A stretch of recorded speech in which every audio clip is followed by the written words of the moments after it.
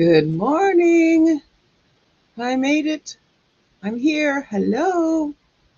Oh my goodness. Yesterday was a day for me. I will be right up front and say that I do not know what happened on the second half of yesterday.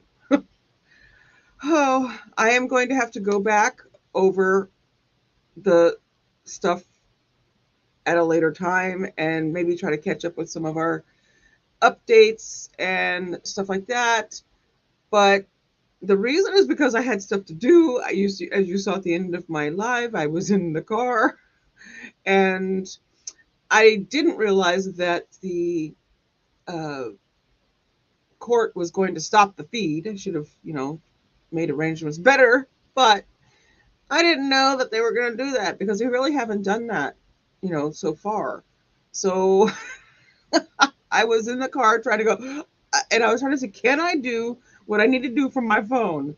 And no, I was not able to. So I will, put when I have to do something that's outside of, let the trial run type of thing, and I'll be right back. I will make sure that it's that something like that doesn't happen where they, especially on a break where they stop and then make a whole new feed, which is what they did. They made the new stream and I was unable to get to it to put it in where I needed to be so that I could present it. So, but I I kind of was able to, look a little bit, trying to listen to some of the commentary really quick from Linda, It's a Crime, and Nate and all the stuff. So I kind of get an idea of what each of the uh, witnesses, there were two witnesses, what they were trying to discuss or going over, what they were being questioned about. I got partway into so we got the first witness, that was Detective Chuck Kunsitis. I don't know how to say his name. Second witness was an FBI forensic accountant, and Michael Douglas was his name. Now, I did not hear the first part. I was there for that up until my break of when they went to break. So hopefully what I have put in my playlist is the complete day.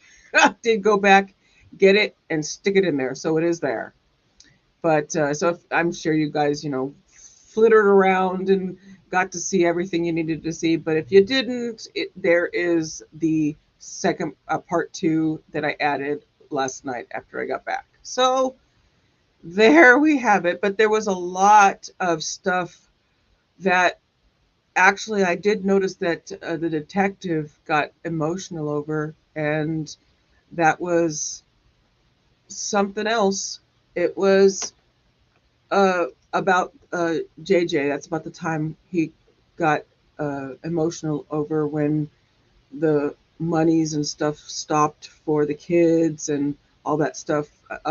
Some of the, when it was still being used while the children were no longer alive, and that really, it was hard. I did go back and read on that first part, so it was, well, it's definitely rough, and I cannot imagine being a detective or anyone who sees these cases. You don't ever get used to these cases. The children cases, never. You never get used to it. You push through it and you do your job, but you don't, the emotions are still there. So I just wanted to let the room load a little bit while I yammered on about my morning. Oh, so I want to say hi to everyone who is here right now. And I see we have Candy. Hi, Candy. Good to see you, Brian. Good morning. And we have Janet Barber. Hi. Welcome to the chat. Stephen Crisco, well, Stevie as I call. And that's what we got right now. And I'm sure assorted moderators are there. And I am seeing that I can do this. 1 second. And there we go. That way we know when it's about to start. I fixed something yesterday. Let me see if it looks good.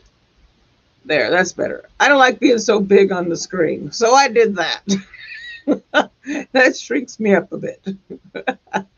Oh, so how was everybody's day yesterday? Did you have a good evening? All the things? Mine was eventful. Had to do some testing for our son for the spectrumy stuff, and getting his next portion of his life in gear and set as he gets older. So that was what I did yesterday.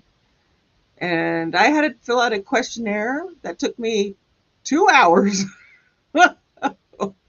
Oh, it was a big one. I don't like, as a person on the spectrum, I am not fond of taking quizzes, which is what I see a questionnaire as. It's a quiz. Am I being graded on this?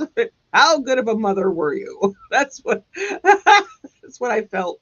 But it got done. We got it taken care of, and I drove myself there with my son, which I am not usually don't do the driving. So there was that. I had to figure that stuff out. So we got there. I followed a map quite well. I love the way that they do maps now on the phone. They actually show the blue so you can follow the blue, and it's so much helpful. When I was using GPS before, it was just a voice, and you didn't you just turn here, turn here. Oh wait, you didn't turn there. Go back to that and turn there. It's the type of thing, and I would get confused and lost. So, but I did good. We got there, and my husband usually does all the driving, and there are reasons, because I have the attention span of a gnat, and we don't want to be hitting rocks. Oh, boulders, for me, boulders come out of nowhere. They just show up and I smack them with the car. Oh, hi, Beanie. Good to see you. Welcome. So we're waiting now. You see that we have the court up. Let me make that bigger. There we go. And we will see court soon. But I did kind of want to, look a little bit on what concitus, anyone remember how to pronounce it? Is it coon or kun? I don't know. It's a U, so I don't know. I did. So we know that Rob Wood did the questioning of both of these witnesses, and they were pretty extensive. The witnesses had a lot to go over, and I'm looking forward to going over later on and seeing what the forensic accountant, Michael Douglas, found in his research and investigations and stuff. I do know that Rob Wood questioned Detective Concitus on bank statements, and also questioned Douglas on how audits and other investigations are done. I did note for Douglas that when he was brought into the case or into the investigation, he started building a spreadsheet, and it got to include around 80 accounts. Oh my goodness. Oh, whew. But Concitus went, let's see here, get this over here a little bit. Concitus went to the storage unit with a warrant. He found a couple of items inside, a tote, baseball glove, which I just felt that that's like somebody, at least I felt like that JJ's glove, baseball glove, that his dad played ball with him. That was kind of what I felt when I heard that. What was anyway, just a mention of that, a baseball glove and some other things. Concitus wrote a warrant on December 29th for a post office box in Sugar City. He found a large bundle of unopened mail, around 100 pieces, addressed to Lori Vallow, Charles Vallow, and Alex Cox. There were cell phone bills, bank statements, letters from the IRS in the post office box, Some abandoned mail from apartment 107 was also turned into the police department. Considas served warrants and subpoenas to banks and cell phone companies. Considas says in a missing person case, a lot of information can be learned by looking at bank statements and financial accounts, and boy, was he right. It was unbelievable. So it basically showed all of the stuff going on with financial accounts associated with Lori and Tylee. I always get that pronunciation. Tylee. Uh, the first account on the list was from J.P. Chase, and we know that that stuff was being used all the way through uh, up until a certain point when it stopped at some point in September, when we know that that was the month that Tylee was unalived. And the money was moved around. There were large amounts of money, large amounts, which I need to go back and grab those amounts that were spoken of. Uh, that basically, uh,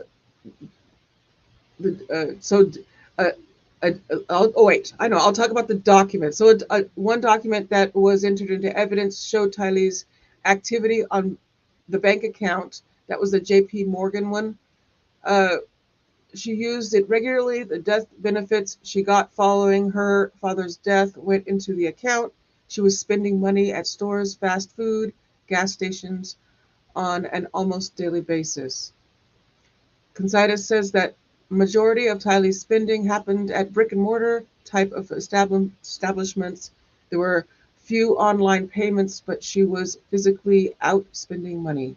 A document that was also entered into evidence was a partial monthly statement showing August 23rd, my birthday, by the way. Oh, when I'm like I told you before, every time I see dates, and if it's anywhere around my birthday, I notice that type of thing.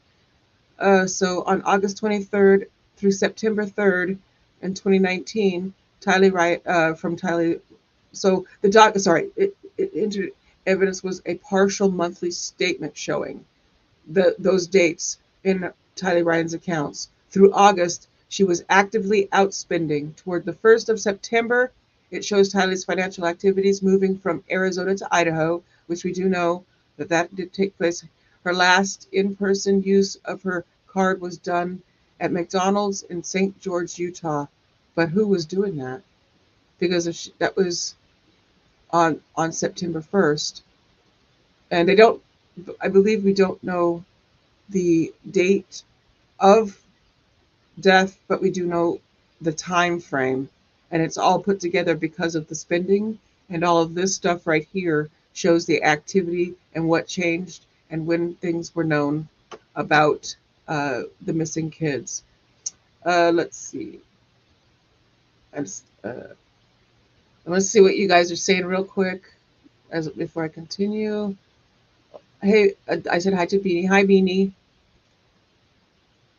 And I see we also have, hey, Instant Karma, you found me over here. Hey, hey, good to see you. Holy, you have some fancy writing there, which I cannot read. I can't read that Instant Karma. It's not showing up in the chat. It's a fancy typing that's not showing up. Sorry. At least not for me. I can barely see it. But hi, I'm glad you're here. Oh, let me see. Yeah, I can see the heart. The heart I can see on my other one. It doesn't show up well on the thing I use to stream with. But oh wait, let me see. I think let me see if I can make it out. It says, oh, hello Addie, hello chatters. That's what it says. I had to decipher. No problem. I don't know if you know that doesn't show up well in chats. At least it didn't for me. Maybe it does for others. I don't know. But good to see you, Instant Karma. Yes, I'm here. Ah, look, here we go. I knew I'd yammer on long enough.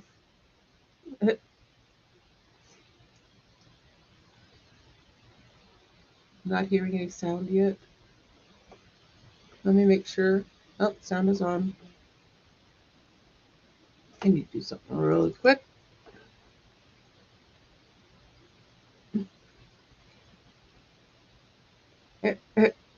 Yes, you found me. Yay! I can see your chat instant. You can see it. Yeah, it wasn't showing up for me, and I don't know if it's on my end or what. Thank you for changing that though, so now I can see it. Sorry about that. Instant karma. IK. I don't know. That's what I'll call you. IK. So if he's talking, there's no sound. Do y'all have sound? I don't think he started yet. I'm not seeing the judge's mouth move, and they're talking to each other, so they're not. There's no sound yet. And so immediately they have is that Douglas on the stand? I don't know if they finished with him last night because I didn't get that far after my no sound. Morning, Wendy. Sorry, let me get some.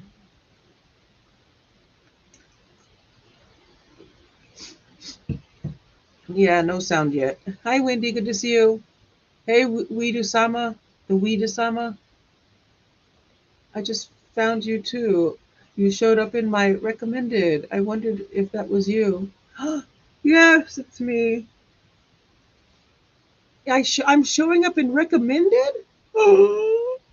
I never thought that would happen. That's pretty cool. Glad you are here. Yes, tis I. Did you watch? Are you a trial watcher, Weedasama? Am I saying that right? Do you follow the trials? And Wendy, good to see you. Hope you had a great day yesterday. Come on, Court. Please, sound. You're making me nervous. So, until they start talking, I guess I could go back to what I was talking about. So, Wood displays an exhibit on the screen is a list of financial accounts associated with Lori and Tylee. The first account on the list was a JP Chase. Here we go. They're rising. With still no sound. Let me make sure. Making me nervous with this no sound thing. There was a business account with Lori and Charles. There also was a BBA Compass account for Lori, or did I say that right? Lori Tylee? No, I skipped one. There was another JP Chase account for Lori and Tylee. There's a business account for Lori and Charles. There's also a BBA Compass account, which I don't know what that is. Come on, sound.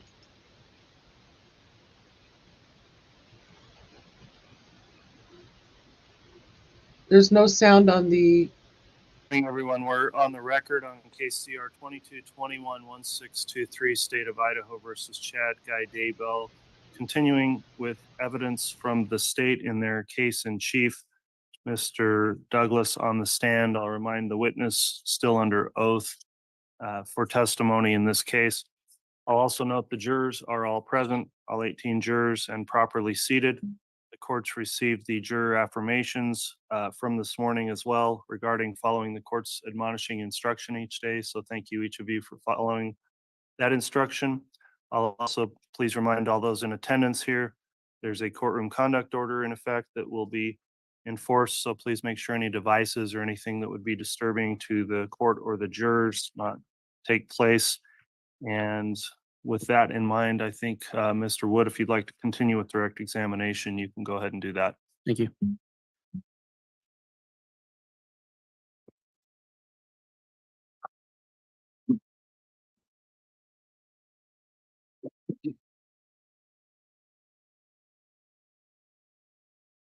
Mr. Douglas, good morning. Good morning, sir.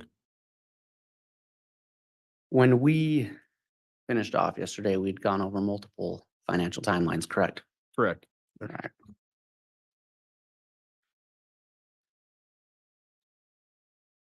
In the course of your investigation, well, yesterday you spoke multiple times about Venmo. Yes, In the course of your investigation, did you investigate further into Venmo activity for Tylee Ryan? I did. And did you do so in view of the other facts of this case as well? Yes, I did. What records did you review in your investigation regarding Venmo activity? So the original review was of the Venmo in of itself.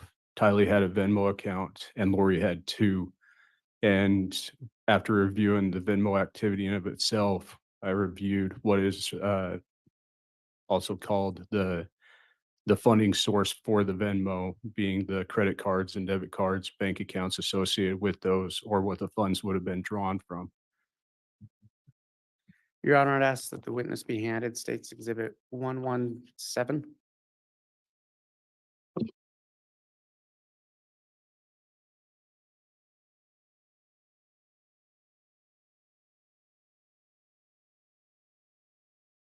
Thank you.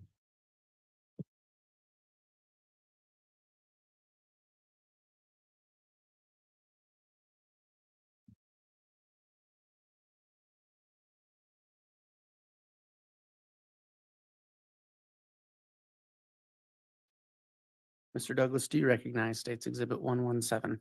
I do. What is it? This is timeline that I created that I titled Venmo activity that includes the two accounts that Lori had regarding Venmo as well as Tylee's. Right. And did you prepare that in anticipation of testifying today? I did. Did you prepare that to aid the jury in understanding the Venmo activity on Tylee Ryan's account and how it might interact with this case? That is correct. Is that a true and accurate representation of the timeline or chart you created? It is.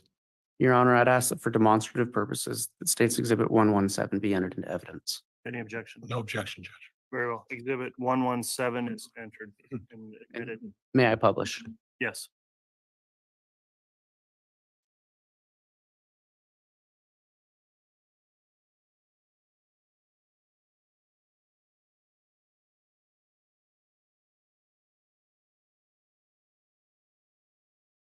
Mr. Douglas, this chart doesn't all fit at once, so I'm going to start. over Sorry about here. that. Can you, you talked about the documents you looked at to prepare this. Can you just explain for the jury in a little more detail how you put this together? So starting in January of 2019, the two, or now you can see the three accounts.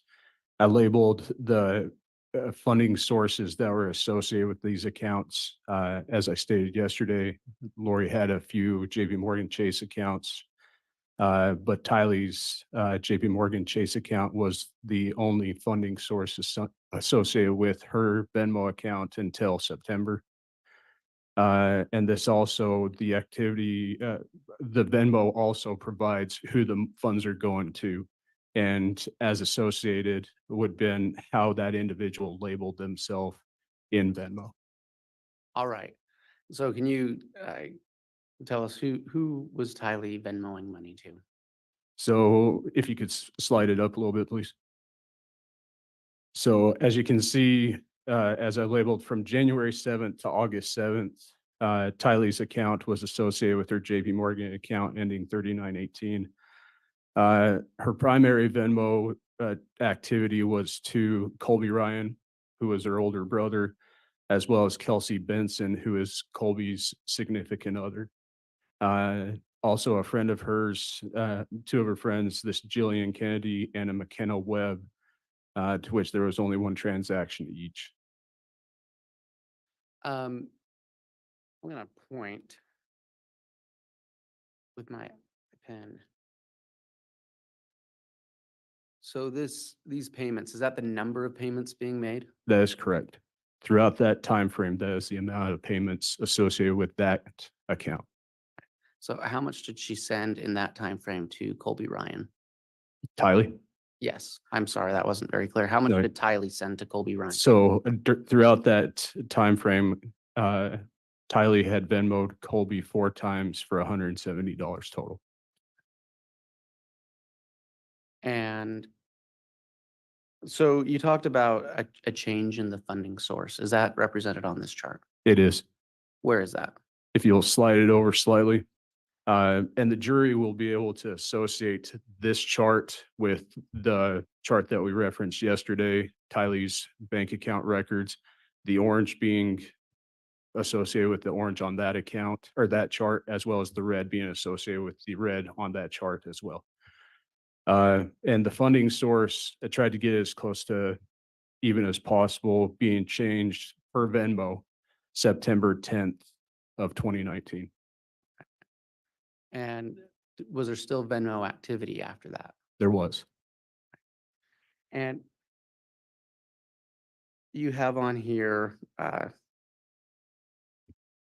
the move to Rexburg around September 1st. Yes, And then that you have it labeled Tylee is killed on September 9th. correct. Was there still Venmo activity after that? There was. What Venmo activity took place after that? So the Venmo activity there in the bottom right, starting September 10th, going through December 18th to Colby Ryan. And do you have an amount that was sent to Colby Ryan? There were 29 payments throughout that time period totaling $5,940. And you said that Colby is Tylee's brother. Older brother, So Lori Vallow is his mother. correct.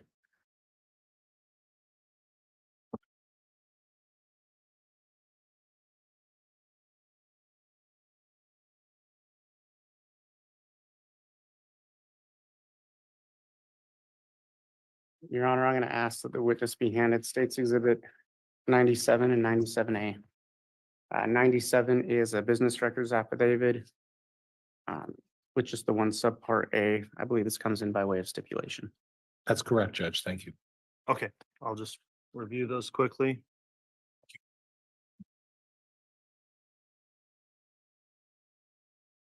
Exhibit 97 and Exhibit 97A are both admitted. Thank you.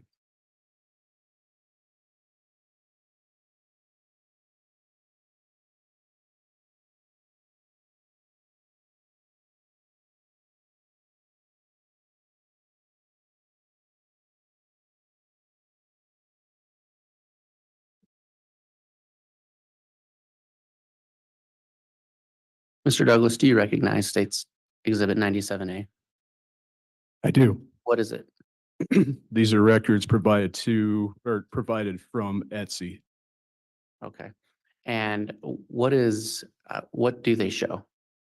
They show purchase by Lori on the date of August 15th, 2019 for 2 items with the description of glow-in-the-dark malachite rings, malachite inlay titanium rings. Your Honor, may I publish that exhibit for the jury? You may.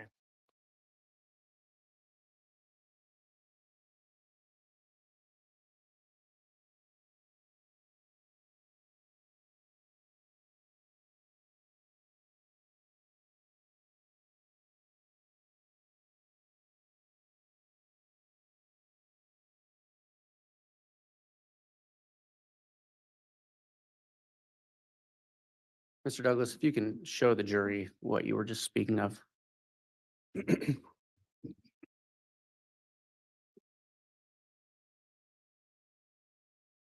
So the information being provided by Etsy here and the order date or the day of purchase being August 15th for the total value of the $259 shipped to Miss Lori Vallow, and the description being down here in this area.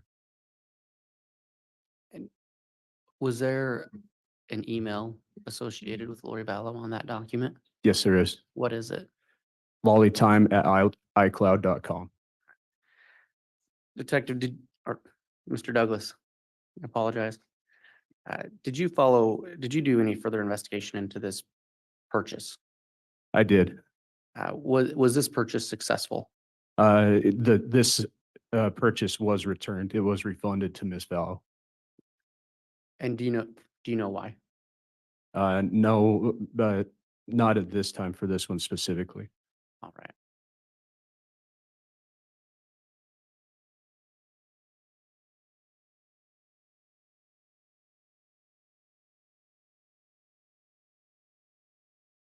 Your Honor, the state has no further questions at this time. All right, cross-examination, Mr. Pryor.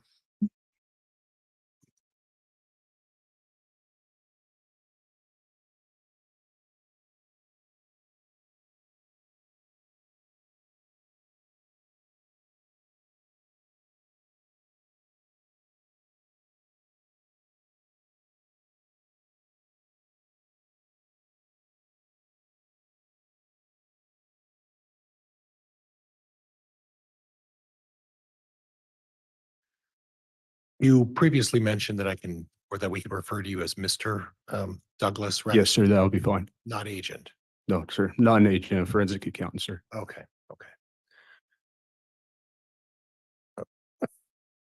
I recall you putting up one of the exhibits where it reflected that Chad purchased a phone prior to meeting Lori Vallow. Do you That's- recall that? I do.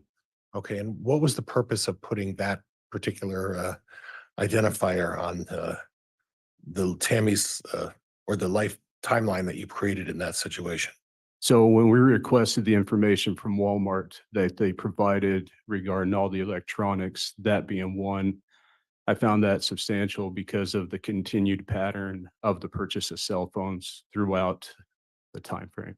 Okay, and did you look into what kind of phone that was? It was provided, yes. Okay, what kind of phone was that? I can't say off the top of my head, sir. It's Okay. in my reports, but I can't It's remember. one of those, and I don't want to use this term loosely, but it's one of those disposable phones. Would that be fair? Sure. Okay. Yes. And those either are required for you to add minutes to them, or you just purchase a new one. They're a relatively inexpensive way to have a second phone. Would you agree with that? Yes, the purchase was inexpensive. Right. And the continuing purchases of those phones was an inexpensive way to have a second phone, right? It would have been. And if you're having an affair with another woman and you're married, that's a pretty ideal way to hide the fact that you're having an affair by using a phone like that. Wouldn't you agree? If you say so, sir. Well, it's not me saying so. I asked you. Well, I never purchased a phone for that purpose. Well, I didn't ask you if you did, but would you agree that, It could be used for that, could sure. be used? Right. Okay. Now, you also talked about the number of items about purchases made. Is there any indication that in all of the financial records you examined, that there was any commingling? I guess that's a divorce term. Combining of assets between Chad Daybell and Lori Vallow. There's no indication that money from Chad's account went into Lori's or Lori's account going into Chad's, or Okay. no. Okay. Now, we'll turn to Exhibit 112. And Judge, could I have Exhibit 112?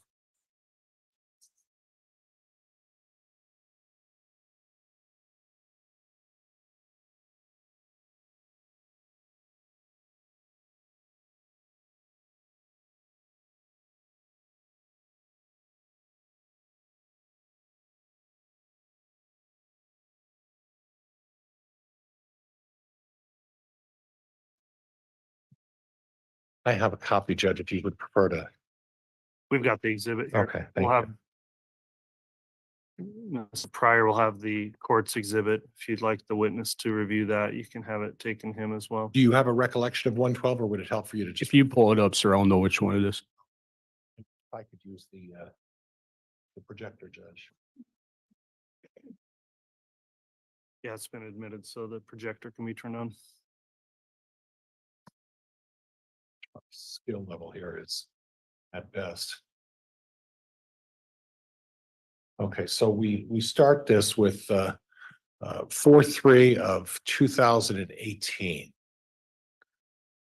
To your knowledge, Chad Daybell wasn't in the picture at that point, right? No, sir. And there's no indication that Chad Daybell knew Lori Vallow? Sir? The reason I put this on here, sir, I was didn't ask you because that. I just want you to answer my questions. I don't want. there's nothing that shows that Chad knew Lori at this time. Okay, thank you. And at that point, Chad also didn't know Tylee Ryan, right? No, not that I know of. And there's no indication at all that Chad Daybell knew Joe Ryan, correct? No indication that I know of. And there's no indication in 243 of 2018 that Chad Daybell knew JJ Vallow, correct? Sorry, state that again. There's no indication that Chad Daybell knew JJ Vallow, correct? At this time, no. Okay. And then we'll move on to your timeline of 6/14 of 2018. Tylee starts receiving Social Security payments. Same questions. Chad Daybell, to your knowledge, didn't know Tylee at this point, correct? That, not to my knowledge, no.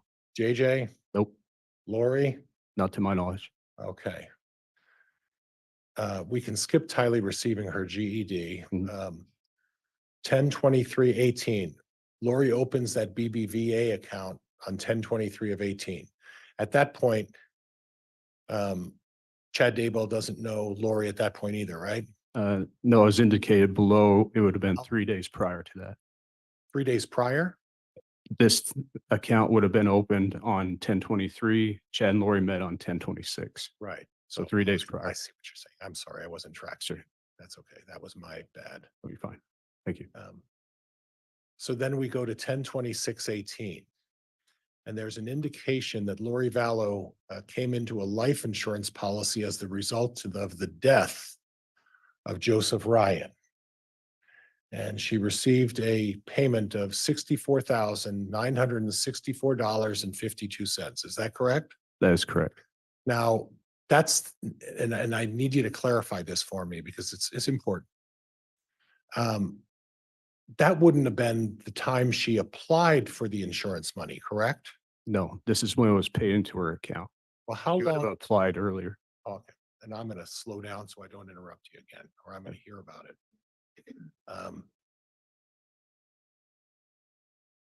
Any idea from your experience how long it takes to apply for life insurance payments before you generally would get those payments? Well, in my experience specific to this case, sir, Chad applied and he received one check within a week. Okay. And that was in regards to Tammy, right? That is correct. But I'm talking about in your experience with this one. This one specifically took a little longer from what I remember regarding this. Do you have a recollection of how long it took? I don't, not off the top of my head, sorry. Okay. Would it be fair to say that Lori had been anticipating receiving this almost $65,000 prior to the time that she met Chad Daybell or was ever introduced to Chad Daybell? Lori knew about this before she met Chad Daybell. Okay. And then on 12/10 of 18, Tylee starts getting paid. And please clear that by the JNS. JNS Investments, this is her uncle's business. Okay. That's the name that they were under. Okay. And then Tylee begins making monthly payments to T-Mobile on 2/25 of 19, right? Correct, Charles, and that would be Charles Vallow, right? correct. Co-signs for Tylee to get a Jeep. And Tylee begins making monthly payments. Okay. Is that fair in the squares I've represented there? That's correct, yes, And then you put down that Charles Vallow dies on 7/11/19, right? correct. So what I'm having some difficulty with is this is Tylee's financial timeline, right? Correct. That's what it's labeled, sir. And it's talking about Tylee's, how she's spending her money and the manner in which she's spending the money, correct? Yes, Okay. And Chad Daybell has nothing to do with any of the transactions above, right? not on this, no. Okay. And the only reference to Chad Daybell is you put, well, when they met, right? Correct, And then you put that Charles Vallow dies, right? yes. You're not trying to imply that because of financial reasons in this particular exhibit, Chad Daybell had anything to do with the death of Charles Vallow, are you? What I'm implying on this specific timeline, sir, was where Tylee's funds were going to come from and then what she spent them on. This is specifically to show on Tylee's Okay. spending habits, sir. And I don't want to put an answer in your mouth to testify, but that wasn't really my question. My No, question. because that's not the reason that I built this Thank you. timeline. Okay. Okay. Thank you. I appreciate that. Thank you. Oh, you sneak up behind me there. Is that where you went?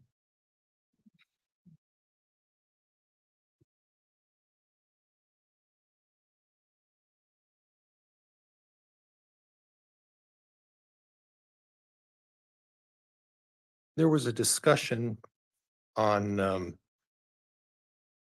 one of your exhibits where you talked about Lori mentioning to Chad about receiving a $4,000 payment. Do you remember that? I do. What exhibit was that again? That's noted on a couple. It was on the one that you just handed back. Okay. And then on the other one, it was. It would have been regarding JJ as well.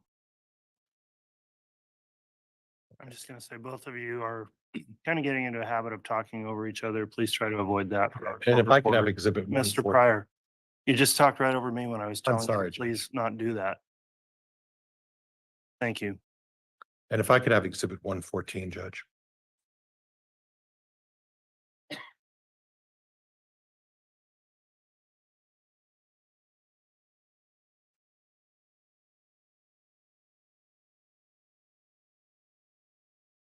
Thank you.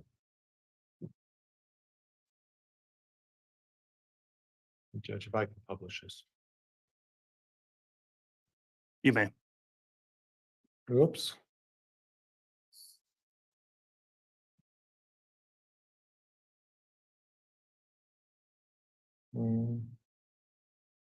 This is an exercise here. Okay. Maybe not. Hopefully you can read that about the 4,000 month in insurance from.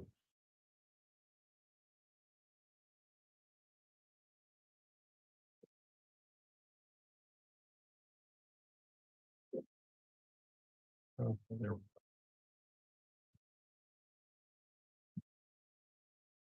So on this particular chart, this was JJ's financial. This would have been a timeline regarding JJ's or transaction regarding JJ. Okay, so the financial transaction regarding JJ, again, you put on there that Chad Daybell and Lori meet, right? I did. And then a box right next to it, again, you put down that Charles Vallow dies. Correct. Okay. And then on 7/18, after Charles Vallow's death, it says something about Lori texting Chad about receiving $400 a month in Social Security, but nothing from the insurance company. That is correct. It's 4,000, not 400. 4,000, I'm sorry. Thank you. And at this point, was there any other indication in your investigation that they ever talked prior to that time about any financial matters like Social Security or insurance? Not that I can recall at this time, sir. Okay. And this text was in the form of expressing her displeasure about the fact that this is what she discovered after Charles's death, right? It could be said that way, sir. Okay. And then we go on to, well, before I go there, there was nothing to indicate that Chad Daybell had any financial interest in that Social Security or insurance at that point on 7/18 of 2019, correct? I don't know of a response regarding that. Okay. You didn't find anything that showed that Chad had any financial link to any of those accounts, right? Correct. Okay. And then Lori posts a dog for sale on 8/9 of 19, right? Yes. And then on 8/12, she names Colby Ryan the insurance beneficiary on her life policy. Yes. Okay. Now, at that point, at least we are aware that her and Chad are involved in a relationship of some kind, right? I think that's fair to say. And yet at that point, she names as a beneficiary on her life insurance policy, her And Colby Ryan's her son, right? Yes, With the deceased Joseph Ryan? I believe so. Okay, so she puts an insurance policy on her name, not Chad's at that point, or puts it on Colby's name, not Chad's, for 100% of the beneficiary, right? Correct. And then she also previously, we talked towards the end of your testimony about the fact that she made numerous payments to Colby Ryan, right? Correct. And that was after, well after the last known sign of life of JJ Vallow, correct? Yes, So she was giving, at least in some indication, money to Colby Ryan. And on 8/12 of 19, after Charles Vallow dies, she puts Colby Ryan on her insurance policy. Correct? correct. Okay. Now, then on 8/14, she applies for an apartment in Rexburg. And at that point, she's receiving a bit of money, right? Yes, Okay. And then she moves to Rexburg on 9/1. This is going to be a task.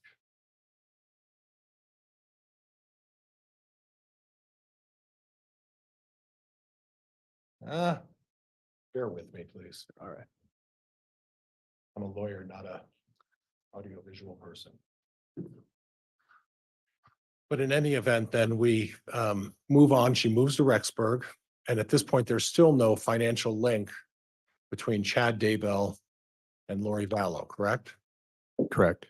And then on 9/8/19, when there's a last known sign of regarding Tylee Ryan on 9/8 of 19, there's still no financial link between Chad Daybell and Lori Vallow of any kind. Is that correct? There are no accounts with them associating funds at this time. And then the prosecutor's assertion that the last known sign of life with JJ Vallow was on 9/22/19. Again, there were no accounts that were mingled at that point, correct? Correct. And there was nothing financially showing them linked in any way, correct? Correct. And then after the fact that when they got married, again, there was no joint accounts to your knowledge, correct? Correct. Not sure how long I can do that.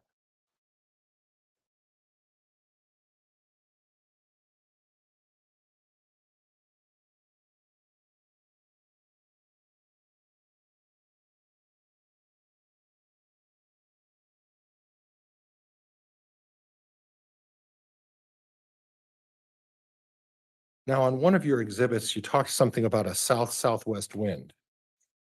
You I remember did. that? I do. Okay.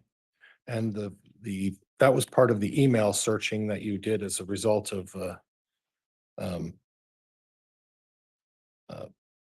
was that part of Tylee's?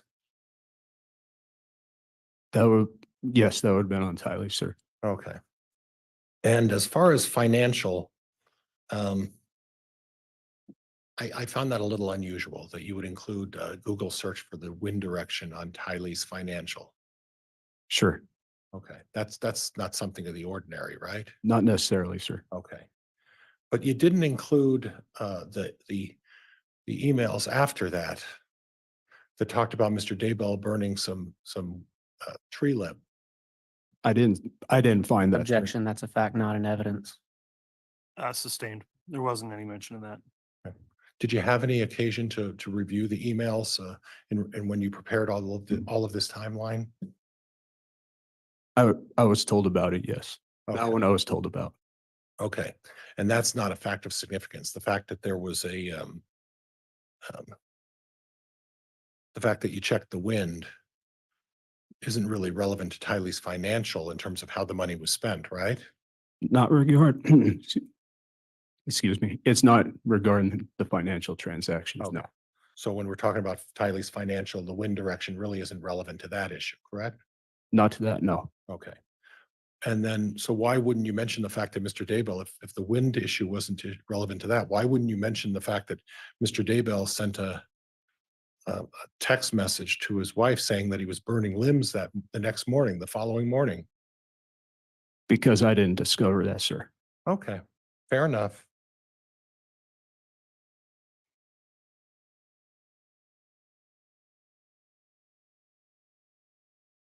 Now, as part of this timeline, you talked about the financial situation of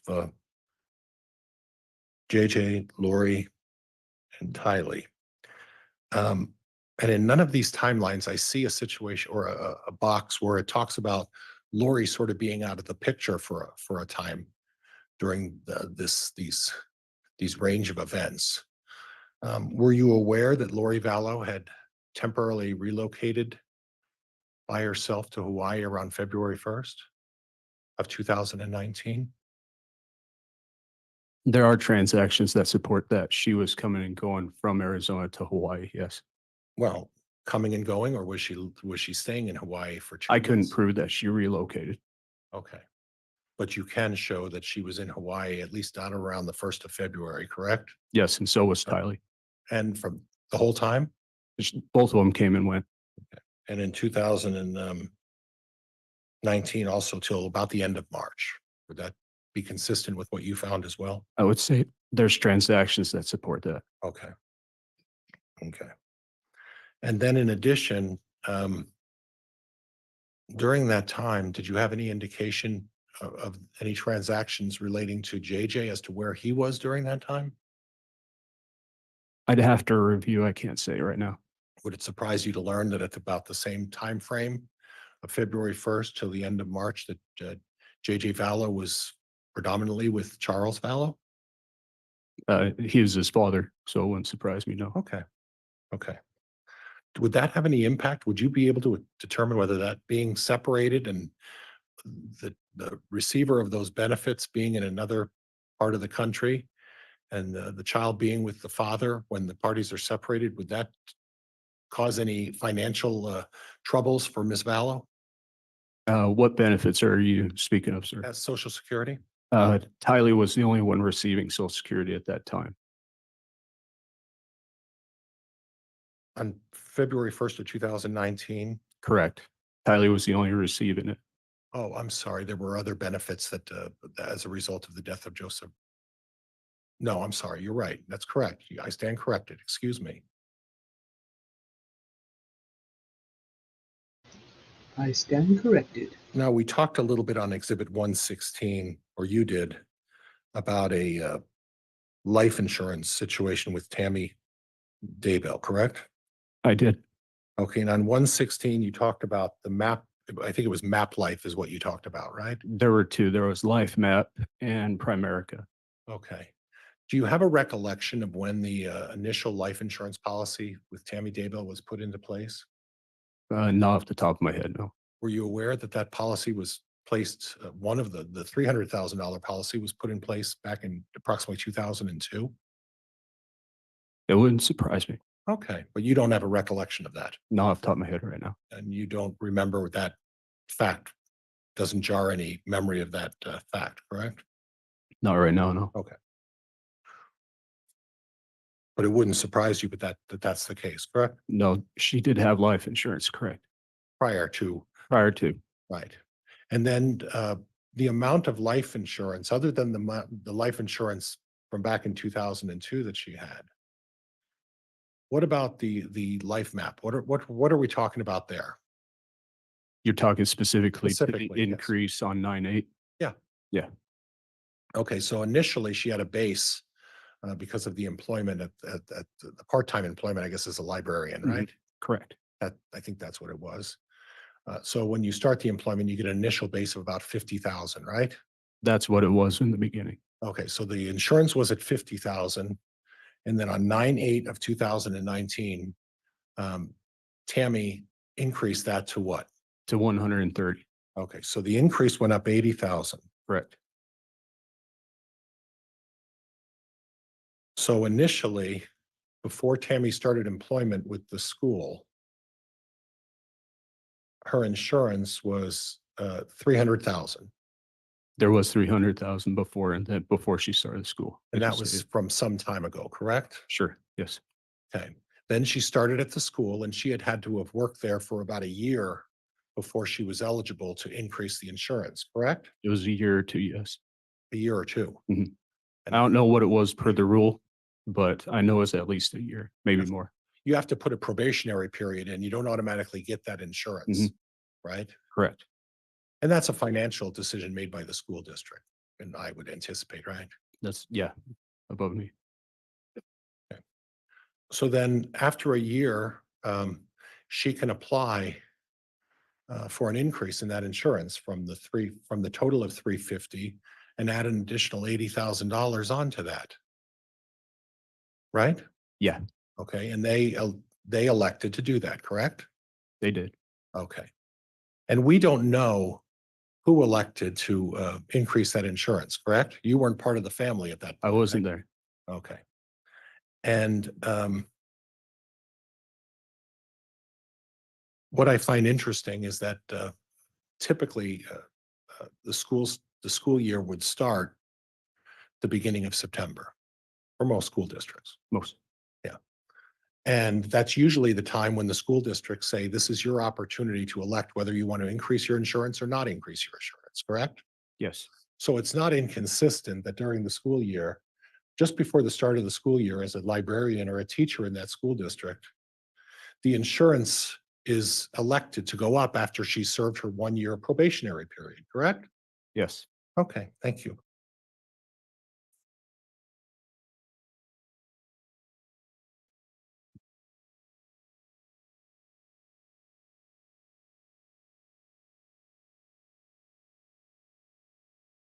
Now, you talked about on exhibit 776 and 774. You talked about Spring Creek and the $10,000 investment. Mhm. And that was money that was put in to Spring Creek. And you know what Spring Creek is, right? Chad's Book Company, yes. And it wasn't just Chad's book company, was it? It was also Tammy's. It would have correct? been Tammy's too. It was both of theirs. So we could say that it was Tammy's book company, right? Yes. Or we could say it was Chad's book company, right? Chad and Tammy. Or what we should say is that it's Tammy and Chad's book company, correct? Yes. Okay. And then addition, there was some money that was $8,000 payments to each of the children, correct? The 3 older children, yes. Right. And then a short time after that, there was 2 vehicles, a minivan and then a black Dodge Dakota that Chad gave to each of the daughters as well, correct? That actually took place prior. So the transfers took place on 6/9. You're right. The vehicles were given to the daughters on 3/8. Right. And subsequent to that, the vehicles were given to the daughters. So now you were aware that, well, we'll move on from that. Lastly, what I want to talk to you about is the malachite rings. Hmm. Okay. You made a comment that they were returned. I mean, it was canceled. Though that transaction, that one specifically was canceled, yes. Okay. Okay. Now, did you look into the size of the wedding rings and that it showed it up on the screen, the size of the wedding rings? Well, correct? it said 8 millimeters, but that's the width, not the size. Okay. Okay. And thank you for clarifying that because that was one of my questions. Thank you. Were you aware that shortly after August 15th of 2009, Alex Cox had been proposing marriage to Zuluma Pastenes? I don't know the date of It's that. facts not in the record. I didn't ask him whether it was facts. I asked him whether he's aware, Judge. Overruled. Okay. Were you aware that shortly after that time, Alex Cox had proposed marriage to Zuluma Pastenes? I know Alex and Zulema got married. I don't know when the proposal took place. Okay. And then were you aware that also at the same time, Melanie Boudreau was contemplating the same thing, a marriage, shortly after that time as well? Were you aware of that? No, Okay. Okay. But you are aware that there's no indication through emails, text message, or otherwise that Chad Daybell was intending to marry Lori Vallow at that point. Is that right? in August, the wedding, no, there was nothing to implicate a wedding in August that I knew of. Or even a proposal for marriage at that point, correct? Not that I can verify. Judge, that's all I have. Thank you, Your Honor. I appreciate it. All right. Mr. Wood, redirect.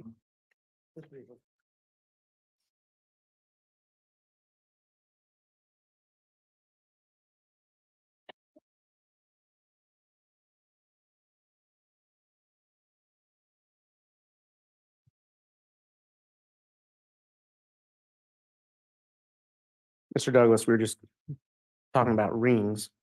Have you ever seen pictures of Chad and Lori's wedding? I have. What kind of rings are they wearing? They're malachite rings.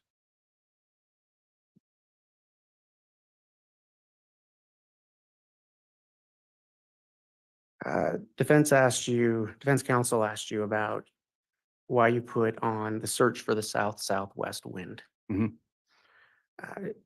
Earlier, you testified that as a forensic accountant, you look into factors outside just of the finances in a case. Is that correct? Yes, And when you came onto this case, it was a missing children case. Is that correct? that is correct. And so, defense counsel asked you about a text message Chad sent about burning limbs. Correct. And do you know what date that message was sent? I believe that took place the day after on 9/9. And what was, pursuant to your investigation, what was the last known sighting of Tylee Ryan? The last no sighting is 9/8.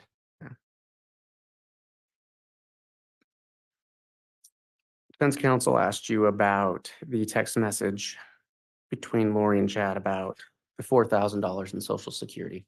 Correct. So Mr. Daybell was aware that Lori was receiving at least 4,000 at that point in Social At least Security. 4,000. Right.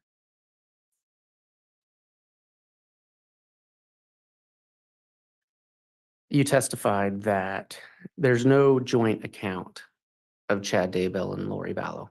Correct. Did they live together at any point? Yes. Was that in Hawaii? In Hawaii, yes. And just finally, defense counsel asked you about, I'm going to call them burner phones that Mr. Daybell purchased. Is that accurate? That is correct. And he asked you if that would be a good way to hide an affair. That is correct. Well, would that be a good way to hide a crime? Yes, in my experience. So in your experience as a forensic accountant, do you see people engaged in criminal activity purchasing burner phones often? Yes. And so if someone was having an affair and then the mistress's husband dies, and then your wife dies, and you marry that woman 10 days later, and then the next year 2 dead children are found on your property, are those the type of events that might lead someone to buy multiple burner phones? It could. No other questions, Your Honor. All right. Go ahead. You can recross on that limited scope, Mr. Pryor. At the podium, please.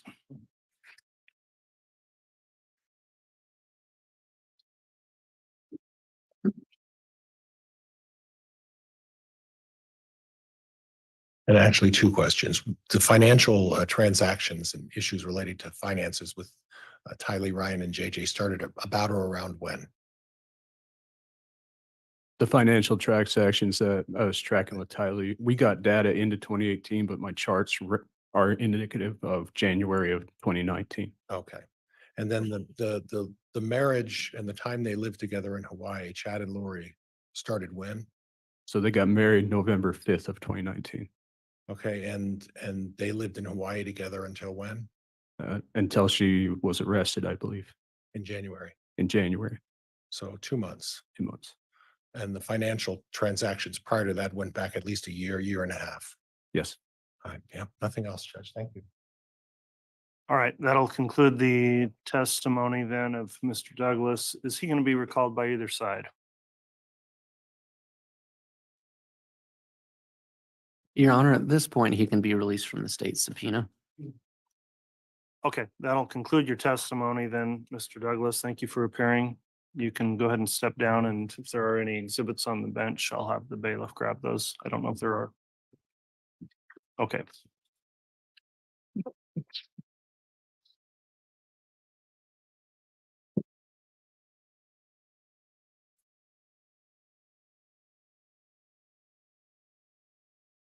The state ready to call its next witness. Yes, Your Honor. Who will that be? The state will call Melanie Gibb. Very well. Ooh, big witness, big witness.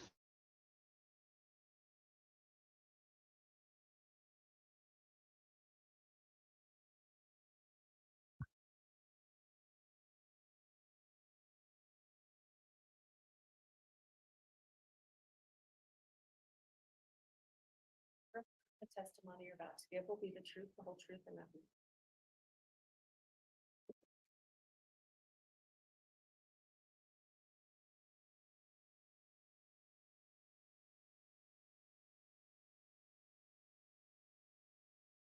Oh, instant karma. Thank you. Thank you. Oh my goodness. Hold on, I gotta stick this up there. All right, before we commence with testimony, Ms. Gibb, please make sure Oh my to goodness. Thank you. Thank you. thank answer you. all of the questions verbally so we make a good record. Try to avoid talking at the same time as any attorney questioning you. And I am going to inquire now that you're under oath. Have you reviewed or watched any of this trial since it started on the court's live stream? No. Have you talked to anyone else about testimony they gave in this trial so far? All right, with that in mind, then, Ms. Blake, if you'd like to inquire on direct, you may. Thank you. Would you please state your name and spell it for the record? Melanie Gibb, Melanie Gibb. Miss Gibb, do you know an individual named Chad Daybell? I do. Do you recall approximately when you met him? I believe it was the summer of 2017. Do you recall where you met him? I met him at a get together that was like a camping environment. Did you talk to him at that event? I did. Did you stay in close contact with him after that? No, Do you recall meeting an individual named Lori Vallow? yes. How did you meet her? I met her in a church building where I was given a class and she was in the audience. Do you recall approximately when that would have been? I believe October 2018. And do you recall when you met her, who approached whom? She approached me. When you first met her, did you end up striking up a friendship? Yes, And did you stay in pretty consistent contact with her, at least initially after meeting her? yes, Do you recall going to an event with Miss Vallow towards the end of October of 2018? yes. Do you recall when that was? It was in October. I would say about a few weeks after I met Lori. And yes, we went to St. George, Utah. Do you recall why you went to St. George, Utah? We went for a conference. Did anyone else travel with you and Lori to that conference? Yes. And do you recall who? I can't remember their names. I think there was 6 of us, 5 or 6 of us. Did you all travel together in the same vehicle? Yes. When you got there to the conference, do you recall if Mr. Daybell was there? Yes. What was he doing there, if you know? He was selling his books and giving a talk. Did you approach him at any point? Yeah, we talked. Were you present when, or let me back up. Did you observe Mr. Daybell and Miss Vallow together? Yes. Do you know if that was the first time they had met? Yes, it was. Were you part of introducing them? I was, we walked into the building together and I can't remember if I introduced her or if she introduced herself. I can't recall. And when you say we walked into the building, is that referring to you and Lori? Me and Lori and several other women. And Mr. Daybell or Chad Daybell was already present? Correct. Throughout the conference, did you see Mr. Daybell again? Yes. Did you have an opportunity to observe Lori and Chad together? I did. What observations, if any, did you make? They communicated a lot and they were very interested in communicating about the things that they were learning and talking about. Seemed to be friendly. And when you say they were communicating a lot, did you see them engaged in conversation together? I did. Did it appear to be deep conversation? Yes, Did they appear to be focused on each other? yes. Was there anything else about it that caught your attention? Um, they seemed to be attracted to each other. That caught my attention. And at the time that you're there in October, do you know if Lori Vallow was married? Yes, she was. Had you ever met her husband at that point? I had And who was her husband? Charles Vallow. Do you know if Chad Daybell was married at that point? Yes, I do. And he was. And do you know who his wife was? Tammy Daybell. Had you ever met Tammy? No,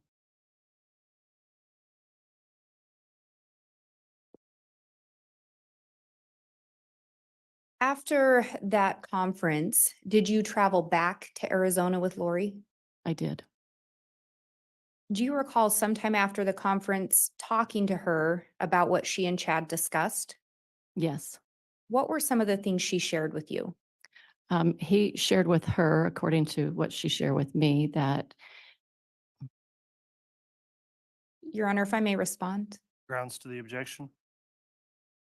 Ms. Blake, you may respond. Your Honor, it's a statement of a party opponent as well as a charged co-conspirator.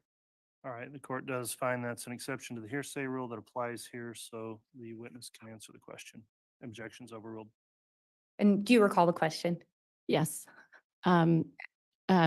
She said that they talked about multiple lives, and I believe she talked about, how many lives that she had lived on this earth, and that she indeed was married to someone named Moroni in a previous life. Those kind of conversations. Yeah.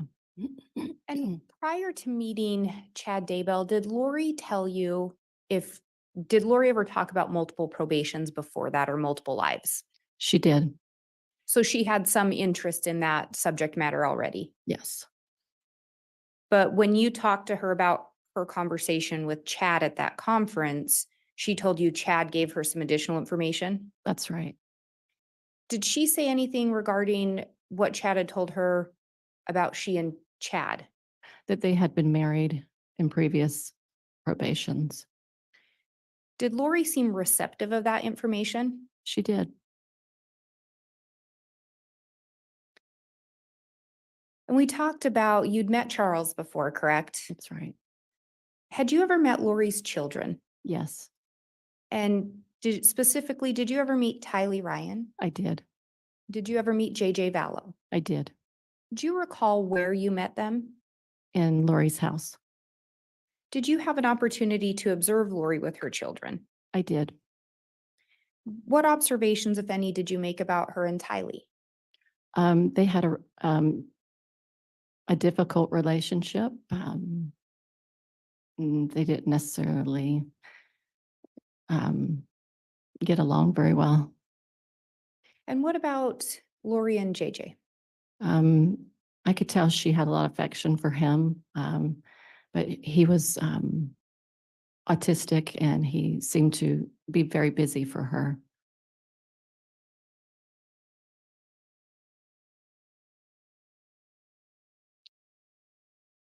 We talked a little bit about you met Lori in October of 2018. And initially, how often did you two have contact? In the beginning, it was almost daily, with the exception probably of a day or two a week. And that was probably for maybe about a month or two.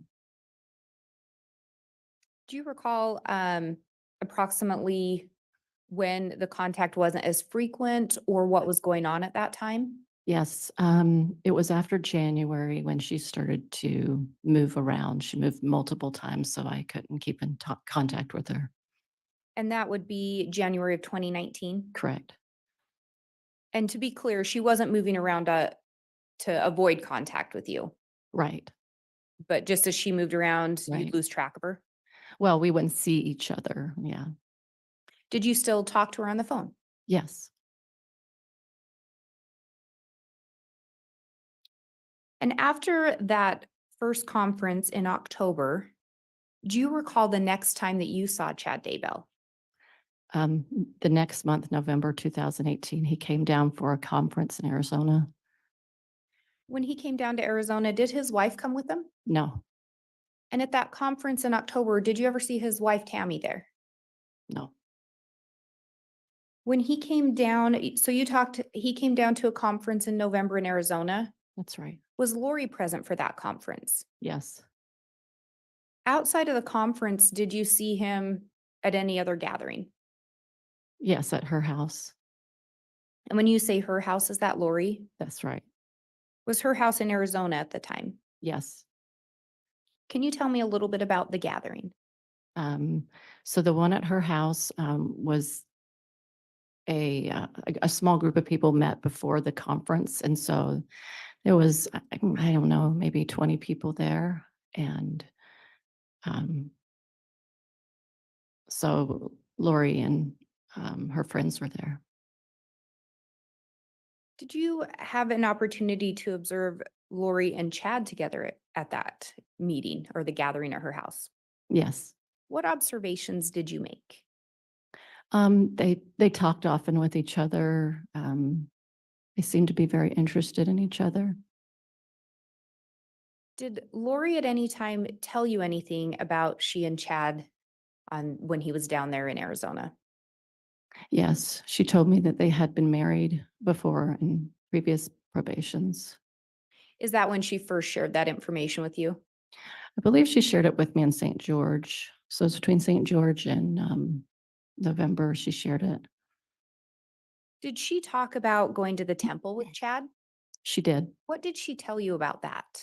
She told me that they were going to be resealed again like they had been in previous lives together. And did she tell you that they in fact had gone to the temple? Yes, And that was in November, about a month after meeting each other. that's right. And she told you the purpose of that was so they could be sealed together again. That's right. At that time, was Charles still alive? Yes, And was Tammy still alive? yes. Was Charles present at the gathering at her house? No, Do you know where he was, or did you learn where he was? he was out of town.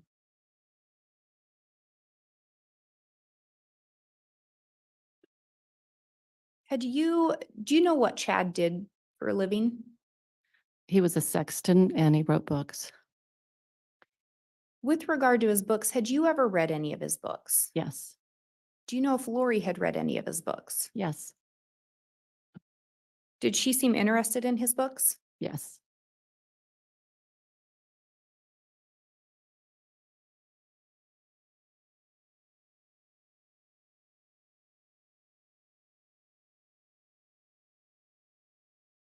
When Chad was there in November, do you know where he stayed? He stayed at Lori's house. And Charles was not there. Correct. Did anyone else stay at her house, if you know? Yes, there were multiple people there. Were there any other men there? I don't know if her brother was there, but nobody else that I know of. And when you say her brother, do you know which brother you're referring to? Alex. Did you ever meet any of Lori's other brothers or her other brother? I don't think so.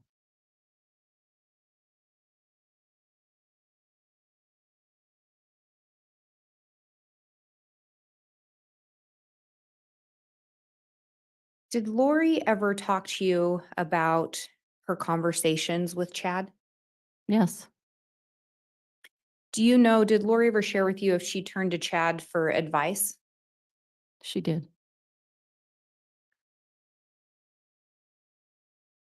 And we talked a little bit about the multiple lives or multiple probations already, correct? Yes. At some point, did Chad or Lori share more information about that with you? Yes. And which one of them? They both did. Do you know which one of them seemed to have the most understanding regarding multiple probations? Yes, Lori would often call Chad and Chad would give her the information and then she would come back and share it with me and her other friends. And when she would share the information, would she tell you she got that from Chad? Yeah.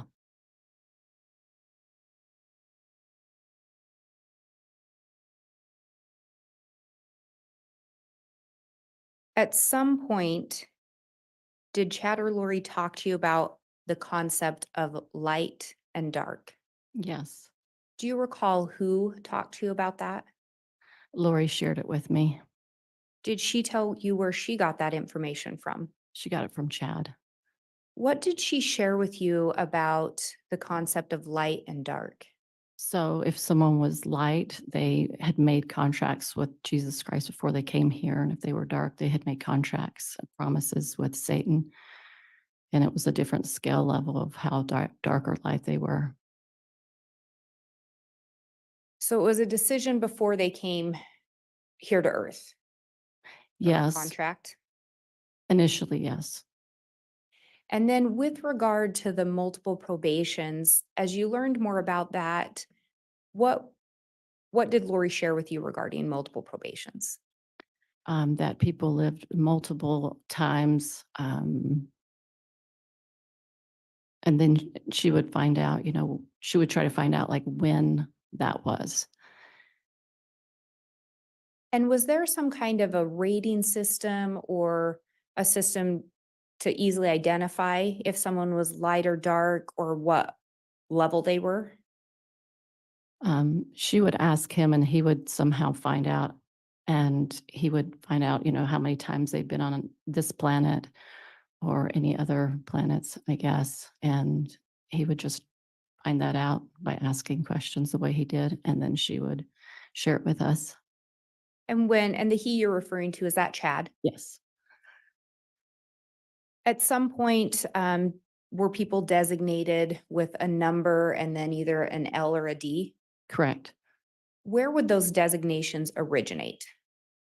From Chad. And if someone was designated a D, did that stand for dark? Correct. And the L was for light? Correct.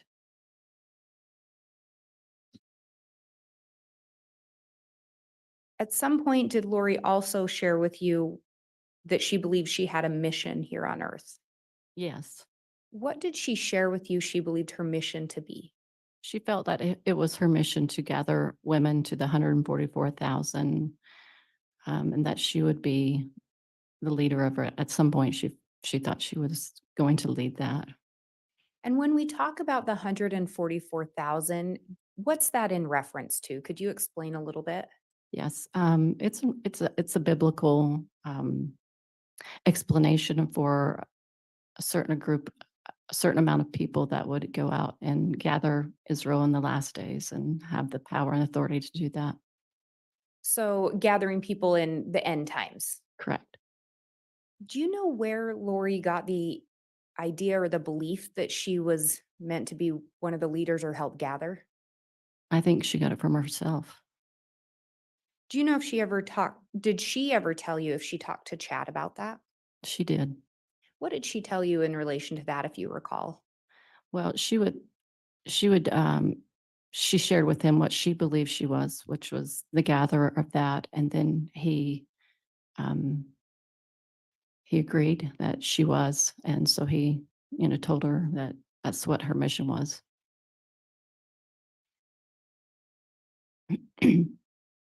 Do you know if Lori was telling other people about light and dark and multiple probations as well? She was. Do you know some of the other individuals she shared that with? Yes. Sulema, Serena, Nicole, and Christina, and Melanie, and just maybe a few other people that are not as significant. Did she also share these ideas with Alex? Yes. Do you know if Chad ever shared these ideas with any of those individuals?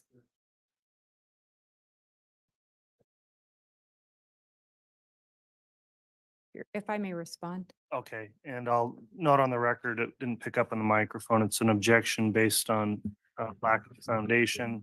Ms. Blake, response. Your Honor, I specifically ask if she knows.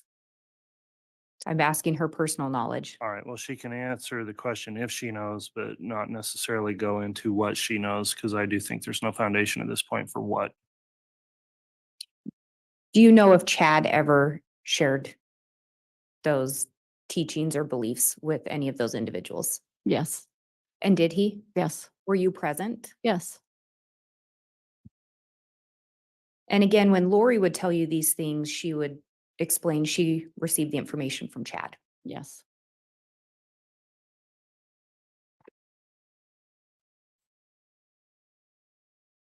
And we talked about that gathering in November at Lori's house. Were some of these things talked about then? Yes, Was Chad present? yes, Was Lori present? yes, Were they both talking about these ideas? yes. Had you heard of these concepts before?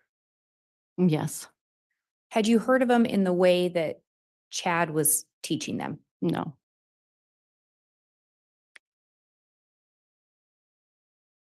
At the time, were you open to learning more about these things? yes.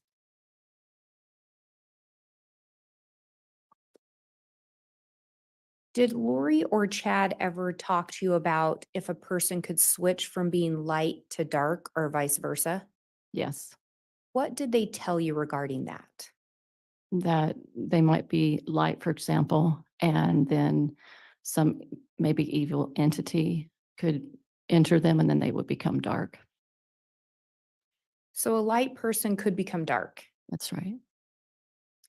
When they, and I say they, do you recall if it was Lori or Chad that would tell you these things? She would tell me, And would she tell you where she received the information? yes, And- always she went to Chad with it.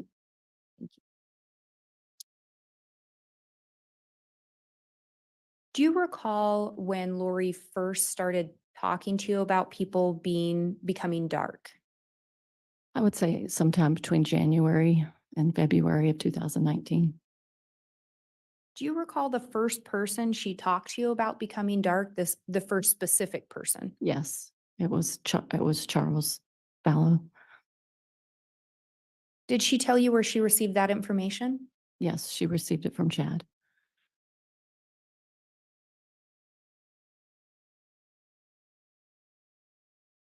At some point, did she talk to you more about what it meant if the evil spirit came in, like where the actual person went? So when a dark spirit would take over, the original spirit of the person would go into the spirit world. And that's what she originally told you. That's right. And did she tell you she received that information from Chad? Yes, So was your understanding the body of that person was still alive? correct, It just had a different dark spirit in it now. correct. What did Lori originally talk to you about? Was there a way to do something to help that person? She would try to do like a casting out of an evil spirit, and try to convince the spirit to the evil spirit to leave. Do you know where she got the concept of casting from? I believe she got it from energy work. At some point, did you learn if Charles had been designated a different name? Yes, What was that name? Ned Snyder. Do you know where that name came from? Chad told that to Lori.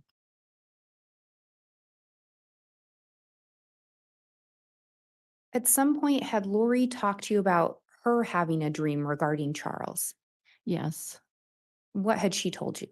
she said that when it was after Christmas and he was out of town, I believe he went to Texas and he took JJ. And she had a dream during that time that they were not going to come back, that they were going to get in a car accident. And that's what she saw. And that they would be Charles and JJ? Correct. Did she believe Charles was going to be killed in that accident? She did. Was Charles killed in a car accident? No. Was it sometime after that that he was labeled dark? Yes. Judge, how about some foundation? Your Honor, it's a question to her personal knowledge. I guess I can rephrase. Go ahead, Ms. Blake, thank you. At some point, did you learn or did Lori tell you if he was labeled dark once he did not pass away in that accident? Yes. And again, Judge, if I could have some time, date, place. If you'd like to lay additional foundation, you may, Ms. Blake. Do you recall approximately when Lori told you or when you learned Charles was not killed in an accident? January 2019. And do you recall approximately, I think you've already said, but do you recall approximately when you were told Charles was dark? It was, I would say, weeks after that. And that designation came from Chad. Correct. And then we started talking a little bit about the idea of casting. Right. Did you ever participate in any castings? I did. Can you tell me a little bit about what would happen at the casting? So Lori and a few of her friends would stand in a circle and then feel like they had the power and authority to cast out the evil spirit by trying to use words, I guess, like an energy work to be able to convince them to leave and hoping that the evil spirit would leave. So would some of the individuals say a prayer? Yeah. Would Mhm. some of the individuals talk about sending spiritual weapons or something of that nature? Yes. Was the person that the casting was being done on physically present? No. Was anyone physically touching, doing anything to, in this case, Charles? No.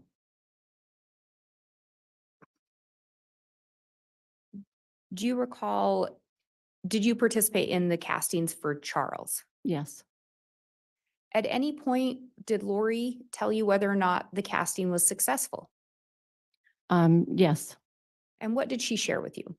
She would say that Ned had left, and then shortly after, she would say somebody else got in, another entity. Do you know who told her that information or where she got it from? Yes, she got it from Chad. And did she tell you that? Yes. At some point, did you learn what would happen to the body if the casting was actually successful? She would say that the body was supposed to die if the evil spirit left.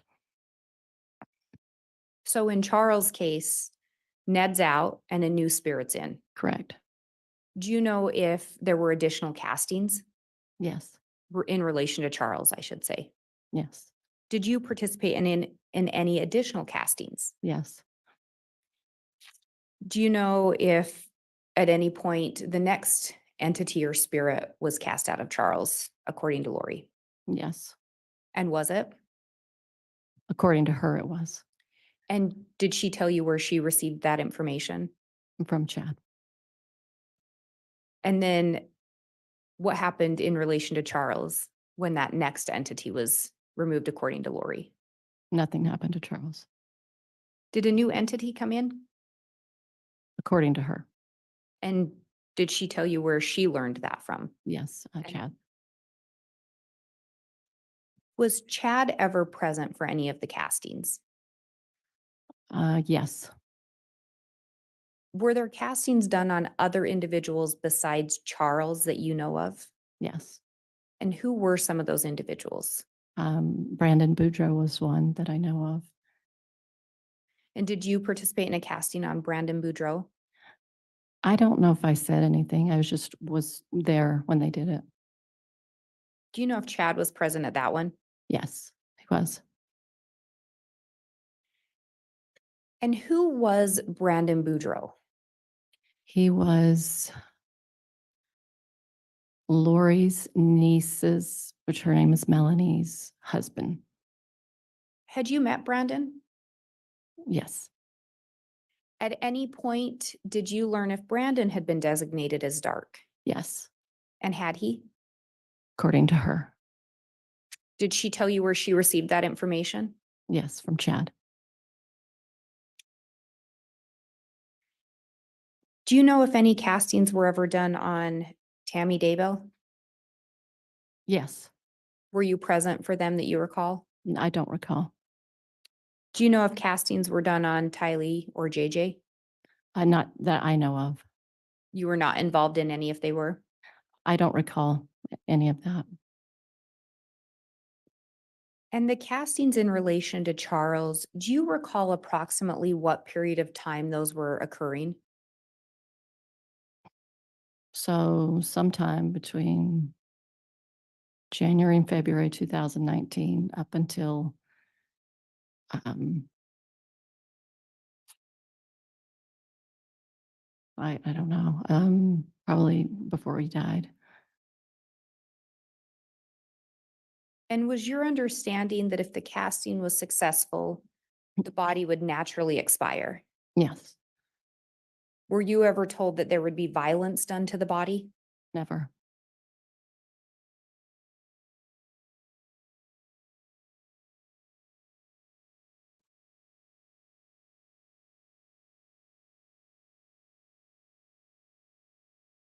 Were there other individuals that were involved in the castings besides you? Yes, Did some of them seem to have more involvement? yes. And do you recall who seemed to be more involved in the castings? Um, Lori and Sulema seem to know the most about it.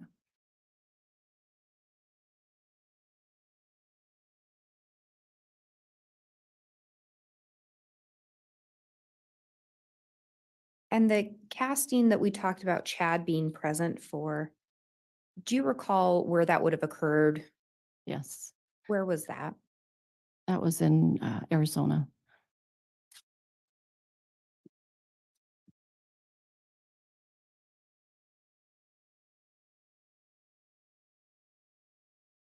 Are you aware when Charles Vallow was killed? Yes, Do you recall approximately when that was? July 11th, 2019. So this would have been subsequent to the castings taking place? Yes, right, shortly after. At some point, did you start to believe or believe that Charles may be possessed? To some level, yes. And how many times had you met Charles? Just a handful times. Would you say you knew him very well? No, I didn't know him very well. Is it fair to say most of the information you had about Charles came from Lori? Yes, Do you recall sometime in July staying at Lori's residence? I do. And do you recall her asking you to leave at some point? Yes. Why did she tell you you needed to leave?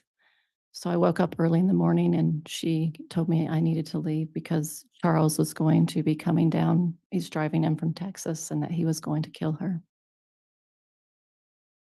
Did she tell you anything that she was going to do, any precautionary steps she was going to take? I believe she said that Alex was going to be there to help protect her. Did you have an opportunity to observe Alex and Lori together? Yes, How would you describe their relationship or your observations? close brother and sister relationship. Anything about it seems strange to you? No, seemed normal to me. Just close. Yeah, really close. And you talked about her saying Alex was going to come to protect her. Yeah. At any point, did you learn if someone had designated Alex as Lori's protector? Yes. What did you learn about that? So as Chad would share with Lori that his mission in life, according to what he learned, was to protect Lori. That was why he came here. So Chad had designated Alex as Lori's protector, That's right. and Lori was going to have Alex stay to protect her from Charles. I believe so. Did you ever hear Charles threaten her? No, Were you present when Charles was killed? no, At some point later, did you talk to Lori about that? yes. What did she share with you about the killing of Charles? She told me that he came in from Texas and that they were arguing. And she said he put his cell phone in the car and she grabbed it, ran in the house. He was really upset with her. They were standing around the kitchen. He was threatening her. Tylee had a bat and she was trying to protect her mom or herself, I'm not sure. And then Charles and Alex got in a physical fight, and then Alex went to the bedroom to get his gun to defend himself. And was it your understanding, or were you told that Alex then shot and killed Charles? That's what that's what she told me. And did you also talk to Alex about what had happened? Yes, And do you recall what he shared with you? I believe he shared the same story. I don't remember all the detail to it, but it was the same story. Do you recall how close in time it was after Charles' death that you talked to Lori and or Alex? It felt like about 4 days afterwards. When you talked to Lori and Alex, were they together? Well, at first I talked to her on the telephone, so I don't know if he was there or not. And then later when you talked to Alex, was Lori present? I don't know if it was the first time I saw her or not. It could have been. Could have been the next time. I'm not really sure. But at some point around 4 days later, you talked to both Lori and Alex. Well, for sure her, but I can't remember when I talked to him. Yeah. Thank you for Yeah. clarifying that. Yeah. When you talked to Lori, it's just 4 days later, any sign of sadness? No, Any sign of grief? no, How did she seem? happy. When you talked to Alex, any sign of remorse? A little thoughtful, a little unsure of himself.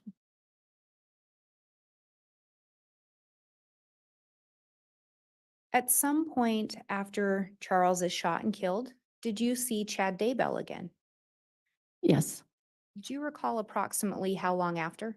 So it must have been a couple weeks after Charles's death. He was in Arizona at Lori's house.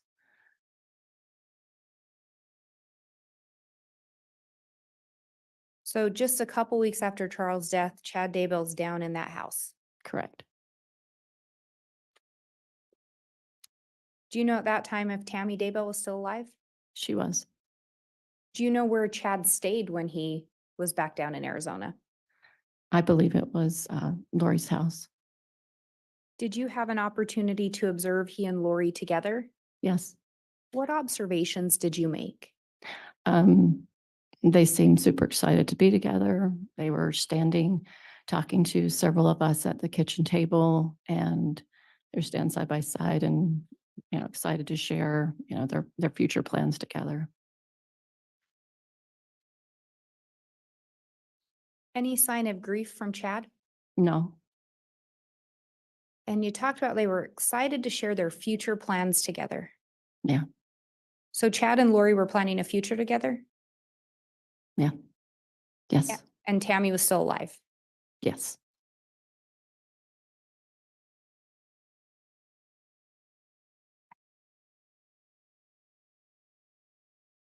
And Judge, I'm just looking at the time here. It's almost 10. I don't know if the court wants to take a break at this point.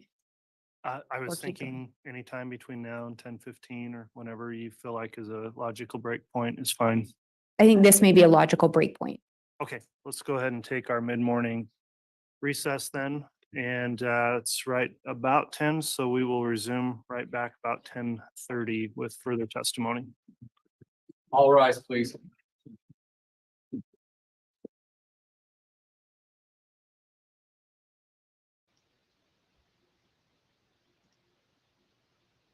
Okie dokie.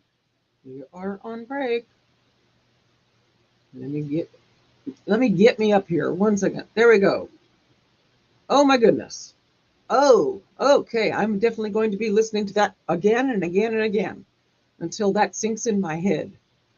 Oh, that was a lot. I want to see if I can read back on this one and kind of see where we stand with this testimony. Oh, that was a lot.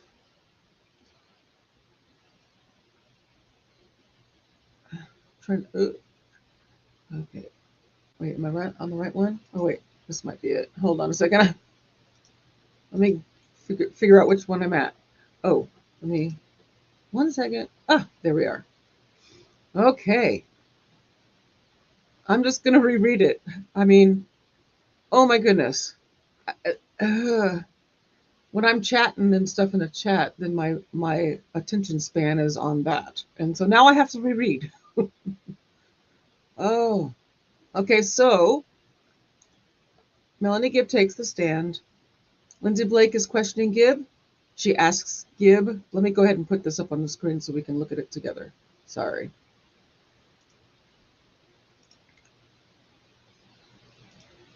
And make sure I have that there.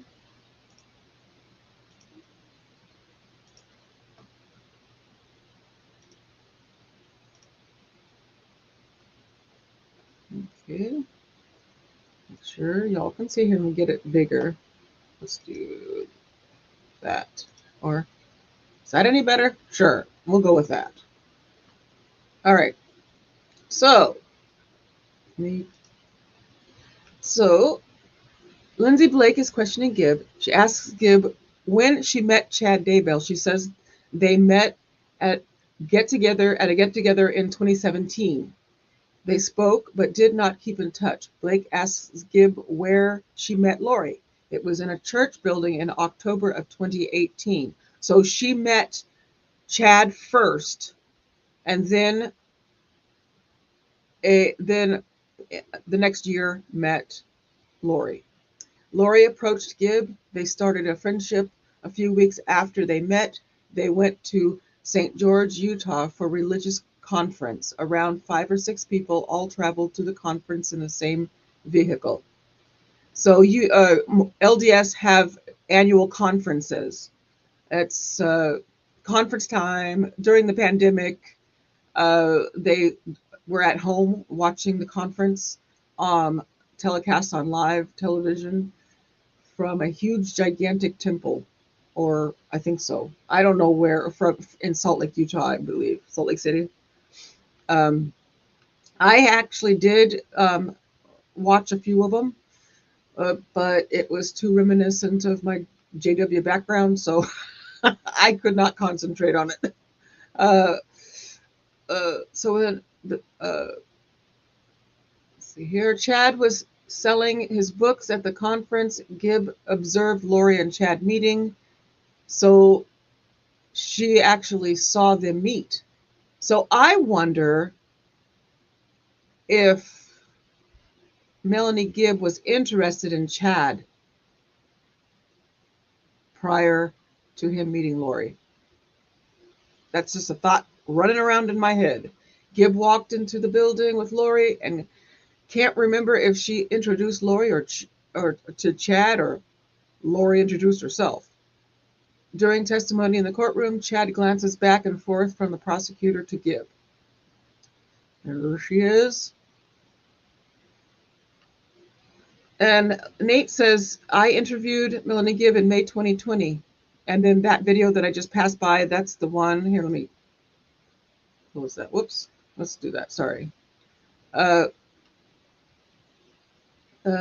Anyway, you can watch his. You can go to East Idaho News on this page and watch that video. I actually remember that being played. I remember when it came out. I remember when he did the interview. Gibb says Lori and Chad were very interested in each other. Lori was married to Charles at the time, and Chad was married to Tammy. Gibb had met Charles, but never met Tammy. After the conference, Gibb traveled back in Arizona with Lori. Only reason I ask about whether or not Melanie Gibb was interested in him is because really I don't think Chad really cared who he was interested in, or because he obviously got rid of his wife to be with Lori, in my opinion. So that's kind of my wonder. Maybe she was a follower fan of his, read his books, who knows. Blake asks what was discussed during the drive back to Arizona. Gibbs says Lori and Chad discussed multiple lives, the fact Lori was married to Moroni in a previous life, multiple probations, and more. Gibbs says before Lori met Chad, she talked to her about multiple lives. Oh my goodness. Lori told Chad gave her additional information at the conference that they had been married in previous probations. Lori was receptive of the information. Gib met Tylee and JJ in Lori's house. She says Lori and Tylee had a difficult relationship and didn't get along very well. Oof. Gib says Lori had a lot of affection for JJ, but he was autistic and he seemed very busy for her, meaning Lori.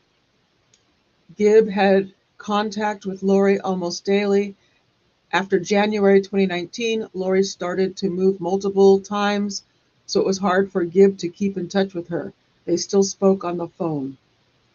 After the conference in October, Gib saw Chad again the next month at a conference in Arizona. Tammy was not there. Lori was. Outside of the conference, Gib saw Chad in Lori's house in Arizona. Blake asks about the gathering. Gibbs says a small group of people met before the conference, about 20, and Lori and her friends were there. Lori and Chad talked often with each other at the get-together, and they seemed interested at each other. Lori told Gib that Lori and Chad had been married to each other in previous probations. Lori told Gib they were going to be resealed in the temple to each other like they had been in previous lives together. Lori told Gib they had gone into the temple. Charles and Tammy were both still alive. Charles was out of town. Gib had read Chad's book and Lori had read them too. Okay, so there's my answer on that. Lori was interested in his books. Chad stayed at Lori's house during the conference. Alex may have stayed at the home, but there were no other men there. Gibbs says Lori would often call Chad, and Chad would give her information about multiple probations. Lori would then come back and share what she learned with Gibb and another friend. Gibbs says Lori shared about light and dark from Chad. Gibbs says if someone was light, they made contracts with Jesus Christ before they came here. If they were dark, they made contracts with Satan. That was a scale, or there was a scale level about how light and dark people were. Whew. In regards to multiple probations, Lori said people lived multiple lives and she would try to figure out when. Lori would ask Chad how many times people had been on the planet or other planets. Lori would then share with Gib what Chad told her. Blake says if people were designated with a number and then an L or a D for light or dark, the numbers and letters originated from Chad, Gibbs says. Oh wait, I probably said that wrong. Let me reread that. Sorry. Blake asks if people were designated with a number and then an L or a D for light and dark. The numbers and the letters originated from Chad, Gibbs says. Lori felt her mission was to gather women for the 144,000 according to Gibb. The 144,000 is a biblical explanation for people who would go out and gather Israel in the last day and have the power to do that, Gibb says. Blake asks Lori where Lori got the belief. Gibb says she got it for herself, but Lori shared with Chad who she believed she was. Chad agreed and told her that's what her mission was. Lori told other people about light and dark and multiple probations. Zulema, Melanie, Alex Cox, and others. Blake asks Gibb if she knows if Chad ever shared teachings and beliefs with those people. Gibb says yes, she was present when he did. Chad is taking notes in the courtroom during Gibbs' testimony. Oh, I bet he is. Gibbs says she had heard of these concepts before, but not in the way Chad was teaching them. Gibb was open to learning more about these things. Chad and Lori spoke to Gibb about people switching from light to dark or dark to light. She says some evil entity could enter a person, and a light person could become dark. Lori said she got this information from Chad. Lori began telling Gibb about light and dark people in January 2019. The first person who turned dark was Charles. Lori got this information from Chad, according to Gibb. Lori originally told Gibb when a person became dark, their spirit would go into the spirit world, but the body was still alive with a dark spirit. Excuse me. Lori would try to cast the devil spirit out of the body and try to convince it to leave.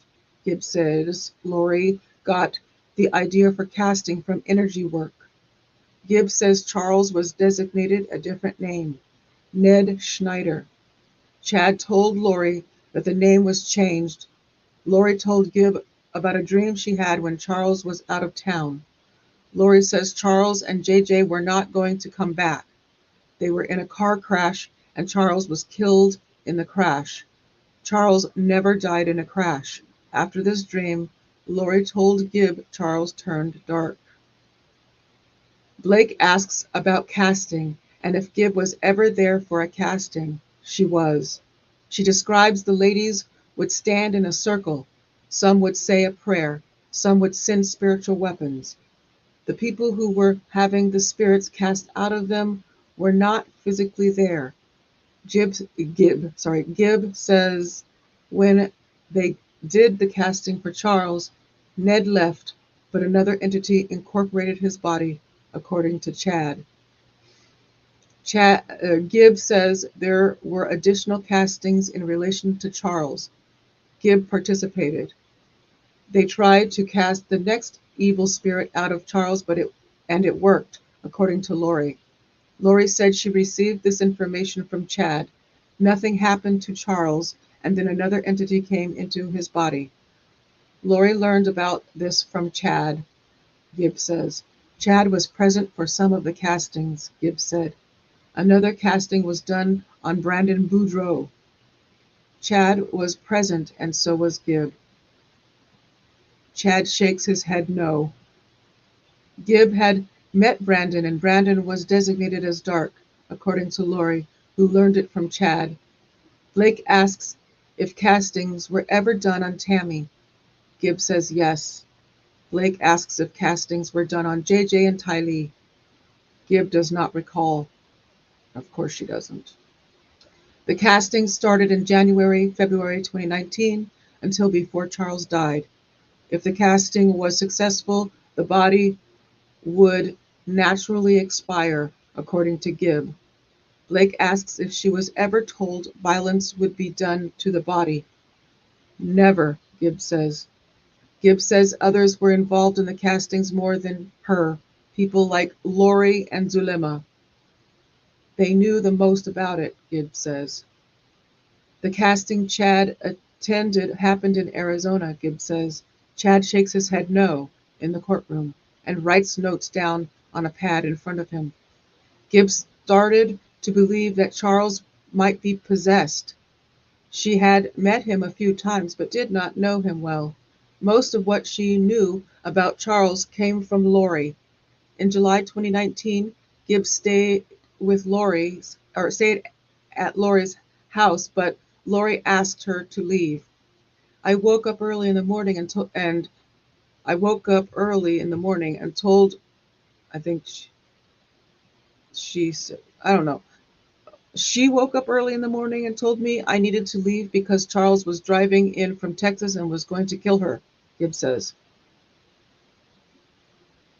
Lori told Gibb that Alex was going to protect her. Blake asks if there was anything usual about Lori and Alex's relationship. She says they were very close, but nothing unusual. Gibb says Alex was designated as Lori's protector. His mission in life was to protect Lori. That's why he came here, she says. Chad told Lori this about Alex. After Charles was killed, Gibb says Lori told her Charles came in from Texas and she grabbed his cell phone. He was really upset and Tylee grabbed a bat to protect her mom or herself. Alex went into his room to get a gun to defend himself and then shot Charles, Gibb recalls. So that came from Lori telling Gibb that. Gibb spoke with Lori about 4 days after Charles was killed. Gibb says there was no sign of sadness or grief. Lori seemed happy.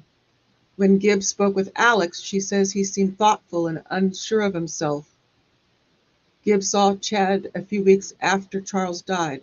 Chad was in Arizona at Lori's house.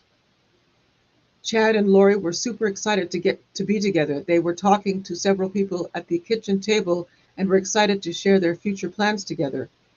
There were no signs of grief from Chad. Tammy was still alive. In the courtroom, Chad leans over to Pryor and whispers something in his ear. And now we're on morning break. Back in 30 minutes. Holy mackerel. Woo! Whoa! Oh, the chills. the chills. Oh. Oh, let me get back this thingy here. One second. And there we go. Okay, let me see what y'all are saying in the chat after that lovely reading. I have to read it. I have to get it in my head. Thank you for putting up with me in my reading. I don't know. Sometimes I have to do that. And that's why I like it, Linda, to put it in a chat too. But then I'm trying to do those two things at the same time. And it's a back and forth. But so thank you for listening to me read that. Let's see here. Let me see. Oh, okay. Back up here. So, Dana, I have said that also added that Melanie wanted Chad, but Lori got to him first. So Melanie then chose second David Warwick, both write books. Oh, so I don't know anything about David or anything really about Melanie other than what I saw on Nate's interview. Because I didn't, like I've said before, I didn't watch the first trial or listen to the first trial. So, let's see. Toby says Chad went to all these conferences full of women regularly without his wife. Both David and Chad have visions and write books. Ooh. Toby, I was watching a show on Scientology last night. If you die holding a credit balance from them for courses you don't take, your reincarnated self can claim it. Okay. I'm sorry. I don't mean to laugh, but some of the stuff. Oh.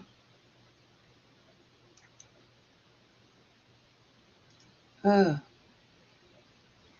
Lemon Curd, by the way. So whoever's coming in now, I'll say hi to you in just a second when I get down that far. But hi, Lemon Curd. I see somebody saying hi to you. I'm trying to catch up with the chat. Chad tells that to all the girls.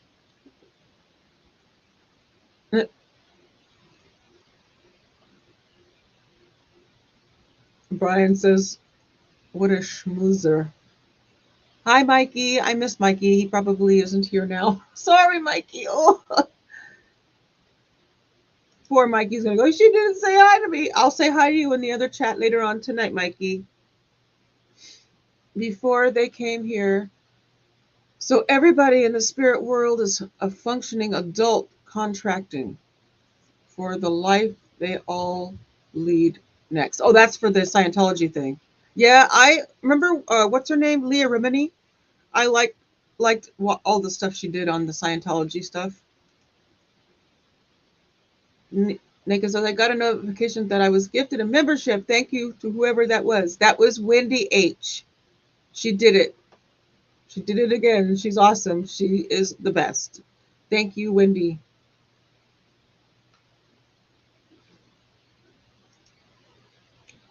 Instant Karma, I think I'm froze. Can anyone else hear Eddie?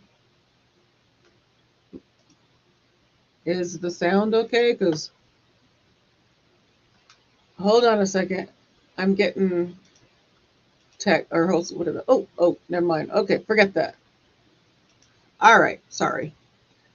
Nika says, oh, Nika's about an hour behind, unfortunately. You know, a really good way if you're behind in the live to be able to catch up quickly. I don't know if you know this, and if you do, sorry. But if you go into the cogwheel on the stream and click where it says, what is it, speed? I always forget. It's playback speed, yes. And then if you click where it says normal, you can choose something where it speeds it up for you, so you'll get back with us live quicker.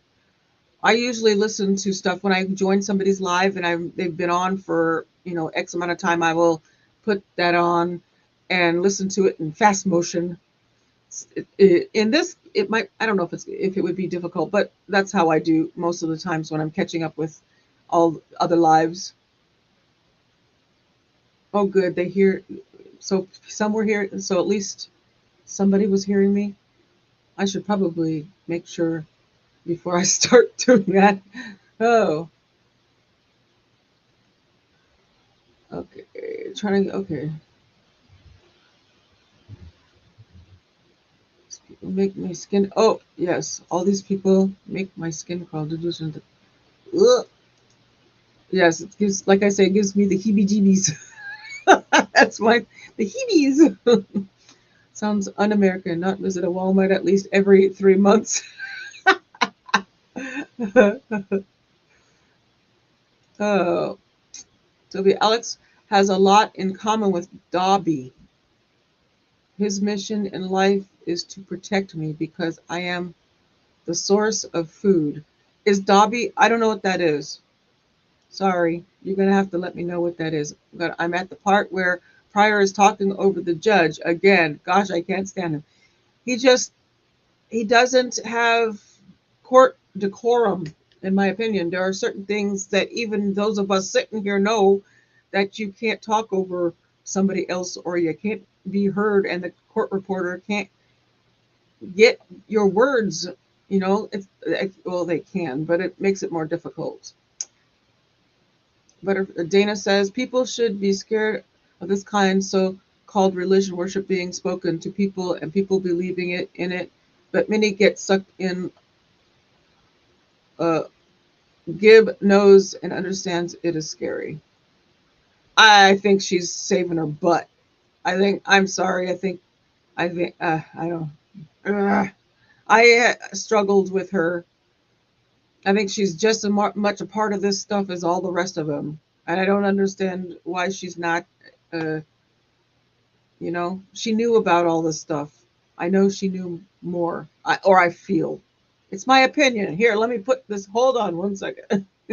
I need to run this. There we go. My opinion. I just don't. I feel like she knew way more than she put out or has said. Another crazy religion. Scientology owns most of the downtown Clearwater, Florida. People must be very insecure and needy to get involved in this nonsense.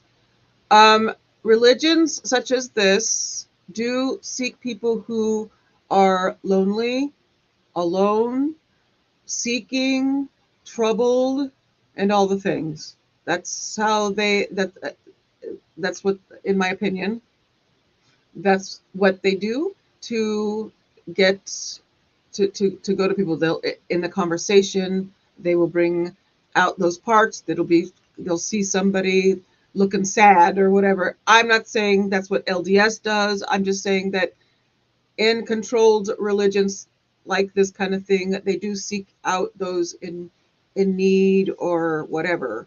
I mean, it's understandable. I mean, every religion has that. Come to us. We will support you. God loves you. The whole thing.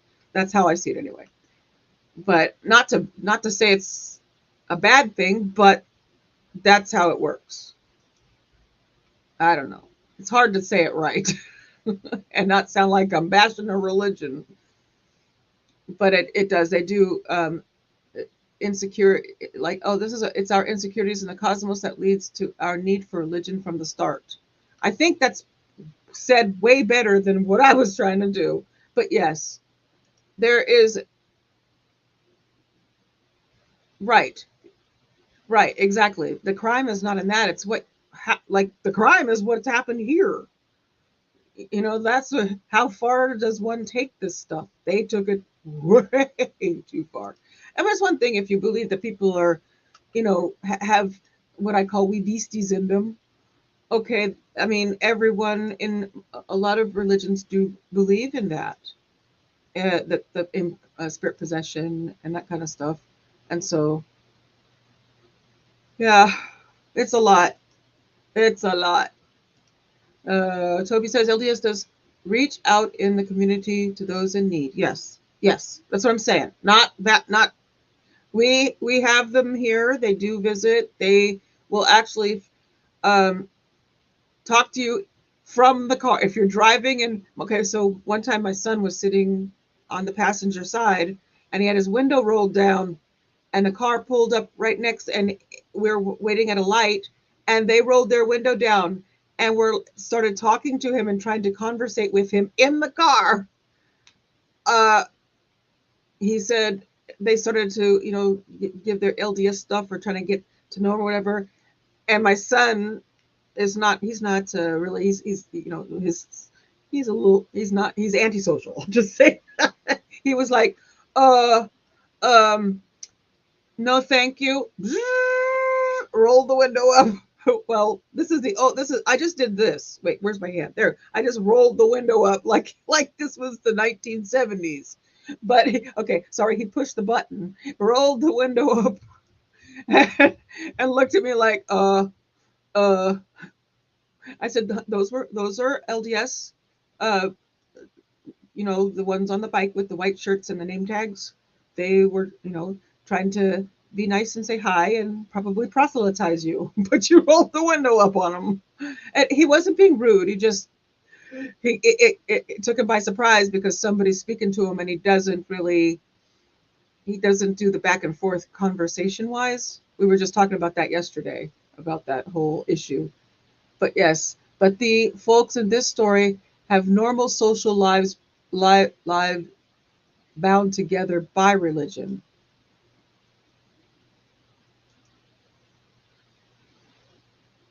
Chad was a wannabe cult leader. Oh, Chad was. I'm like, we're a what?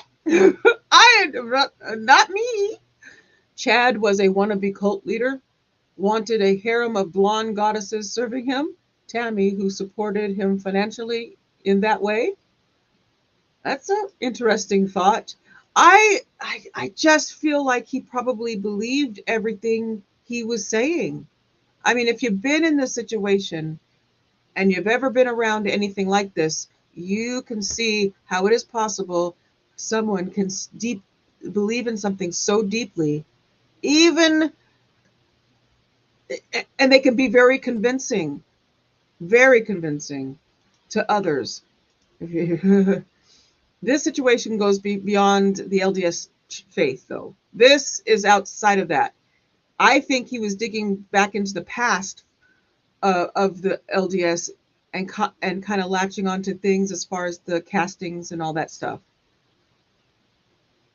Since from what I saw, from what I posted in the chat, that it is not something that they do on a regular basis. It was never taken out of the, whatever it was I said. I forgot what I said, but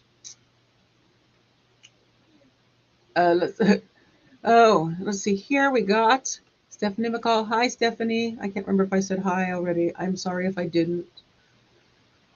I like living in Louisiana versus California. The Mormons would be knocking on my door every week, waking my babies and causing the dogs to bark, even though I had a very polite, very clear sign.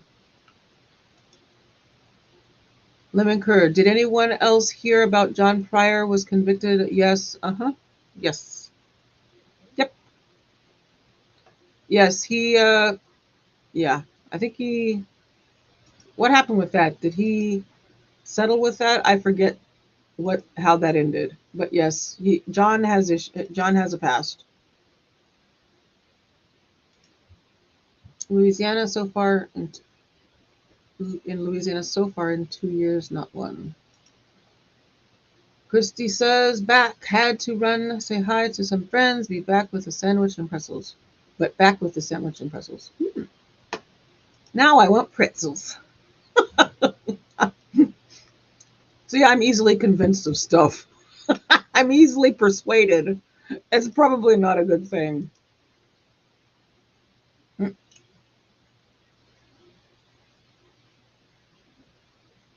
What did he do? I'm sure one here. Let me see. I don't want to. Somebody want to look that stuff up? You can put it in the chat about John Pryor and his past. I believe, from what I heard, from what I read, is there was a young girl who had come, 19 years old, had come to his office to apply for a job, and stuff happened, or something to that effect. I don't want to say it without putting it, but that's something like that. He dealt with the situation, and if y'all know, you can put that in the chat. Beanie says, I would love to know Chad's income and how much Lori provided for him.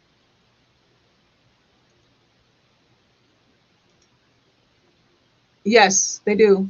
Yep, they do. They go on bikes and they go in the neighborhoods. They meet people. They are well known for being on bikes. They have white shirts, and whatever the tie is, they'll wear different ties, I've seen. But everyone in the Mormon church, I do believe inside the Mormon church, everyone wears white shirts. The men wear white shirts. I think it's the same way in, like, the not the gallery, but and like, it's just white shirts are a thing. So the conviction of Chad's delusion, his confidence in them, is what makes him attractive. So the conviction of Chad's delusions.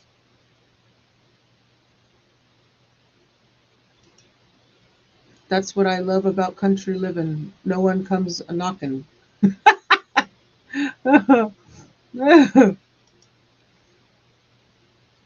Take care, Beanie. Thank you for being here. I have the pretzels crisp, the Parmesan garlic ones. They're to die for. Ooh.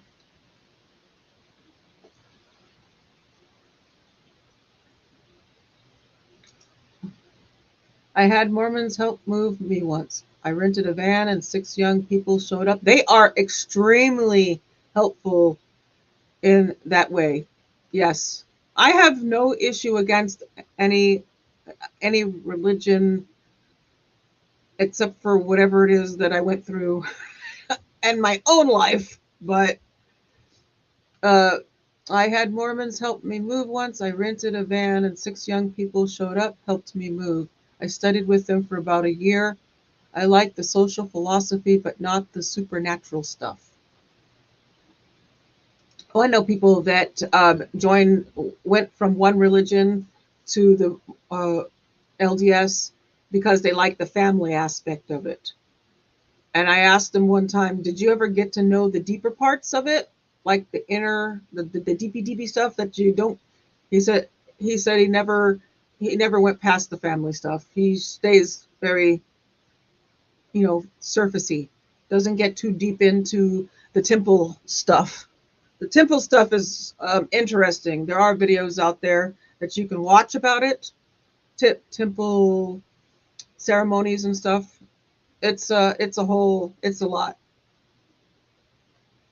There's also a couple who does a podcast, or they have a YouTube channel. I guess it's a YouTube podcast. It's their names are Jordan and McKay. Let me see if I can. I'll actually put their link in here. 1 second. Let's see if I can find them. They are ex-Mormons, and Jordan is the wife and McKay is the husband. And they do a lot of stuff on it. They may, here we go. This is Jordan and McKay.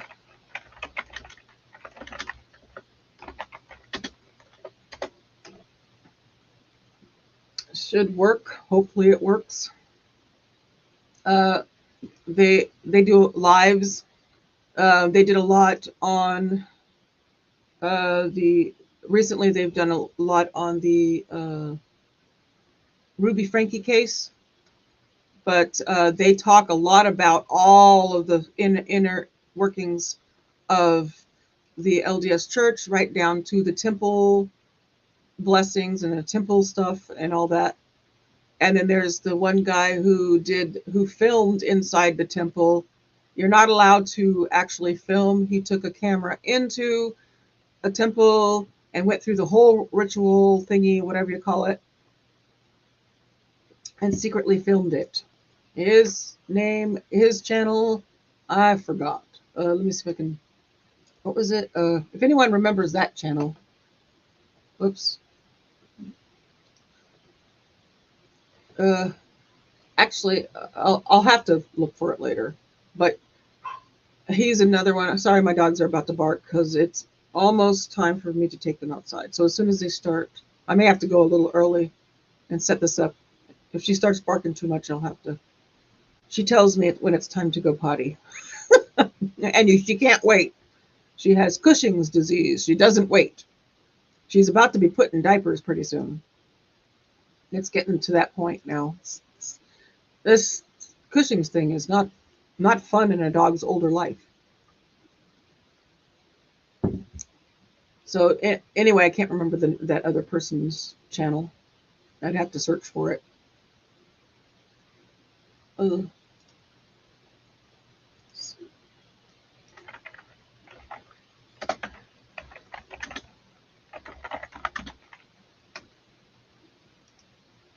I probably found it. Let me see. Bet you I can find it. Yeah, found it.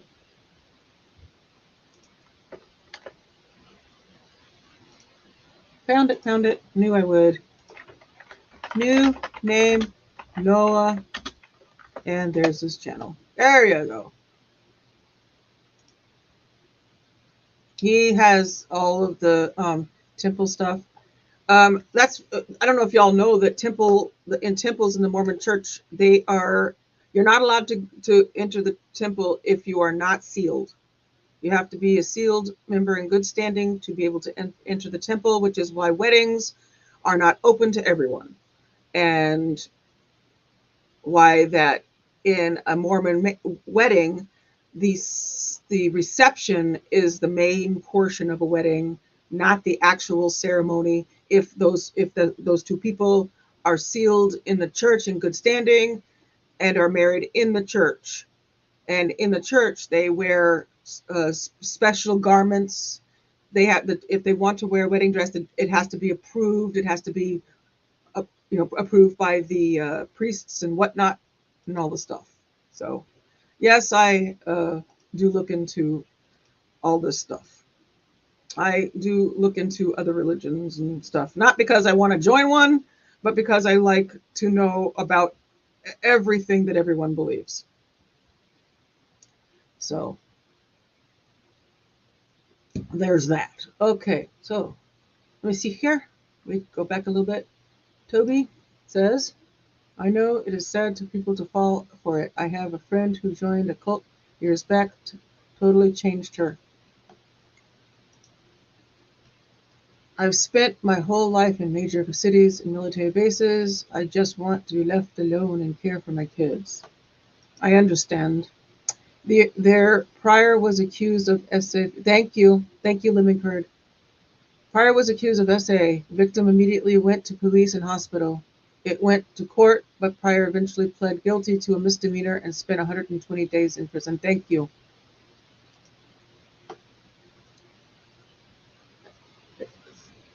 And thank you there too.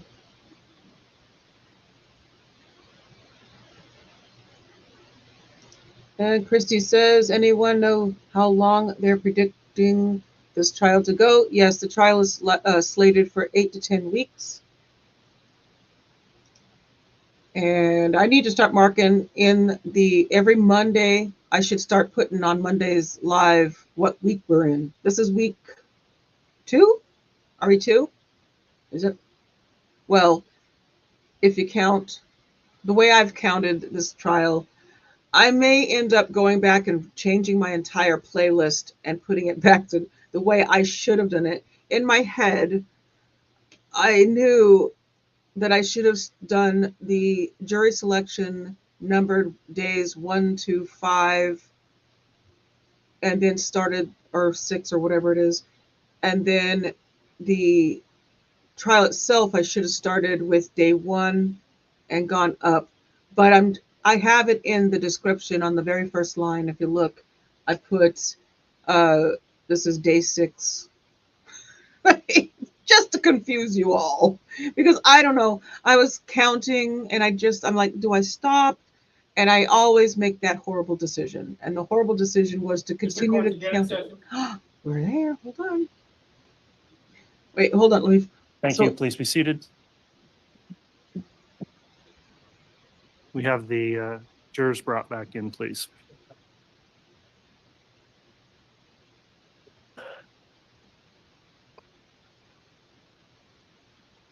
All right. So we are bringing the court back in. Let me get this thing back into the right position. There we go.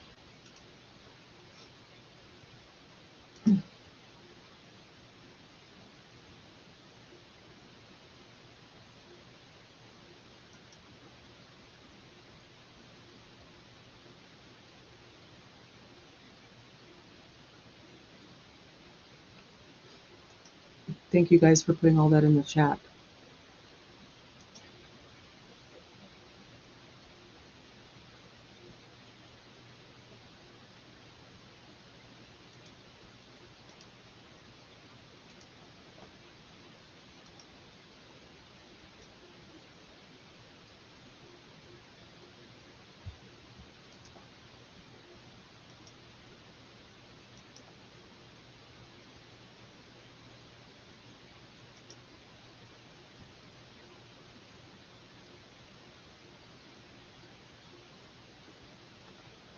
Okay, let's see if I can pay attention better this round.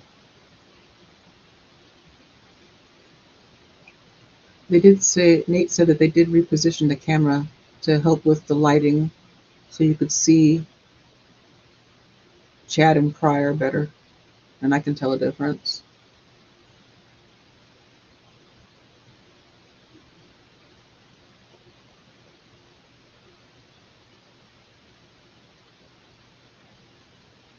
Oh, wow.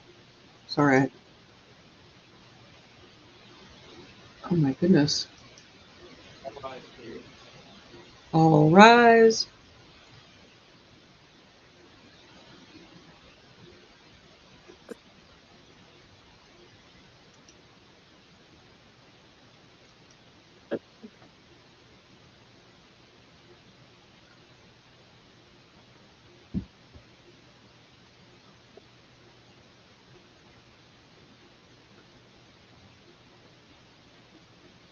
The jury is present.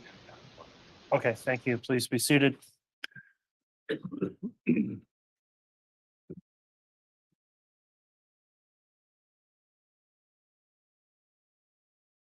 All right, we're back on the record on case CR 22-21-1623, State of Idaho versus Chad Guy Daybell. I'll note that the witness, Ms. Gibb, is still under oath. The state's continuing with direct examination. We just concluded our mid-morning recess. It went slightly longer than anticipated. I had a matter I took up with counsel on a sidebar that was reported in the case. I believe we're ready to commence then with further examination. And Ms. Blake, just for scheduling purposes, we do want to take a lunch break today, approximately noon, if that works out with your scheduling. Thank you, Your Honor. I'll watch the clock. Thank you. Go ahead. Ms. Gibb, before we took the break, we'd been talking about the killing of Charles and your observation shortly after that. Prior to Charles' death, did you and Lori have conversations about her relationship with Chad? Yes. Yes. Do you recall if she shared with you the nature of their relationship? Yes, And what did she share with you, if you recall? that they really loved each other. They had been in multiple lives. They had missions together. That there was some physical affection, contact. And this was when Charles was still living as well. Yes, And we talked about when Chad came back down, or when Chad came down to Arizona after Charles had been killed, Lori and Chad talking about plans for a future together. right. Did that include talk of the missions that you just referenced? Yes.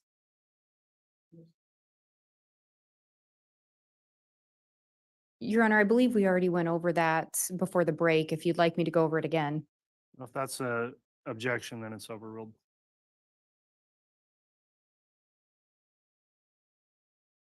And she shared with you that there was some kind of physicalness within their relationship. Correct. Did she tell you whether or not she thought that was okay because they were both married?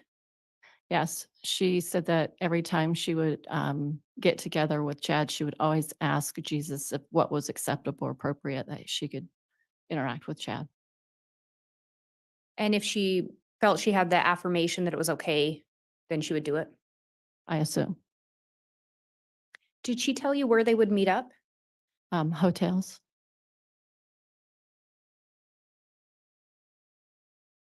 Did you ever talk to Chad or Lori about whether either of them were seeking a divorce?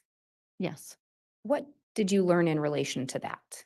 I asked why weren't they getting a divorce, and she told me that if Chad were to seek after a divorce, that he would be in trouble with Jesus, that he would lose his exaltations. Did she tell you where she got that information? She got it from Chad. Do you know if Charles had started any divorce proceedings? Oh, yes, I believe so. But Lori didn't. Correct.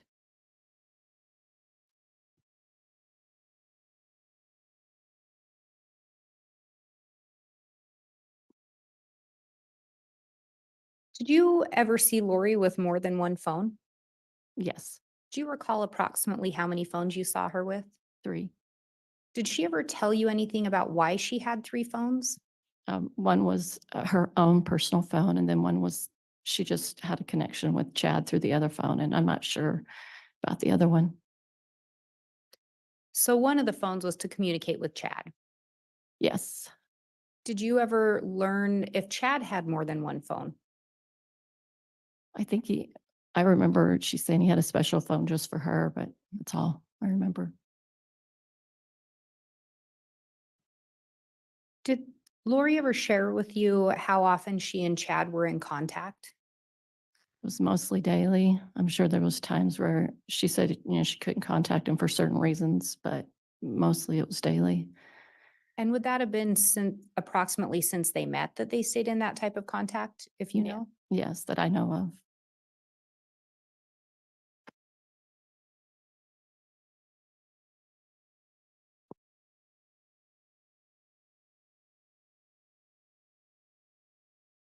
And we talked about Lori telling you Chad had shared with her that they'd been married in prior lives. That's right. Did she ever tell you specific names that they had in prior lives or who they were? Yes. What were some of those that she shared with you? I'm trying to remember her names.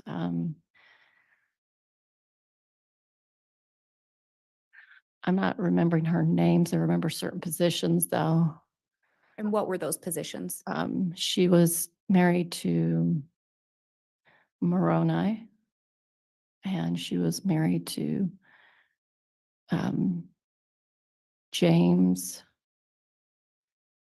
and she was J- she was Chad's wife, but he was James, and she was, I think, Elena. And then Chad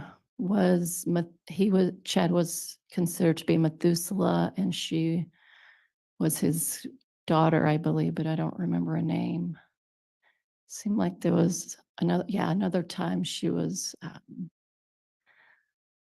a lady that was married to a relative of Joseph Smith. But I can't recall her name right now. I can't, and there could have been another one. I just not recalling it. And when you say you remember positions, were those biblical or figures within some scriptures? Yes, When she was Elena, do you know who Chad was supposed to have been in that life? James, one of the apostles of Jesus Christ. And is that one of the times that they were married in a previous life? Yes,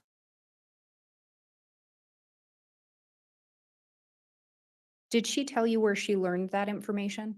from Chad.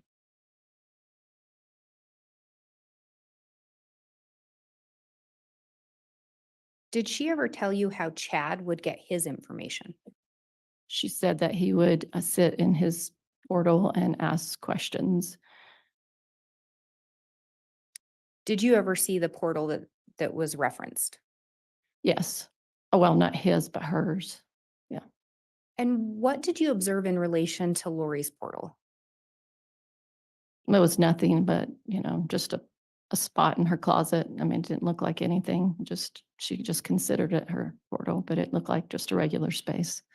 And who told her that was a portal? Chad told her and taught her about it.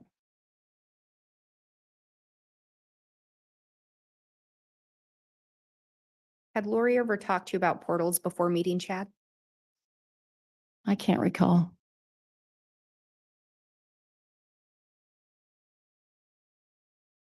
Do you recall when the last time you saw Tylee was? In Arizona, July or August of 2019.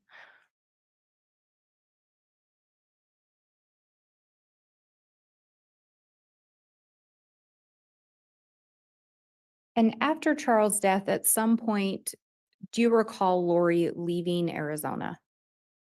Yes, Do you know where she relocated? she relocated to Rexburg. Did she ever talk to you about why she left to Arizona to go to Rexburg? Yes, she wanted to be with Chad and start their missions together. Do you know whose idea it was for her to go to Idaho? Did she share that with you? I can't remember if it was hers or both of theirs. But she wanted to go to be with Chad. Correct. And when she left to go to Idaho, to the best of your knowledge, was Tammy still alive? She was.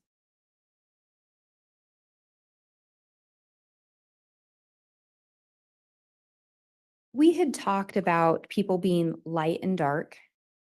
Do you recall if Lori ever said anything to you in relation to Tylee and whether or not what her level was or her rating? She did say she was dark at some point. I don't remember the rating. Do you know who gave her that information? I'm guessing it was Chad. I don't remember. Generally speaking, would she tell you she turned to Chad for these answers? Yeah. Did you know of anything else Chad used to get answers? Yes, one time I saw him with a pendulum. And do you recall what the pendulum looked like? It was gold, I think, or brass, and it had like a pointiness to the bottom of it and like a string. Do you recall when you saw that? That was in February of 2019. Do you recall where you were? Yeah, I was here in Boise, Idaho. And do you recall why you were in Boise? Yeah, there was a conference that weekend that I came to. Do you recall who was present with you that you associated with at that conference? Yes, Chad was there, and Sulema, Serena, and Audrey. And there were a lot of other people, but that was in the little small circle of friends. Were those the individuals around when you saw the pendulum? Right, correct. I didn't hear you mention Lori. Was she there? No, Do you know where she was? she was in Hawaii, I believe.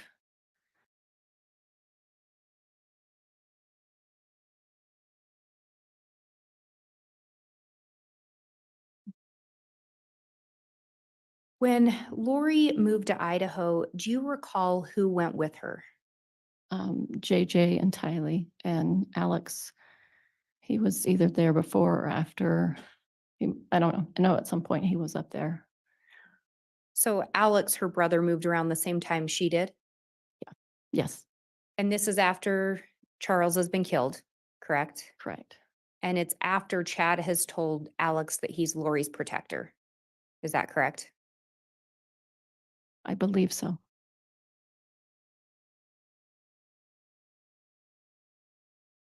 Do you recall if you ever spoke to Lori after she'd moved to Idaho? Yes, Do you recall if you heard anyone in the background when you talked to her? yes, she was in her apartment playing games with Alex and Tylee. So you heard Tylee in the background did. when you talked to her? Yes, Do you recall approximately when that would have been?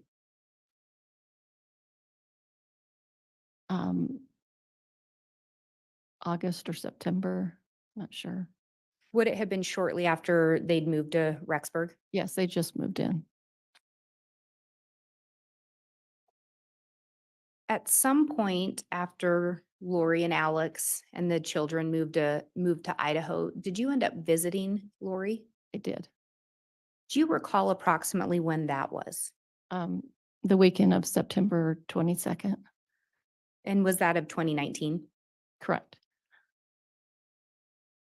Do you recall why you ended up coming to Idaho during that weekend?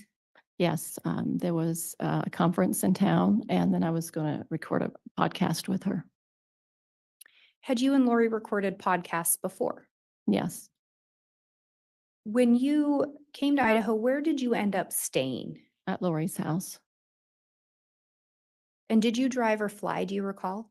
I flew. Who picked you up at the airport? Lori. When you got to Lori's house during that weekend, who was present? Alex was there and JJ was there. And then occasionally Chad would come over.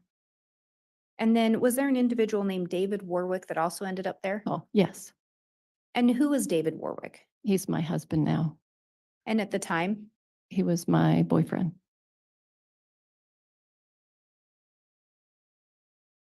Do you know if Alex had his own apartment as well? Yes, And he did, he did.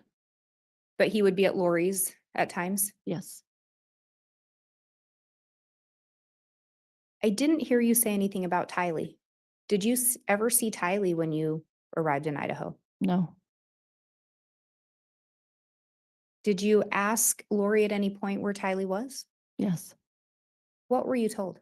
I was told that she was at the BYU Idaho campus at school and she got roommates with some girls that she was able to get her in. Did Lori talk any more about Tylee while you were there? No, Did you ever see Tylee come visit? no, Ever hear Lori on the phone with her? no. Do you know whose room you stayed in while you were there? Tylee's.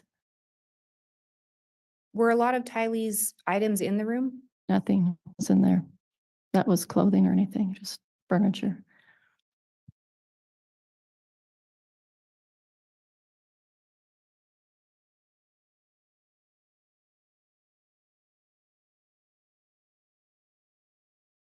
Did Lori talk to you about JJ while you were there? Yes. What did she tell you? She told me that the day before I arrived that he became dark. So previously she'd told you Tylee was dark, Correct, correct? Yeah. And now JJ was dark. correct. Did you observe JJ that weekend? Yes, Did you observe any behaviors that caused you concern? no,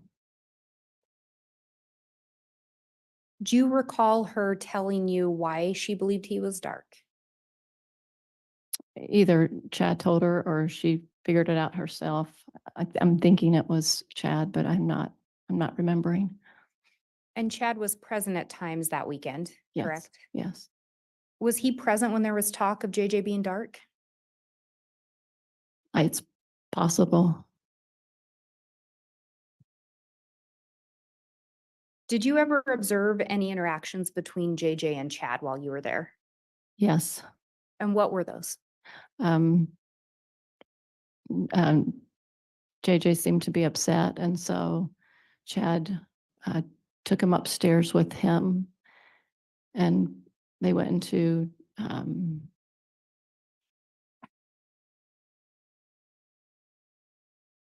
All right, I'll construe that as an objection based on foundation. Ms. Blake?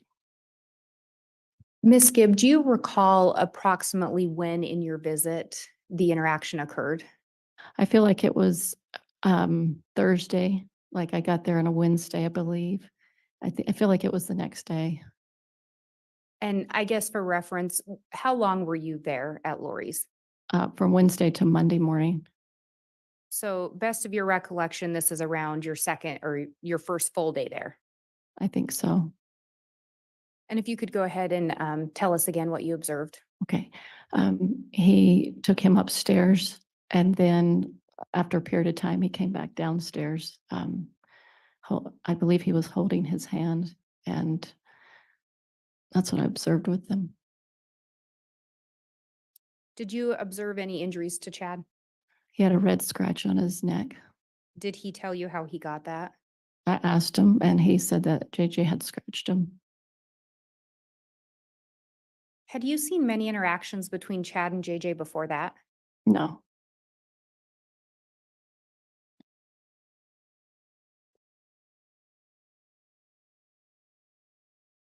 When you were there, you talked about Chad coming and going. Did he stay the night to the best of your knowledge? No, I never noticed that. And this weekend that you're there, Tammy was still alive, is that correct? Yes. Did you ever hear Chad talk about Tammy? A little bit. Do you recall what you heard?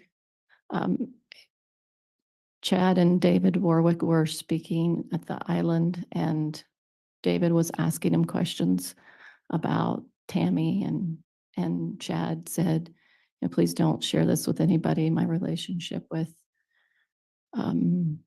Lori." And so David asked questions about the relationship he had with Tammy.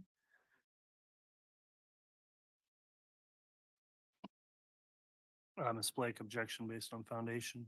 Your Honor, I think she's recalling events from that weekend. So we do have a narrowed time frame. I can ask a follow-up question, but it's based on her personal knowledge.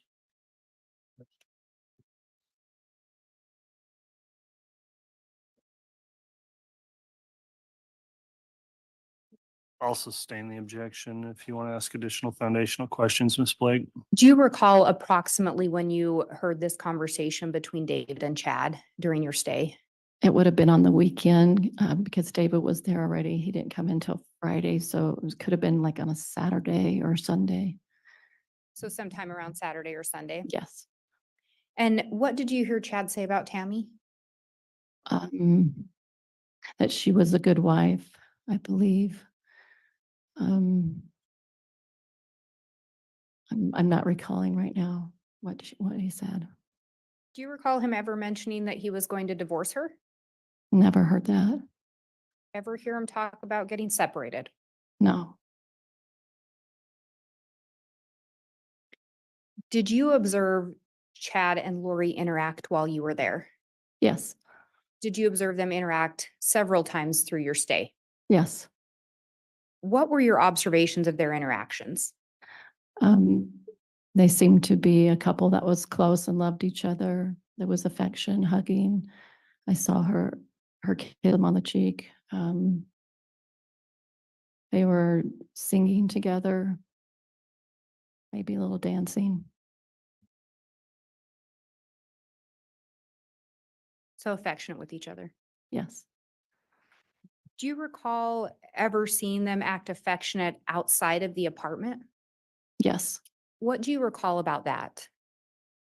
We were walking around the campus, and they were holding hands.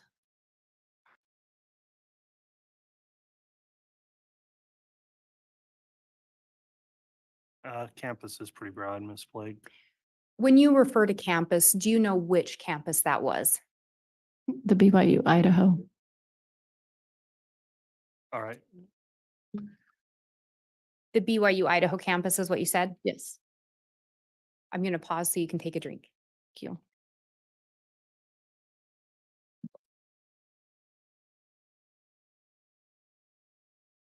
And do you recall approximately when you went and walked the track during your time in Idaho? It was really in the beginning, so it was either Wednesday night or Thursday night. And what did you observe between them at the BYU Idaho track?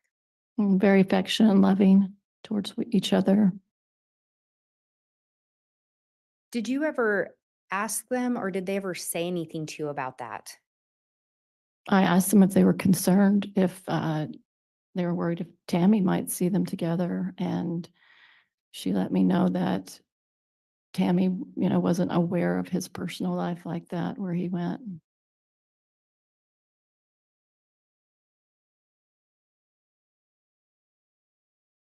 But again, no indication of divorce or separation. Correct. Did Lori ever talk to you about September 22nd having any kind of special meaning to her? Yes. What did she tell you about that?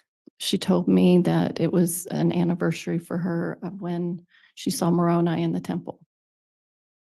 And do you recall the last time you saw JJ? It was the Sunday night, the 22nd. What was happening the last time you saw him, if you remember? I was in the house, Lori's house, and I was doing a recording with Lori and David, and Alex walked in the door holding JJ on his shoulder and was taking him to bed. He had fallen asleep. And did you see where Alex put JJ to bed? No, Do you know which room JJ normally slept in? he often slept with his mom in the corner of her room. There was a little spot that she would put a bed in there for him, but he also had his own bedroom too. Did he sleep in his bedroom that night? No, And how do you know that? because I was in that bedroom, then JJ's bedroom, so he wasn't in there. And you talked earlier, you were going to stay in Tylee's room. Right. Can you tell us why you ended up in JJ's room? So I was, slept often in Tylee's room. And then when David got there, him and we were in the same room that night together, talking and reading scriptures and going to bed. So did David have his things in JJ's room? Yeah. So was it your understanding JJ was put to bed in Lori's room that night? Yes. What, if anything, happened that night out of the ordinary? David woke up with just a panic. He had a really bad dream, like a nightmare, and he was very disturbed by it. And I asked him, what was going on, what he experienced. And so I was concerned, and I thought I could call out and see if I can get some help from Lori Chad to see if they could give him a priesthood blessing of comfort. Judge, I'm sorry, I didn't hear the first word. Should give him a what blessing? Priesthood blessing. Did you in fact try to contact Chad? Yes. How did you try to contact him? Text or phone call. Did he respond? No. And would this have been in the early morning hours? Sometime in the early morning. Did you attempt to make contact with Lori? Yes. And how did you try to do that? The same, text and phone call. And then I went to her room to see if she was there, and it was locked. Did she respond to the text or phone call? No. And then her bedroom door was locked. Correct. You have no way to know who was on the other side? No. Did anyone ever open the door for you? No. And you said that was on the 22nd. Correct. Did you see JJ the next day? No. Did you ever see JJ again? No.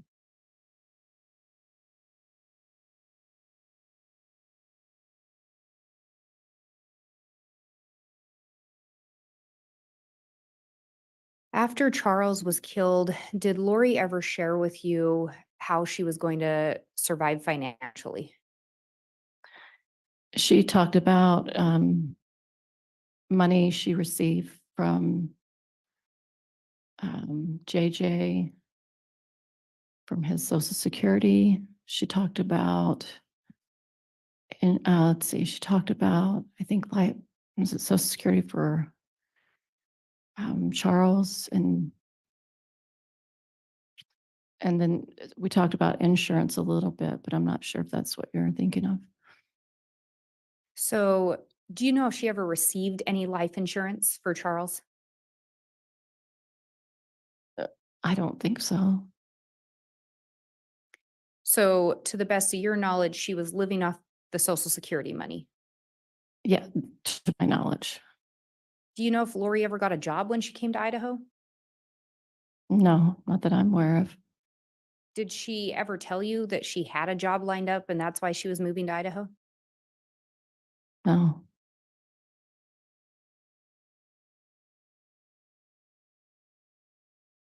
At some point, did Lori talk to you about some struggles with JJ? Yes. What did she share with you about that?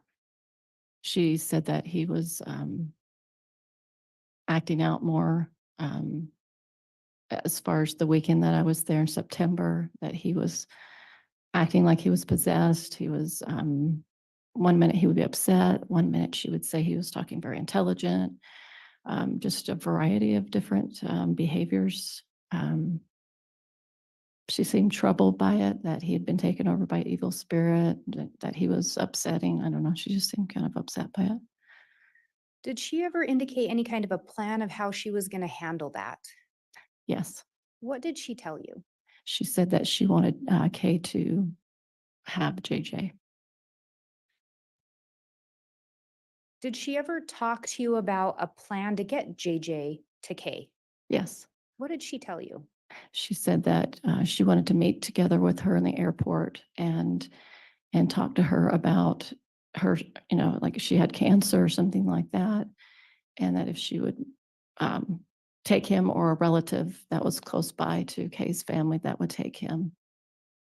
And did Lori talk to you about coming up with what to tell Kay to get her to take JJ? Yeah, we talked about that. And did you help her come up with an idea to tell Kay that Lori was sick and so she needed Kay to take JJ? She was throwing different ideas out with me, and so we talked about that kind of scenario. Yeah.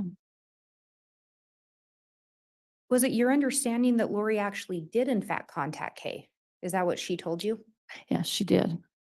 Did she tell you that in fact she had given JJ to Kay? She did.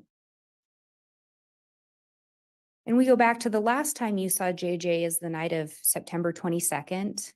Yes. That next morning, did Lori say anything in relation to where JJ was that day? I believe she said that David remembers this more than I do, but that he was with Alex that morning. And is it sometime after that that Lori leads you to believe that she sent JJ to be with Kay?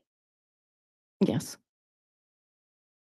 Did Lori talk to you about how she transferred JJ to Kay, the custody? Yes. And how was that? She said they met up in the Salt Lake City airport and she took JJ.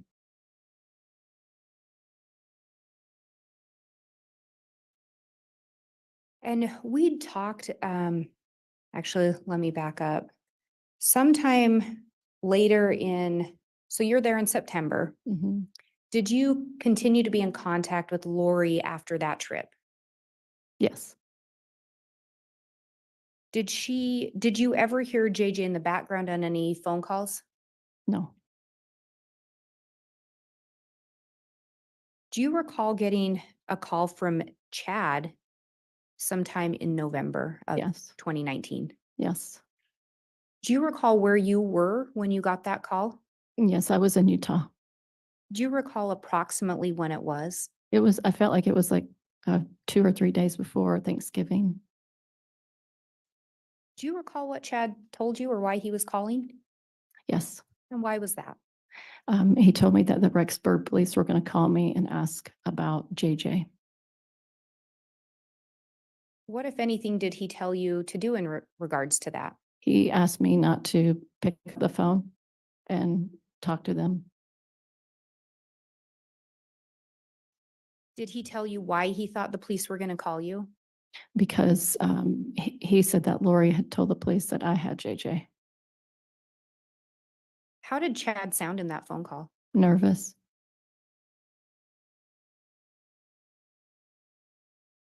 Did you have JJ? No, Did you ask Chad where JJ was at that time? I said he's not with Kay, and he's no. And prior to that, where had Lori told you JJ was? He was with Kay.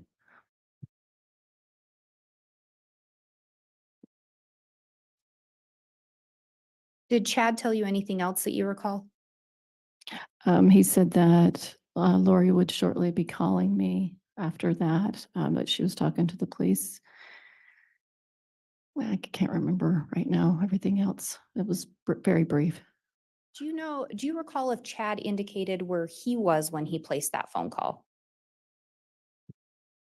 I don't recall. Did you learn at some point where Chad and Lori were? What state? Oh, Idaho. Did Lori in fact end up reaching out to you? She did. Do you recall what she told you? When she answered the phone, or when I answered the phone, she was very positive and upbeat as if everything was okay. And she said that she was protecting Tyler and JJ because Kay was and others were trying to kidnap him. So that's why. And she told me to go to a Frozen movie and take a picture to act like there's other kids like I had him. And did law enforcement in fact try to reach out to you? They did. Did you answer initially? Initially, no. Do you recall at any point if Lori, Alex, or Chad had told you anything regarding law enforcement? At some point, yes. I can't remember the beginning, but I remember having a phone conversation with Alex, or maybe it was in person, that the police had come to his house and Melanie's house to ransack his house. And they came questioning, asking about where JJ was. At any point were you told whether or not law enforcement were dark? Yes. And what were you told in regards to that? I remember Alex saying they were considered dark translated beings. And again, who was it that was able to determine if someone was dark from your understanding? From my understanding, it was Chad. So initially you don't answer the call from law enforcement. Why was that? Because I was absolutely did not know and understand what to do about it. At some point, did you end up talking to law enforcement? I did. What did you initially tell them in relation to JJ? So when I called Gilbert Police, I initially told them I had JJ, but then I didn't have him. He was back with Lori. So initially you complied a little bit with what Lori had asked. Is that Correct. fair? Yes. At some point, did you make contact with law enforcement again? Yes. And did you end up making contact with them through an attorney? Initially. Can you talk to me a little bit about that? So right after I discovered that I needed to go talk to the police, the day I was going to go, I had a phone call from a friend who I hadn't talked to in about a year or two. He was an attorney, happened to be an attorney, and he felt impressed. He told me to call me out of the blue. I mean, no knowledge of this case had been revealed to the public, so he wouldn't have known to call me. And then I felt to share a little bit about what was going on. And so he said, I should probably do a child, what do they call that? I'm sorry, I'm forgetting the name. Are you thinking welfare check? Welfare check. And I really wasn't sure what that meant because I've never been involved in that kind of dynamic before. So, yeah. And did that friend of yours, the attorney, reach out to law enforcement and request a welfare check? Yes, At this point in time, did you have concerns about JJ's well-being? yes, Did you have concerns about Tylee's well-being? yes. Did you end up sitting down with law enforcement later and telling them more about in regards to whether or not JJ was ever with you? Yes, I told him everything. And did you do that without an attorney? Yes, And did you in fact tell them JJ had never been with you? correct. Did you learn who had made or who had initially reported the children missing? I'm sorry, can you? Did you ever learn who had reported the children or JJ missing? Are you referring to like maybe Kay contacting the police? Is that what Yes. you mean? Yeah, Yes. okay. Did you learn that? I think so. Yeah, I think so. So originally Lori told you she'd given JJ to Kay. Is that correct? That's correct. And then later she told you Kay was going to try to kidnap JJ. Right. Did Lori disclose the location of JJ to you at that time? No,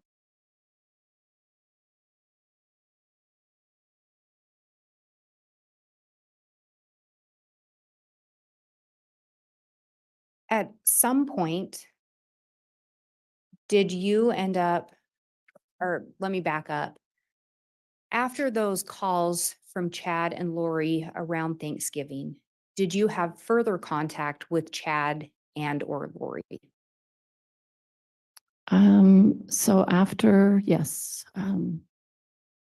after I went to I went to Arizona for Thanksgiving, and Dave and I pulled over and called them because we were really concerned and wanted to have a prayer. We were worried about everybody. So that was a few days later. And did Chad or Lori answer? We called both of them. So And they were together? yes, In that conversation, did Chad or Lori tell you where JJ was? they didn't tell me where he was. At some point, did you end up talking to Alex? Yes, And did you talk to Alex about your concerns with JJ? I did. Do you recall what Alex told you? Yes, I asked him. Reg, can I have some foundation as to when this conversation supposedly took place? Objection based on foundation, Ms. Blake. I'll ask some additional questions. Thank you. Do you recall approximately when you spoke with Alex about your concerns? I think it was the day or two after Thanksgiving. Do you recall where you spoke to him? Yes, it was in Arizona, and we were behind the house that he just moved into, which was Suleiman's house. There's a field there. We were walking and talking, and that's where I asked him. Do you recall if anyone else was present for that conversation? Melanie was there, and then shortly after that, Sulema showed up. So, and when you say Melanie, was that Lori's niece? Yes. And what did Alex tell you in relation to where JJ was or to your concerns for JJ? I just said, do I want to know where JJ was? And he said no. And then he proceeded to tell me about the police coming to their apartment, and I didn't understand why they would do that. So we talked a little bit about that. But when you asked if you wanted to know where JJ was, his response was you didn't want to know. That's right.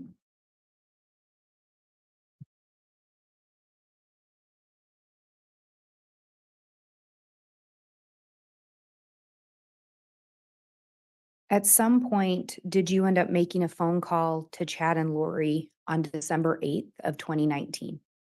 Yes. Who was present when you made that phone call? No one. Did you record the phone call? Yes. Was someone there recording it for you? No. What device did you use to record it? Cell phone. Had law enforcement asked you to make this phone call? No. And you did in fact record it? Correct. Judge, I have what's been marked as State's Exhibit 42. It's a jump drive. I have a copy for counsel. And I would request to publish the first portion for identification purposes only. All right. Before it's I have one. published, of course, we'll go through the question of admissibility. Mr. Pryor, is there any objection to Exhibit 42 being admitted? I would have preferred a little more foundation, Judge, but at this point, I'm gonna stipulate to the admission of the exhibit and allow her to move forward. Okay, Exhibit 42 is admitted, but pending an additional or a first proffer that it is actually the exhibit Mr. Pryor believes it in the court improperly marked. In other words, Ms. Blake, if you just start a portion of it and let everyone confirm it's the call you're referring to. Thank you, Your Honor. And that was actually my intention in order to lay more foundation.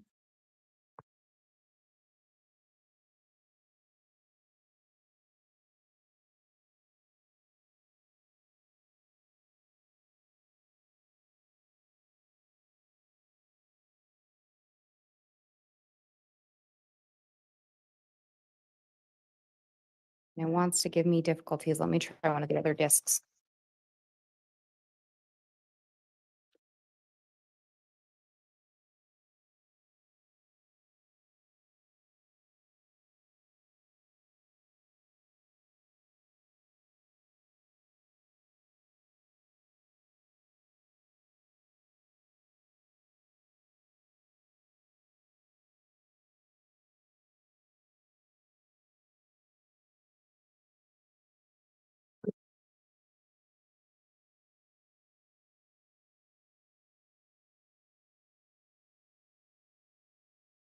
Your Honor, if I may have just a moment. You may.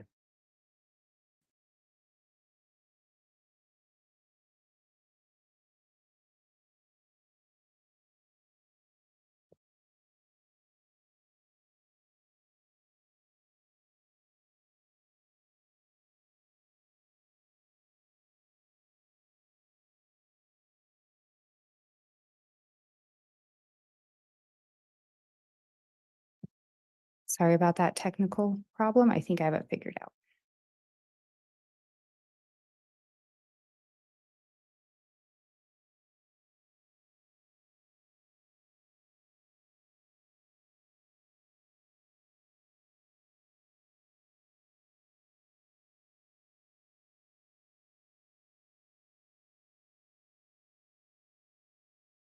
You know, just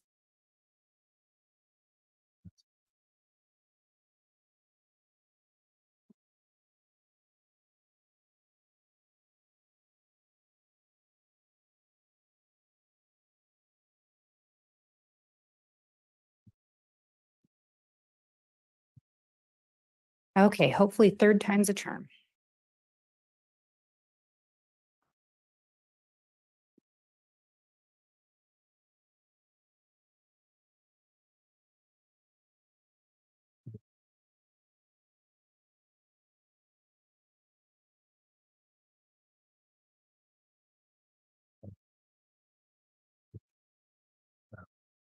No.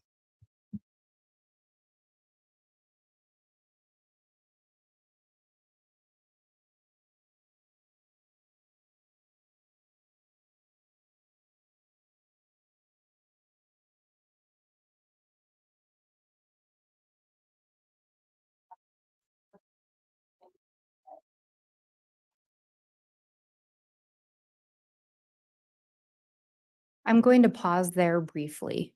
Were you able to hear that? Mhm. Do you recognize the voice on there? And whose voice is that? Fine. And do you recognize this as the recording that you made on December 8th of 2019? Your Honor, I believe with the additional foundation, this may be, or I'd move for the admission of this exhibit. All right, I've previously admitted it. May it be published, Mr. Pryor? Yeah, there's no, Judge, you're right. You've already admitted it, so it can be published at this point. Okay, before we do that, I am gonna maybe suggest we get a handheld microphone if one's readily available. We weren't getting great audio off of the mic on the stand there, Ms. Blake. You have an extra desk or something? One that's not being used with anything else on it? Just put it on that and see. It'll take me a minute. Yeah, me too. lot slower. And Your Honor, I think I had forgotten to turn the mic on again, so we'll see if it plays through and if it picks up better. Okay.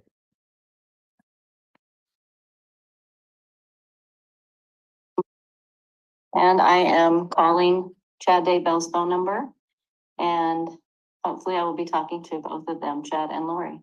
So here goes the phone call.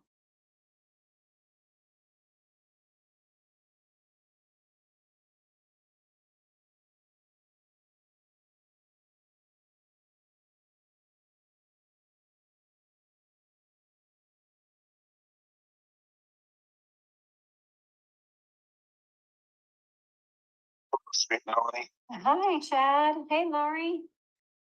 Hi. Hey, let me put on speaker. Oh, okay. All right. We're enough with the phone. How are you guys? Okay, how are you doing, babe? I'm doing pretty good, thanks. I was wondering, where are you guys? We're just hanging out. Hanging out? Are you in Idaho? We're in Idaho. Oh, okay. I just wanted to ask you a question, if you don't mind, Lori. Yeah, I want to know, you remember we talked about JJ going to Kay's house, and you told me they went there, and now he's not there? I was wondering what happened. well, I had to move him somewhere else because of her actions.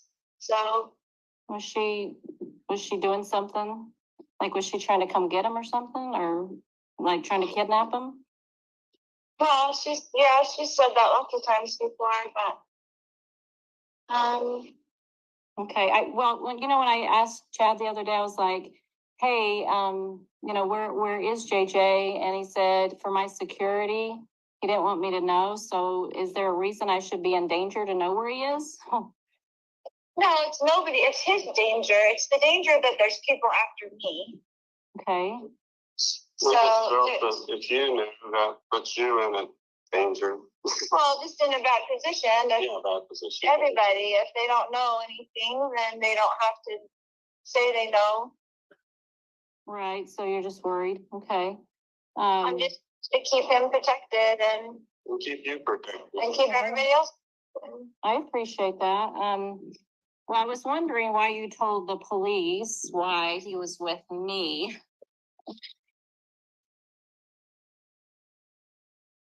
I just needed to have somebody that so I wouldn't have to tell them where he really was, because they were going to tell Kay where he is. Oh, yeah. So do you think it's like your family, or, like your family, your dad, or, those people? Family, well, not my whole family, but as you know, most of my family is working against me and Yeah.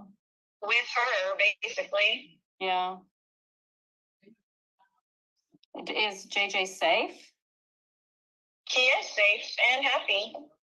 Okay, well, that's good to hear. Are you afraid of anything? Like, are you afraid to tell me that you're just afraid that that I could be in danger? Like like I don't, like if I knew, like how could that hurt me? I don't understand how that could hurt me if I knew where he was. Well, I'm just not telling anybody so that nobody has to say where he is or get questioned to where he is, so I can keep him as safe as possible. Yeah. Okay, I hope that he's okay. I hope you guys are okay.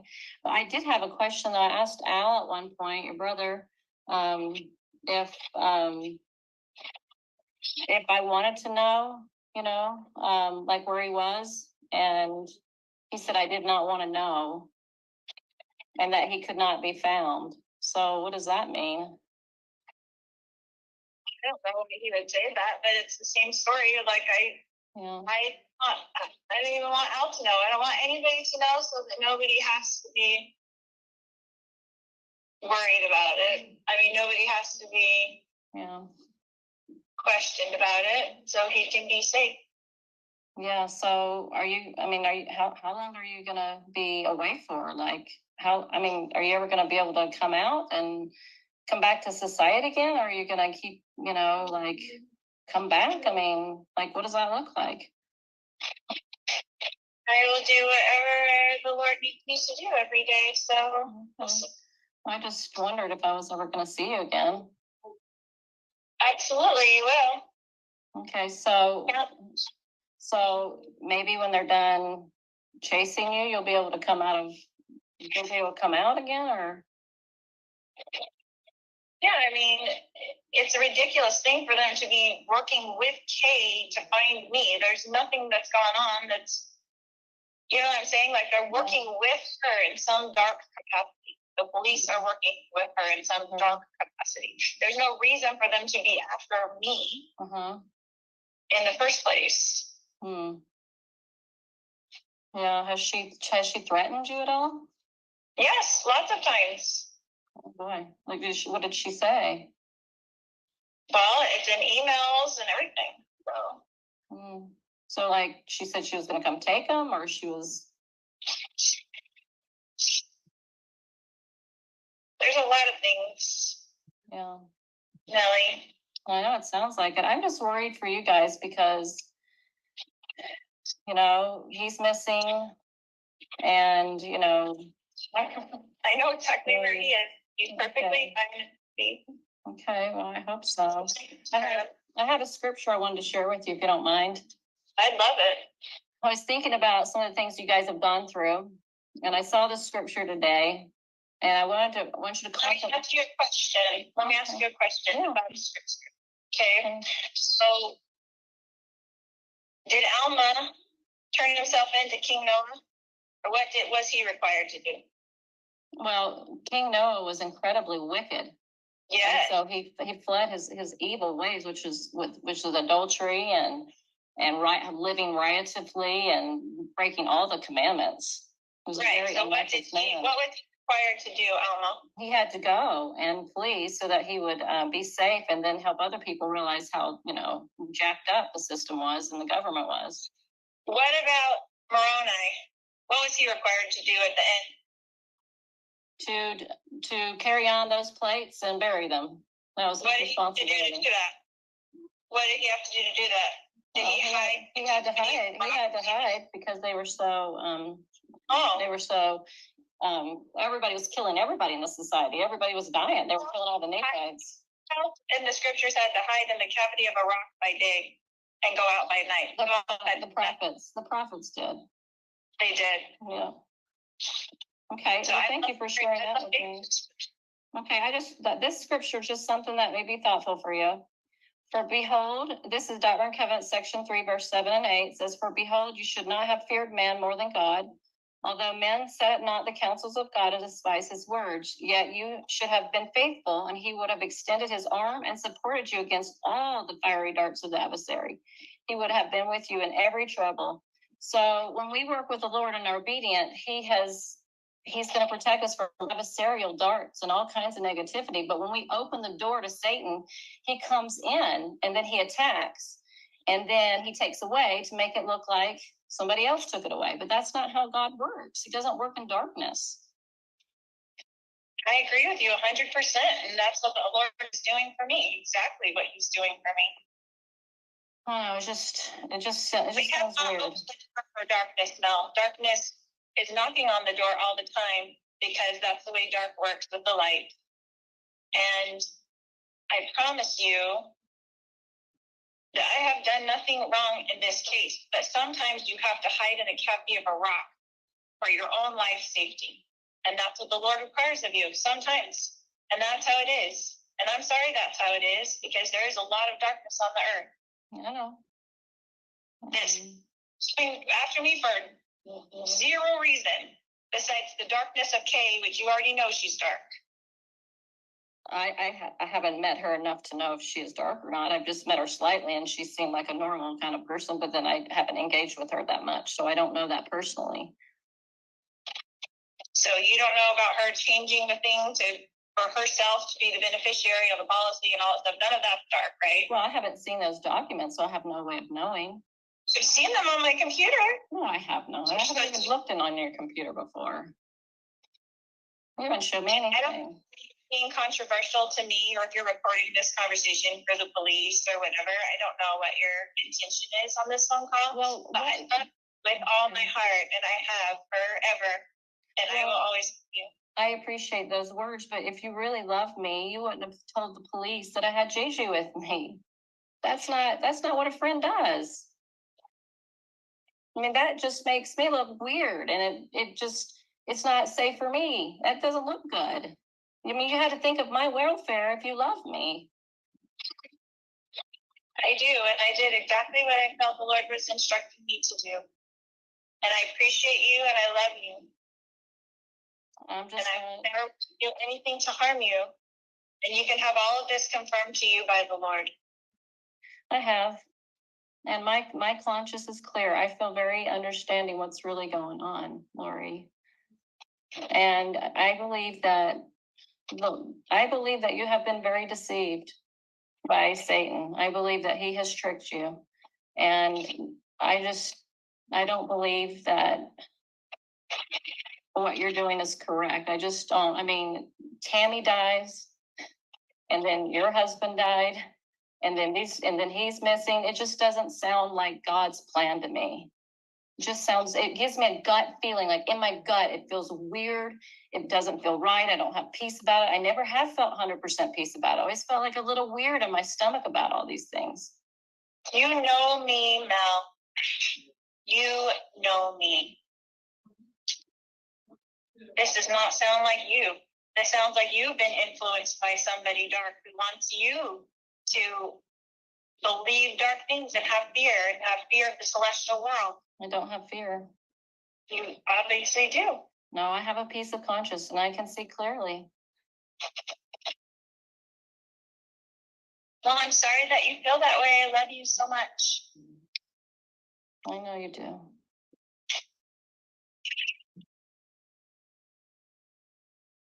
I don't know what else to say. Stand Christ when he comes again, and he's coming soon, and we will all stand there, and you will know at that point that he is supporting me and has supported me the whole time, and I have not been deceived. I just want to testify that I know Tammy does have the conspiracy theories. My sister-in-law's right behind it all, and I hope that you're not being influenced by that dark team. I don't know who she is. I'm sorry, you said your sister-in-law? I don't even know her. Oh, I know, but she's coming up with the same type of theories. Mm-hmm. And it's just not true. My own children were there. They testified that Tammy had been getting weaker and sick, and I begged her to go to the doctor. Her heart was failing her. She was physically falling apart, but she hates doctors, and she just passed away. That's how it happened. My son Garth was right there with me the whole time. My kids were at the house within 20 minutes of her passing. There were 2 coroners. They checked her out right there on the bed. All these conspiracy theories just make me sick to my stomach. Just absolutely sick. I know I've been told for years that Tammy would pass away at a young age. And I had no idea that Lori would even be a part of my life. I just knew that my life had 2 segments. And that I know Tammy's on a special mission, and she's with my kids. She's visited them. There's so much, Melanie, that you just have to have faith. And this is not some sort of master plan. There's no way Lori and I should ever come up with this. It's just... You can understand my concern, correct? I can from an outside perspective, but from someone who knows as much as you know, no, not really. But we can feel Dave's influence on you. I can feel that for sure. He's a very good man, and he has a very strong foundation, that I know. I know, but he seems to be the one that's putting the doubts in your mind. No, you know what? I have come to understand that my gut feeling, I was not listening to it. And I always felt uncomfortable with many things.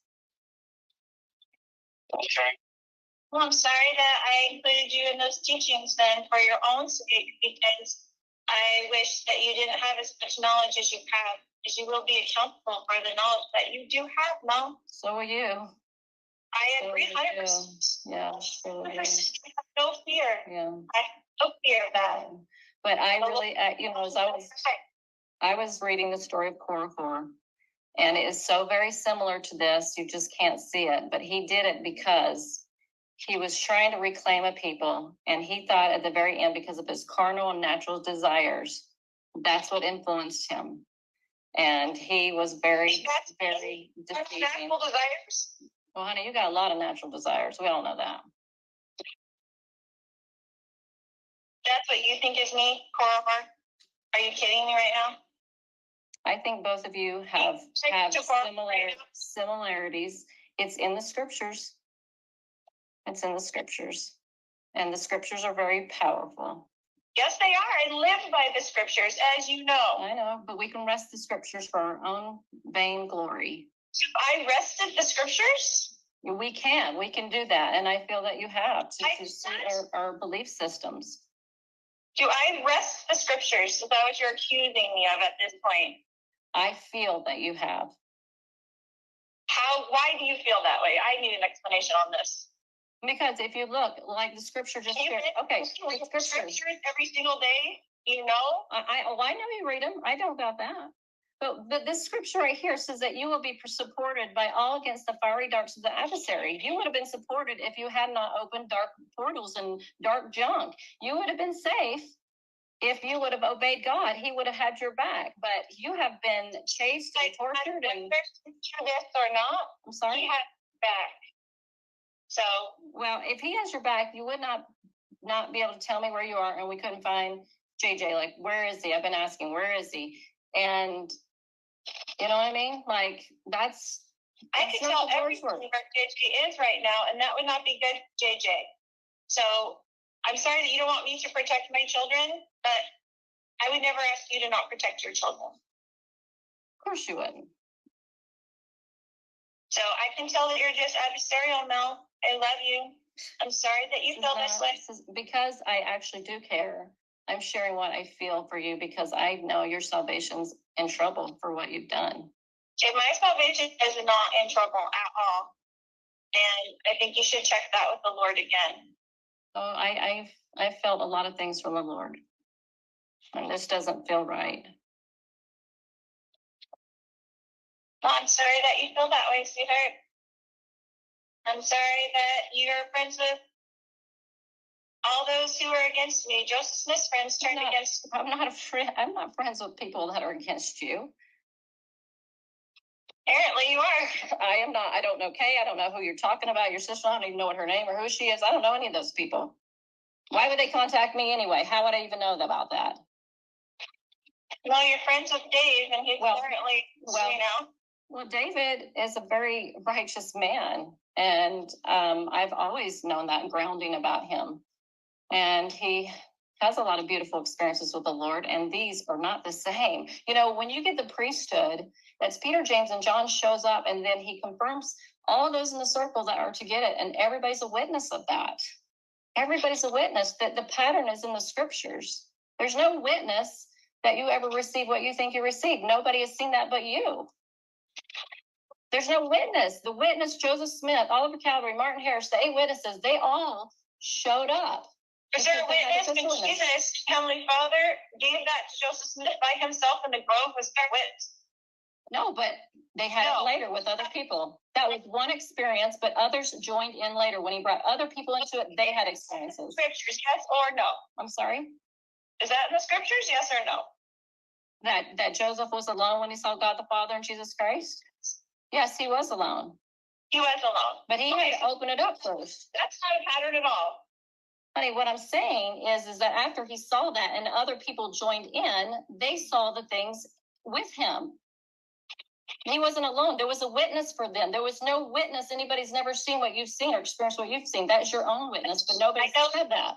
No, God knows it, and I will never deny it. For my soul would be at stake if I did. So you can say it didn't happen to me, Mel, but if I say it, then I am accountable. You didn't witness it. Okay, I did. but your behaviors Yes, is not, Jesus okay, Christ. I understand that's what you believe you saw, but this is the thing, as I see, is that your behavior is not one of somebody Never that's in had Christ. any Your idea that you behavior, would be your the person to behavior. God. What?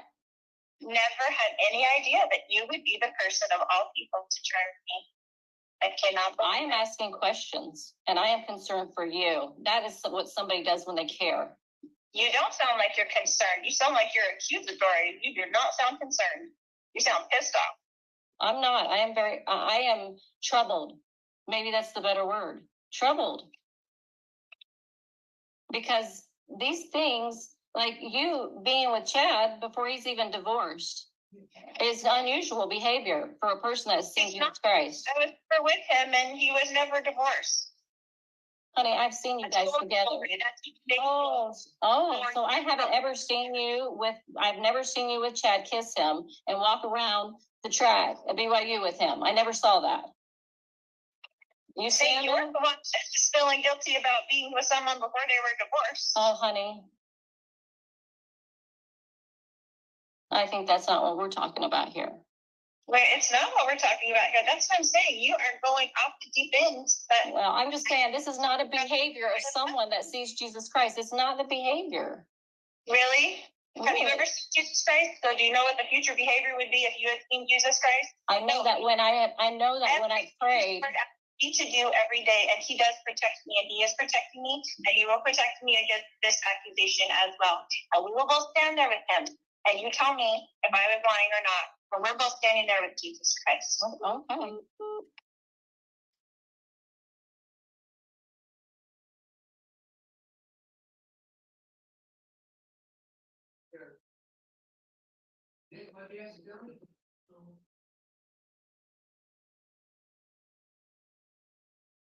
And Miss Gibb, it sounded like that call abruptly ended. What happened?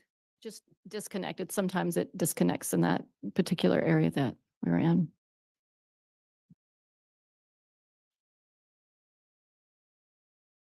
When this phone call takes place, did you know the location of Chad and Lori? No, They hadn't shared that with you? no. At the beginning of the call, we hear some laughter. Do you know who was laughing? Do you remember? Maybe I'll ask it this way. Did Chad and Lori seem upset when you called them initially? Oh, no. Did they seem to be in pretty good moods? Yes, And this is December 8th of 2019. correct. JJ is still missing at this point. Is that correct? That's correct.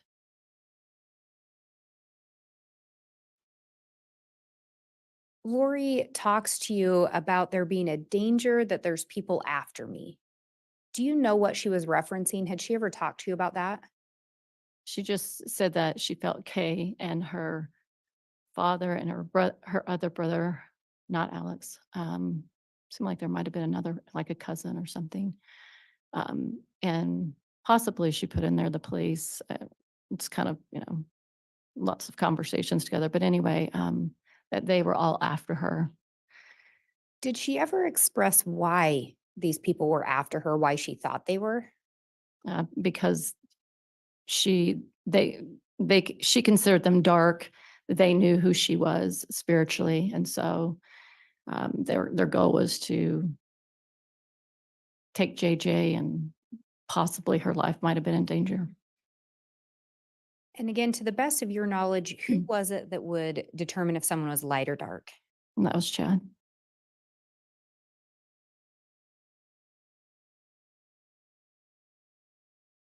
And you talk in there to her about why she would say JJ was with you, correct? Right. And Lori makes a comment along the lines of she just needed someone so she didn't have to say where he really was. Do you recall that? Yes. Did she ever tell you where JJ was? No. We also hear Lori on there make a comment that JJ is safe and happy. Do you recall that? I do. At any point, did you ever have any additional conversations with her where she explained what she meant by that? I don't think so. So she just says he's safe and happy. Yes, And this is on December 8th of 2019. that's right. Last time you saw JJ alive was September 22nd of 2019, correct? Correct.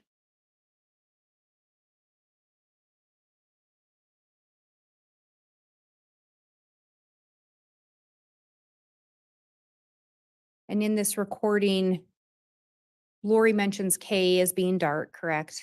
That's right. You say you've never met Kay, Briefly, I have. just briefly? Yeah. At this point in time, did you really know Kay? No, Had you met her? briefly. Just briefly? What about the sister-in-law that Chad refers to? Do you know who that is? He was referring, was it Heather Daybell? I think her name was. Had you ever met Heather Daybell? I had not at that point. I had never met her.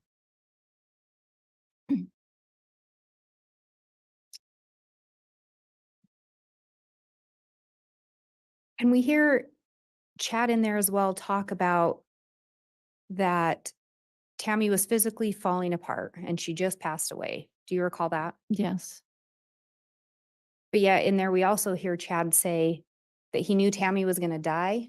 right. And we also hear Chad say he knew he was going to have basically a second life. Right. Do you recall that? Yes. Had you ever heard or talked to Chad before about him believing Tammy was going to die?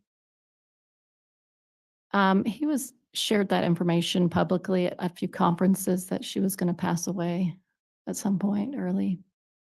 And do you recall ever having conversations with Lori about the belief that Tammy was going to die? Yes, And did Lori believe that Tammy was going to pass away? I believe she did, Did she tell you where she got that information from? from Chad.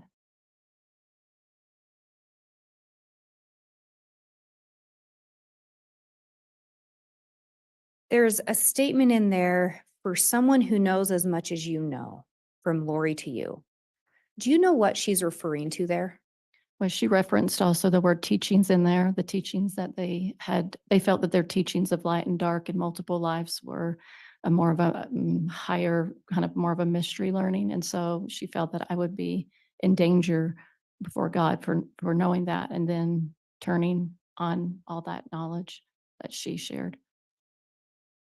So talking about the knowledge you had from their teachings, that you would have to account for that in the next life, Correct. or I guess after this life, whichever way Correct. they said it. Yeah, right. And you talked about that you weren't always comfortable with things. Right. Do you recall what some of the things were that you were referencing? So the idea of they referred to dark people as zombies at some point, that was a little different. Them getting together and being, married multiple times, it was a little different. They're just all their teachings that are not standard teaching from our church. I never, 100% believed it. There was some uncertainty there. So just any of those new ideas that we've talked about today. And I think we talked earlier, and you'd indicated you were open to some of the teachings or ideas, but Yeah. that you didn't fully believe them. Correct. Is that accurate? Yeah.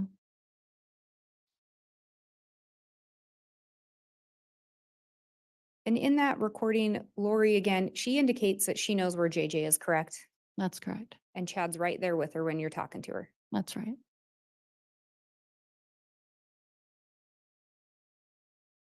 Ms. Blake, we're right about at the noon hour. Is there? I was gonna say, I think this may be a good point to take it, the lunch hour. Okay, thank you. Let's go ahead and do that. We will recess for the noon hour for 1 hour. I will remind the jurors again over the lunch break. Please don't discuss the case amongst yourselves or with anyone else. Thank you for those in attendance for maintaining order pursuant to the court's conduct order, and we'll be back around 1 o'clock for continuing testimony. All rise, please.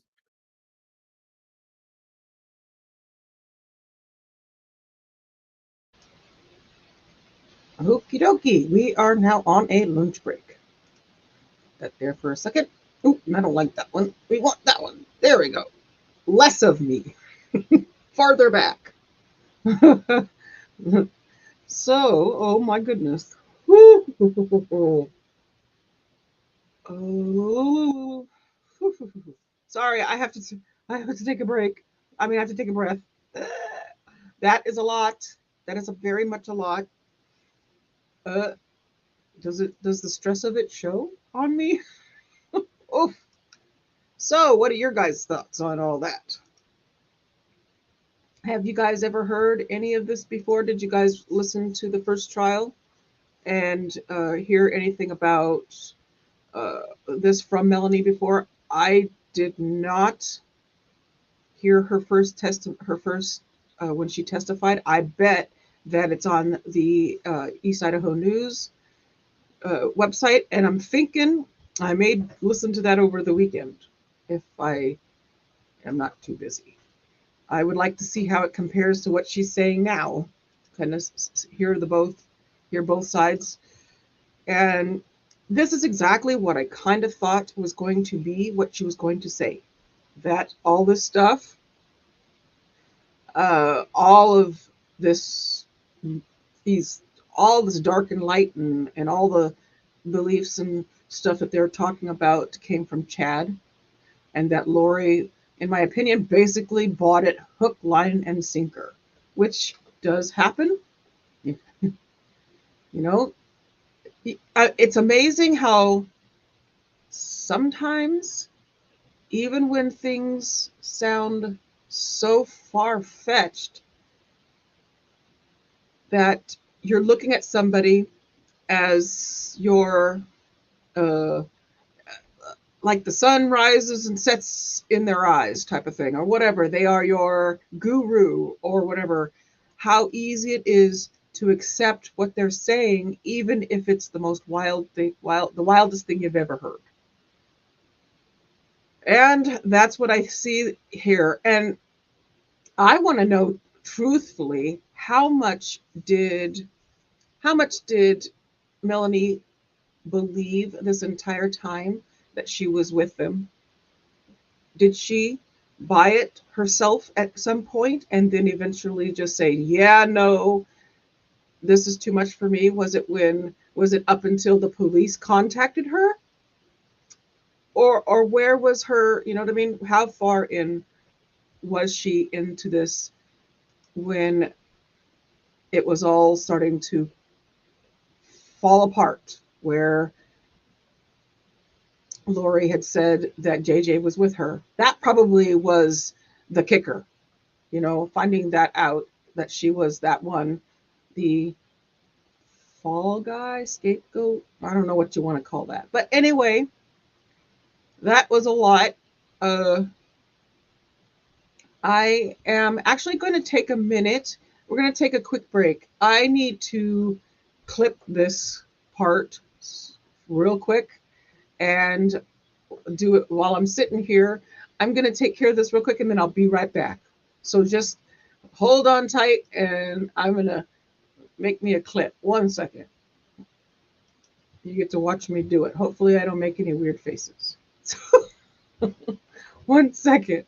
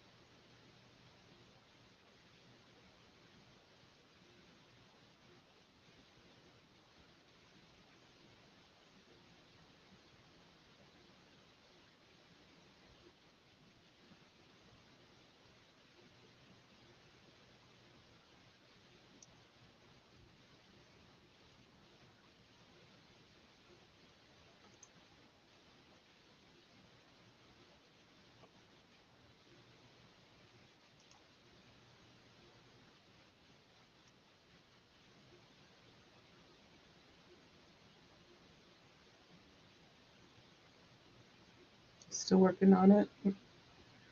Takes a minute to adjust. see.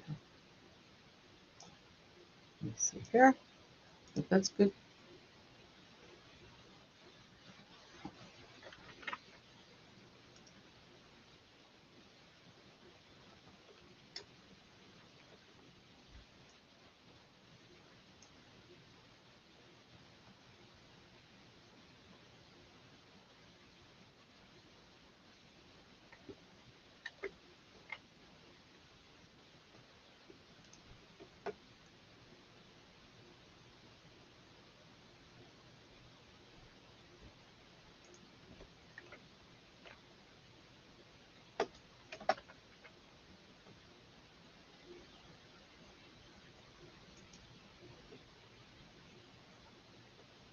Okay, clip made. Thank you for your patience.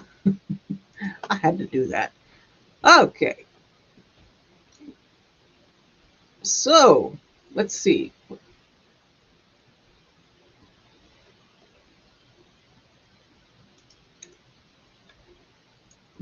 Oh, okay. So I'm back from my clipping. All right. So it sounded like Mel believed in the reincarnation stuff, but the dark light stuff made her a bit suspicious. And I do believe that reincarnation is a part of the LDS faith, so that would be understandable why she would have no issue with that part. So the light dark stuff is where her line was, and that is where she says that came from Chad. So did he ever write about, my question is, did he ever write about the light dark stuff in any of his books? She was a follower of him, probably read his books, knew, or what kind of books did he, what kind of books did he write? Was it just fiction stuff? Was it, let me see, let me ask Google. What kind of books did Chad Daybell write? Let's see. Chad Daybell. Okay, let me get this. Hold on. All right, let's see what it says. Hopefully, this is what we need because I didn't read it first. I just put it in the chat. There we go. Chad Daybell, a Mormon novelist who's been at the center of an entangled web of missing children and suspicious deaths, has written more than 20 apocalyptic and LDS novels. Okay. So I'd like to know what, if he had any of that in those novels. And hi, Jenny J. Good to see you. Oh my goodness. Is Toby? Oh, look at Toby. Okay, so let me go back and say one second. There we go. It's a glorious day here today. I think I'm gonna take a walk in the sunshine and see you all after lunch. Take care, Toby. Thank you for being here with us. And hey, Jenny J. I love it. Good to see you. So, some of the books he said on his website are based on his own children and late wife. Ugh. Hey, Alien. Good to see you. Hello.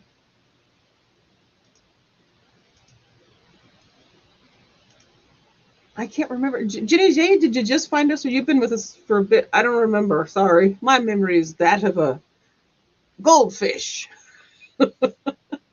Sorry. But anyway, I really don't know where to put her in all this. I mean, what are your guys' feelings on her in this trial? I want to know, was she, let me ask this. Was Melanie Gibb ever investigated?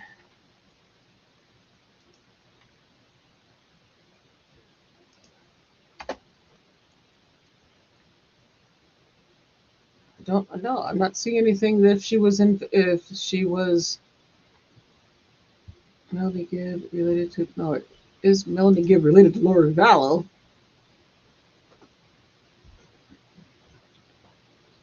So no, I guess she wasn't. ever really investigated? Hold on a second. Let me get, what is that? I heard a sound on my end. Oh, duh. Okay, sorry. Never mind.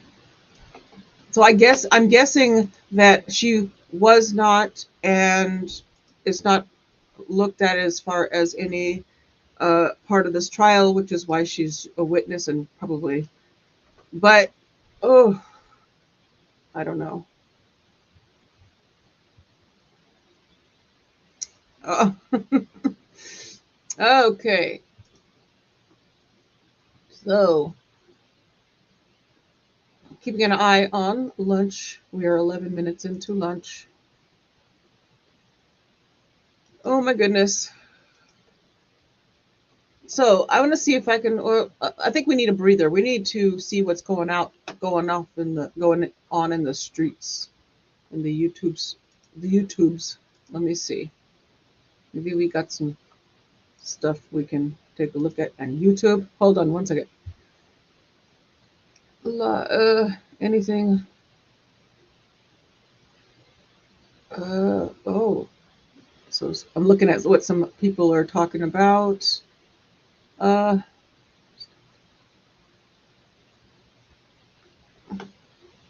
Nothing. Not much. All right. See what got any chases we can look at? Nope. You have more of those. We got, oh, protests are going on still. Uh,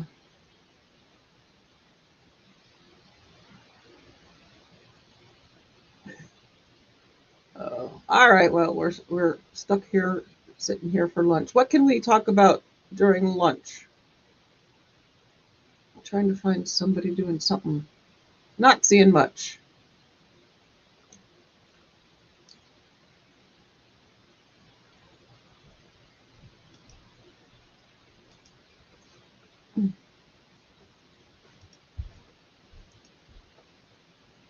Whoops. Shoot. I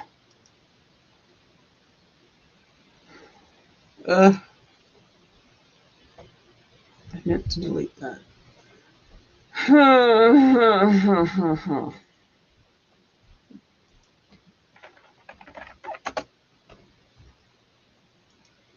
So, I saw a channel that I thought was interesting. It was, what is it called again? Arrest Cam? Let me see. Anyone hear of that channel before? There's some interesting stuff going on that channel. I don't know. I haven't looked into it. I want to look at it before I look into looking into it. Looking at anything. Sorry about that.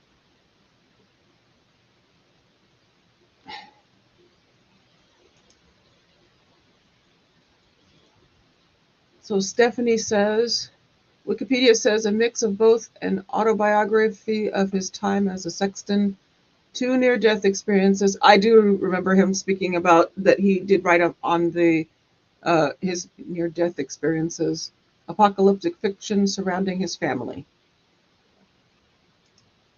Said, I'm good. I've been working a lot lately, so I haven't watched trials a lot lately, unfortunately.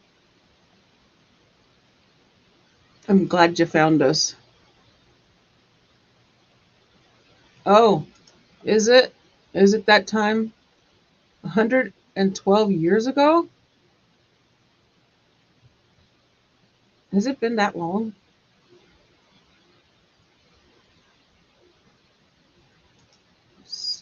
Jen says, I've been listening sometimes while doing paperwork, but yeah, work comes first. Good.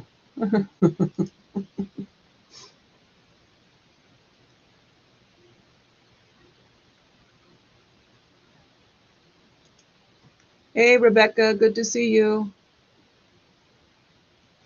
So yeah, we're sitting here trying to I could play, well, I don't know if I want to play any of the past testimony. I think I'm good for now with her.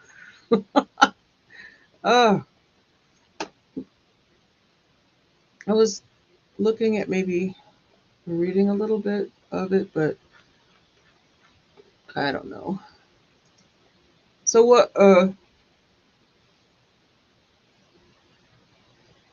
yeah, we're trying to avoid convo on that thing that I just poofed. Sorry, guys. I'm trying to not go there. Thank you. I'm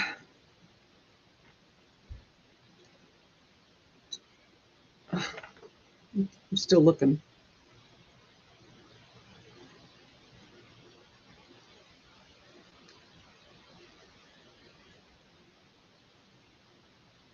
Oh, so there's this one case that I saw somebody was talking about, or somebody named Elisa Jordana. She was arrested. She was a YouTuber or something. I don't know.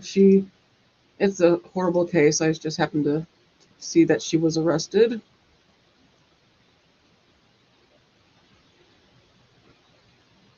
We could look at, see, I don't want to see, I want to be careful with what I'm looking at here. Let me see, there's a chase channel. Let me see.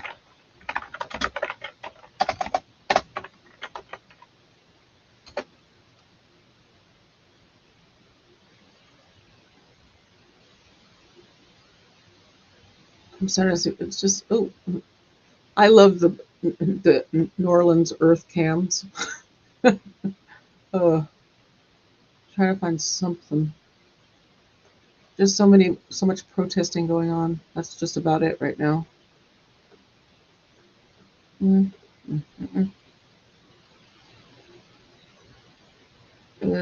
Oh, what's that? No, that's a month ago. I don't want to watch a year-old chase.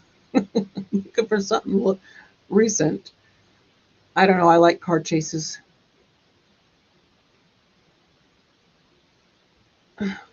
Latest one I see is 4 weeks ago. I'm just trying to put something up there so we have something to watch while we wait for lunch.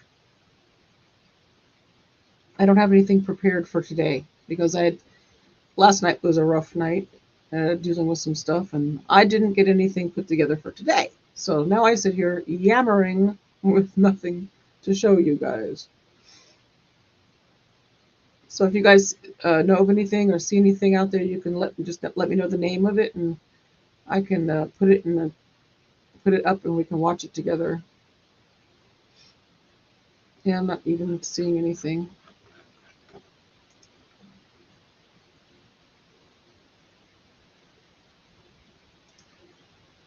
One second.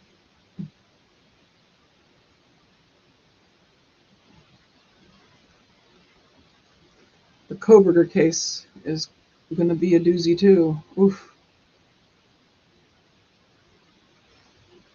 I guess what I could just do is put some music on for a little bit, and then we'll, unless we find something else. I don't want to watch the protests. Yeah, I'm not. Oh.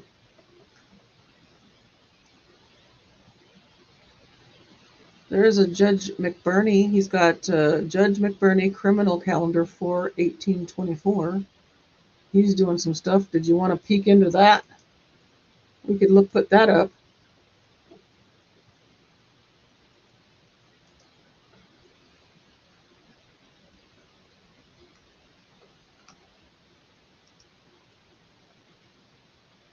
Trying to see anybody. 15th Judicial. Trying to see. Yeah, we could look at that. I can put that up. Hold on one second. We'll do that. I don't know what they're talking about. We shall find out. Whoa.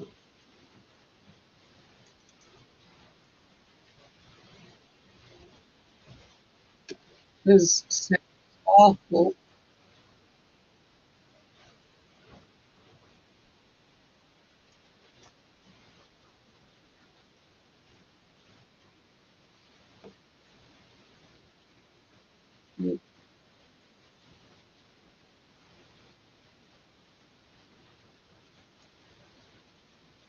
The judge's mic is woof.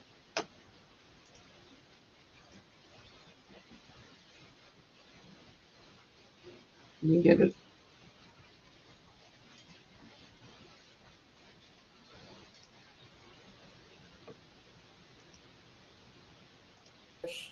Was able to secure employment before he was released from the Let custody. me make sure Ms. Rivers can hear you because I didn't add. Oh, I added. You're in. So you're good. It will be Ms. Nix. I don't know if that microphone is going to be funneling through, but I'm going to add you while you keep talking. Okay. Was able to secure employment before his release on the custody portion of these two sentences at Elite Moving Solutions, and he believes he would be able to return there. But he was able to get back on his feet and get an apartment and a car and a fiance. He does not have any children at this point, but he was doing well other than these two blips. And he's just at this point trying to get home. We talked about the possession of a firearm case in Clayton County and the merits or lack thereof there. But the Cobb County case was, my understanding, speeding was the initial basis for the traffic stop, and then marijuana. Mr. Bush's recollection is that he has already entered a plea to misdemeanor marijuana, but again, I don't have his GCIC to confirm that. But it was his understanding that he got 45 days to serve and close the case essentially. So he's, to my knowledge, not on probation in Cobb County. So it's our request that given, even though he's not been perfect, he's not hurting anybody, the firearm he contends he did not know was there or intent to possess. And so he's been in now for 31 days. And so we're asking the court to consider the time that he served and reinstate him to probation and leave him to the tender mercies of Cobb County on that case. Of Clayton County? Or because Clayton Cobb, County. it sounds like they've done whatever they were going to do. Right. If Mr. Bush's recollection is accurate or what he's sharing with you is accurate, it would be what's Clayton going to do with the gun case? Right. Okay. All right, I got that. Good afternoon, Ms. Jackson. Are you able to hear us through our technical woes? Yes, Your Honor. Fantastic. I think it was Ms. Roberts who was in when we were handling Mr. Bush's situation, but we had all been surprised to hear there was a whole nother cycle after this Clayton situation. Can you just remind us, number one, how many cycles overall Mr. Bush has, and then his last two cycles? He has a total of 18 cycles. The last arrest was February the 7th, 2024 in Austell, Georgia, for possession of marijuana with the intent to distribute. And let me just scroll. I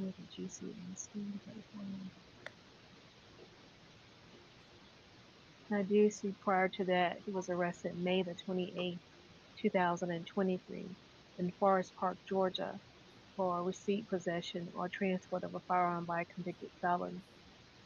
There's no disposition for either one of those cycles, Your Honor. All right, thank you so much. That puts us back where we were. Ms. Tucson, how much time remains on Mr. Bush's two cases?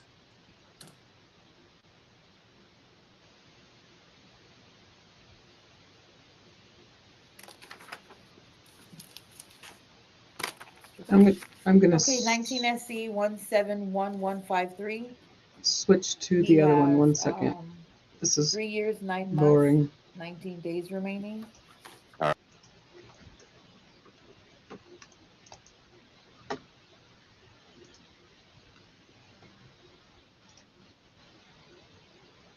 One second. I have it, and now I lost it.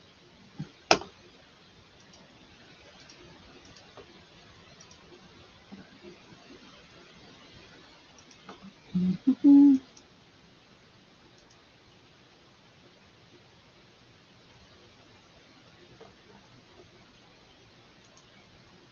we go.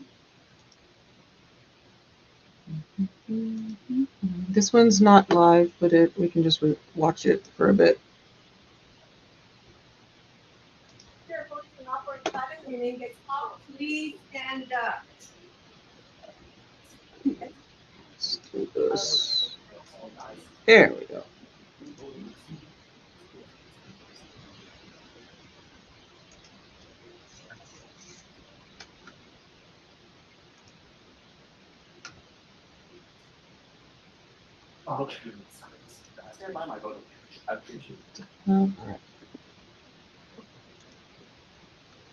Okay, gives us something to watch. We have how much time left? We're 26 minutes into the lunch break.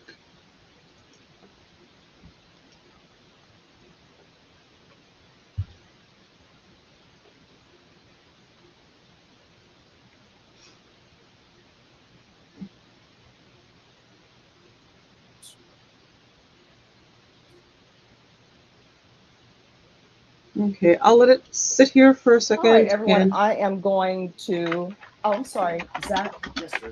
How's it going? Oh, it's going great. So I don't know if you had a chance to review this. And then after you reviewed it, if you can give it back to me if you have any objections, so we'll take it up. Yes, will do. All right, everyone, I'm going to call the docket. Today is Friday Eve. Let's keep it that way. Let's not try to turn this into a Monday because today could easily turn into a Monday after a holiday. So, Christopher Acosta, Jose Lozano, Anthony Woodard, thank you, Lee Galindo, Walter Serna Martinez, thank you. In custody, we have Fernando Serrato, Tyler Stephen Small. In custody, we have Graciano Villanueva, Aria Frosto, Ralph Arespi. Thank you. In custody, we have Luis Franco, Martha Elizabeth Garcia is supposed to be by Zoom, Dominique Nicholson, custody, Tusca Hamrick, Fabian Ramirez, custody, Adis Hernandez Rivas, custody, Marino Vasquez, Oleg, custody, Juan Carlos Rios, thank you, Ray Espinoza, custody, Preston Cam Lee, thank you, Samuel Bach, thank you, Jerry Torres, thank you, Karen San Miguel, who's saying she's on the way? All right, she's late. All right, thank you. Why are you here on time, but she is not? I took a bus, just trying to find a ride. See, I tell everybody, take the via. Right. Oh, I did too. Yeah. Martin Read a told, book. yes.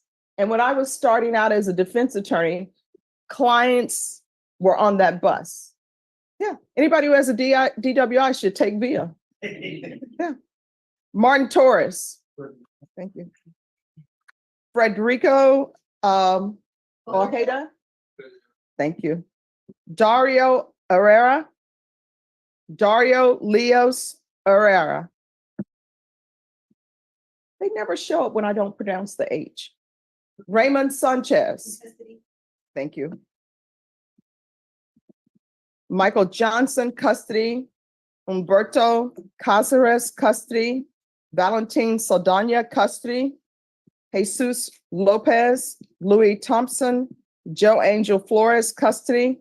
Joseph Smith IV. Joseph Smith IV. Lee Martinez, custody. Paulo Lara. Where is he? Jesse Lasoya. Jesse Demas. Marie Morales. Kenneth Golfo. Mark Hernandez. Domingo Martinez. Okay, Carlos De La O, that's TDC. He's here, okay. Angel Pacheco Martinez, custody. John Meyer, custody. Your Honor, may I step across the hall and handle a matter over there and I'll come back? Yes. All right, everyone. Is there anyone here? Your name was not called or you came in late? We were here last week. This is Ms. Garcia, April Garcia. Okay. But they called us back for the 18th, Judge. So All right, what's her case number? the case number is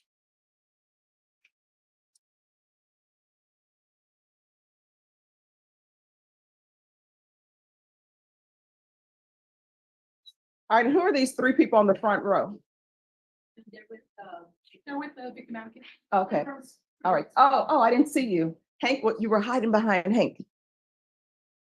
All right, I need the file for April Garcia. Let me go grab it. And what's your name?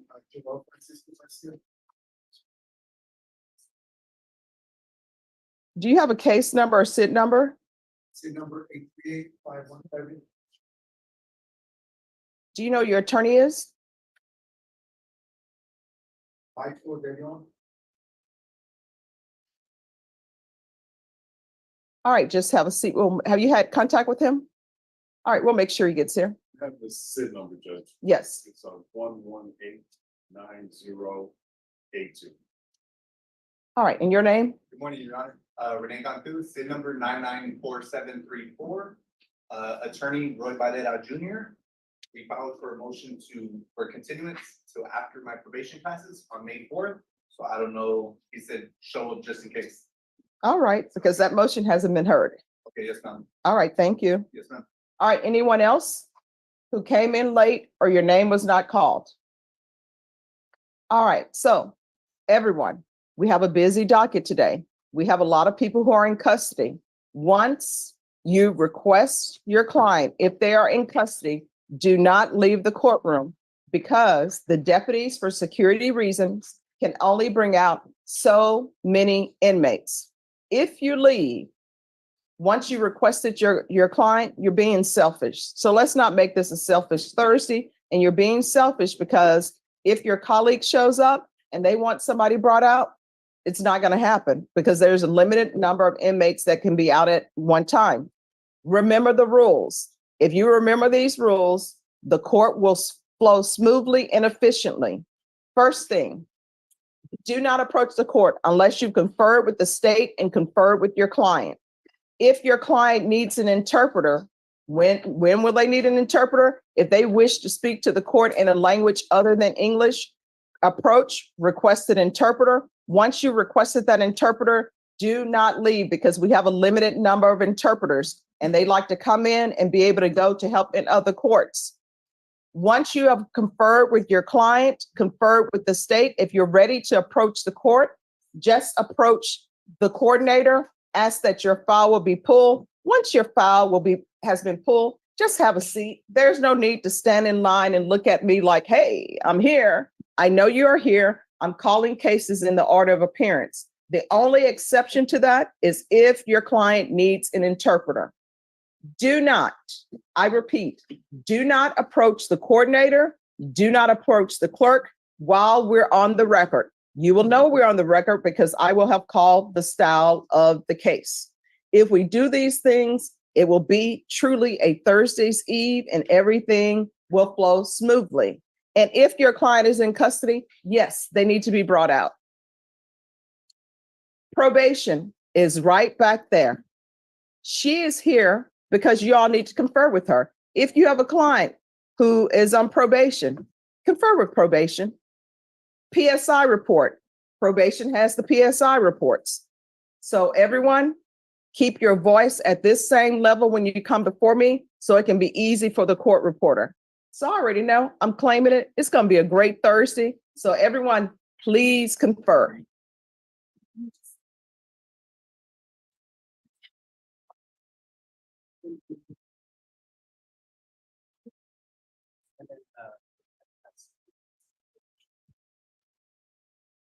Joseph States, and you always follow the rules. I like that.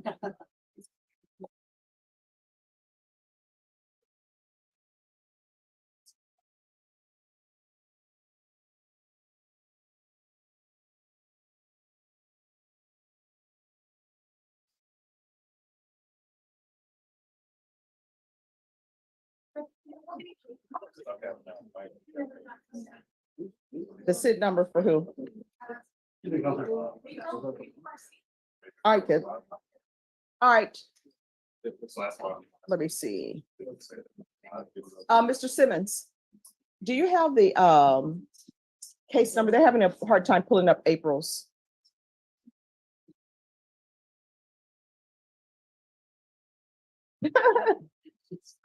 I love your Fiesta medals. 25028. And can you? 25028. A and B, can you do A and B? Thank you. Melissa. Melissa? Yes, Judge. Oh, lovely. Yes, and that's gonna match. That's gonna go very nicely.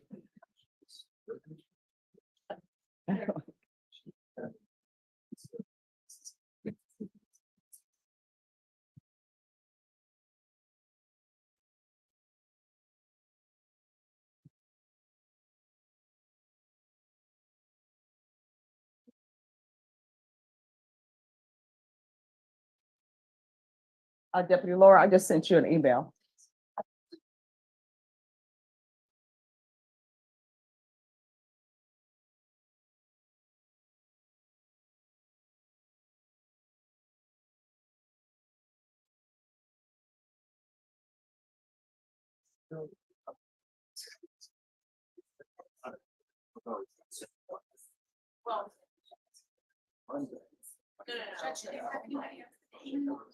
Yes. Joel. And if you would tell Michael DeLeon if he's here to come over.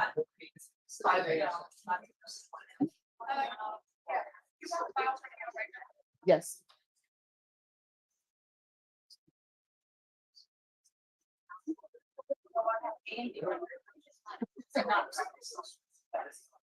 Oh.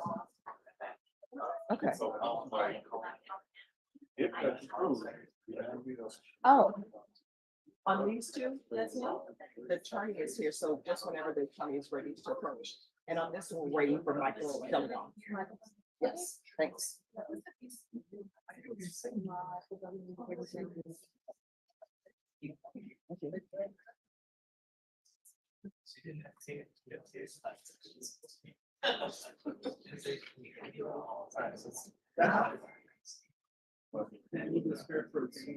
Hey, Judge. Hello. Real quick. Yes. So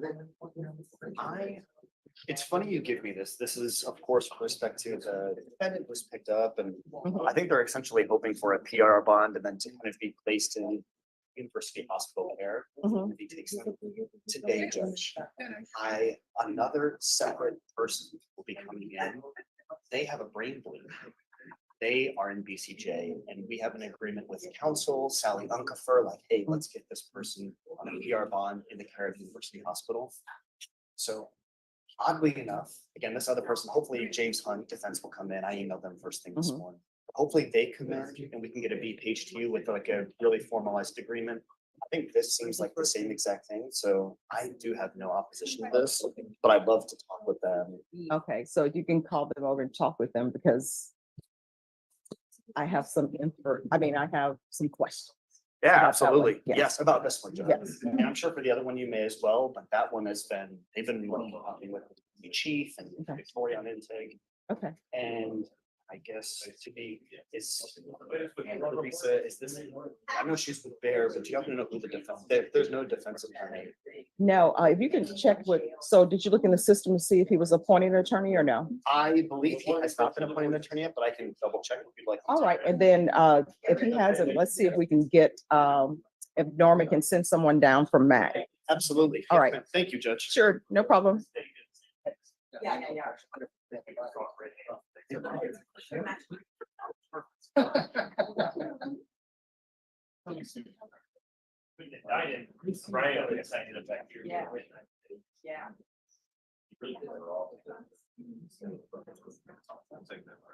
agree. Better for you. Hey, you can't pull the revenue out, you can't pull the revenue out.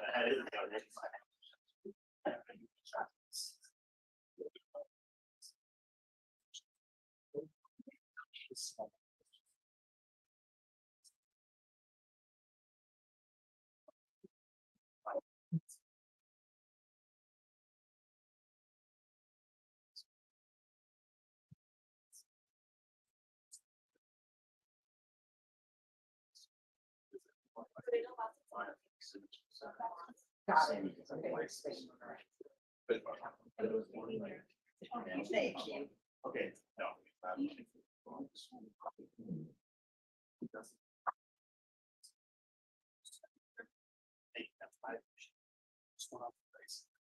Hi, Bernie.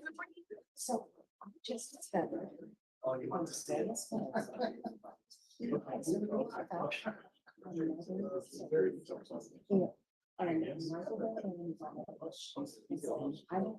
don't know what we mean. Okay. Because we need these. Correct. And that's what. I know, that's the system. For whoever is at the jail, maybe ask them, or instead of looking for in places, I'm taking like. Exactly.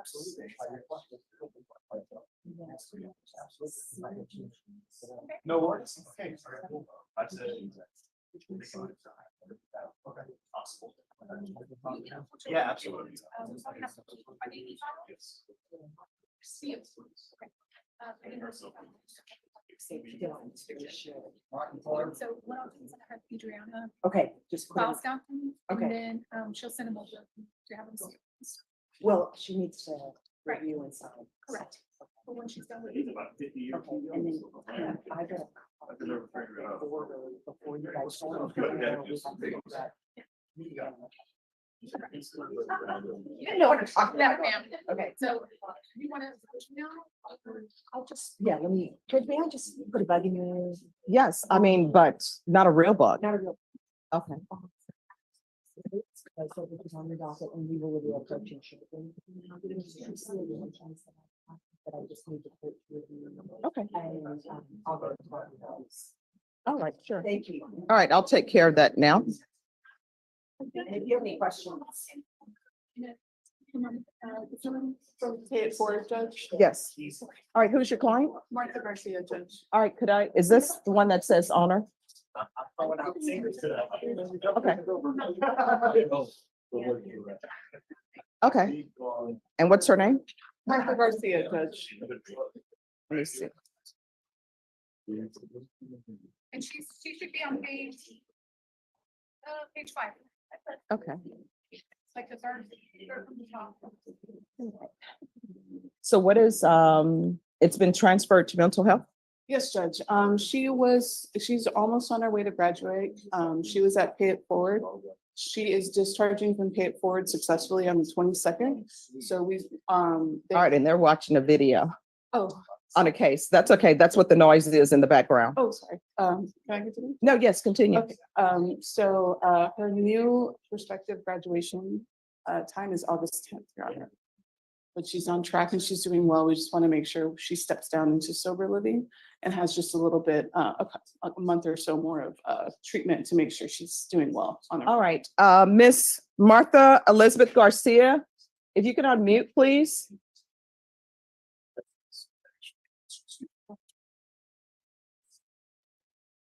Oh, I'm sorry. That's not you. Just a second. We're not ready for your case yet. I'm going to put you back in the waiting room. All right. So where is she now? At Pay It Forward, Judge. All right. All right, Miss Ferguson. On this case, her client is at Pay It Forward. I'm accepting that because you're an officer of the court. Yes, Judge. All right, and you verified that, correct? Yes, and I can forward an email to Norma. We sent the Zoom link to the facility yesterday, Judge. All right. And since she's with the mental health court, that file should be transferred there. We shouldn't need any more hearings here. Okay, Judge. So what we'll do, so it can stay on the docket, we'll set it in 30 days. But Norma, just make sure it's in mental health court, because if it's been transferred there, all the transfer paperwork should be completed for it to be there.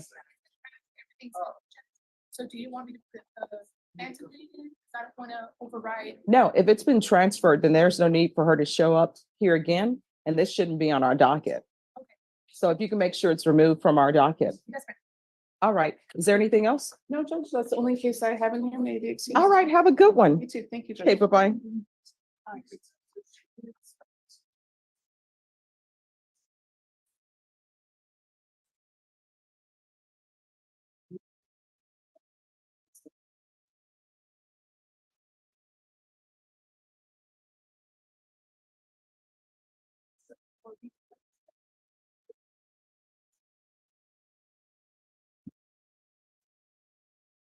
Hello.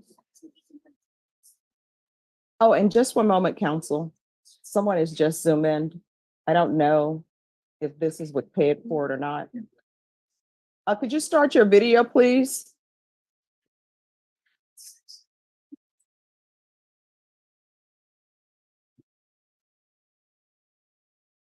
All right, could you unmute, please? Hello, what's your name? Samantha Flores. Ah, well, just one moment. We'll put you back in the waiting room. Sorry about that. All right, thank you. Thank you, Judge.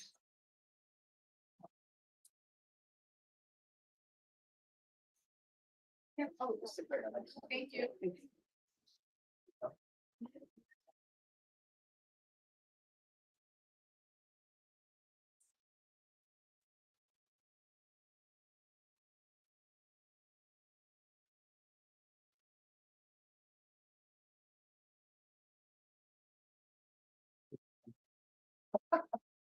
There's always next time.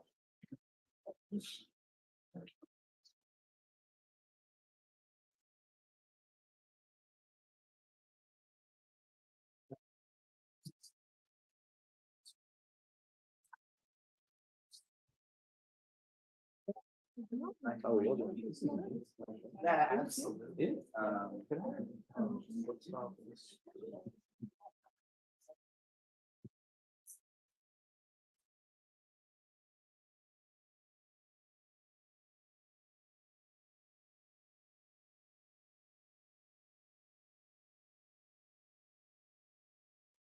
Hello, did you need something? No, ma'am, I'm sorry. I'm just looking at the points. Oh, no problem.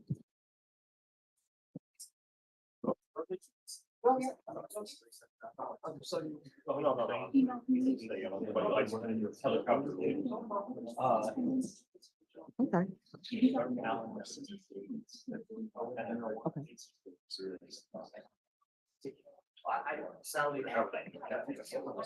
Kenneth Golfo?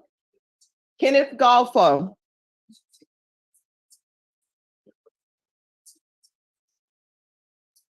That is on that one. Yes, you're exactly right. Yeah. Once more. All right, Deputy Laura, on him, could you check to see if he's in custody? Okay, all right, thank you.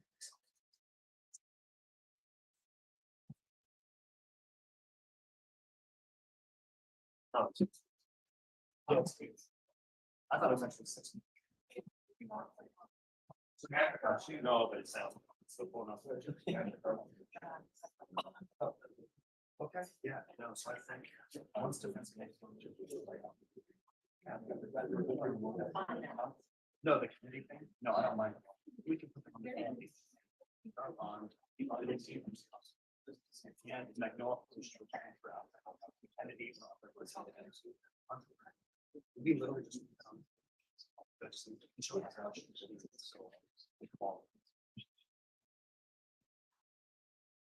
He's gonna be in it, so I don't know where he is. Yeah. You're exactly right. Well, nice to meet you. All right, Norma, here's this.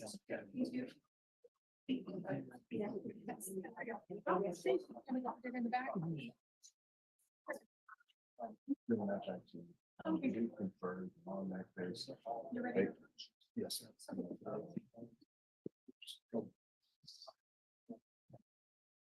Sure.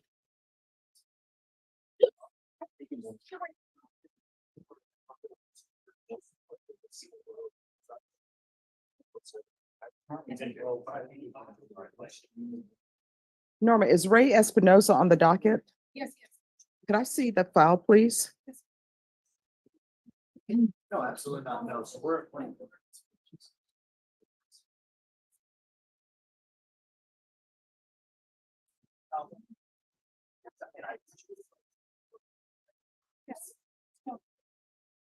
Actually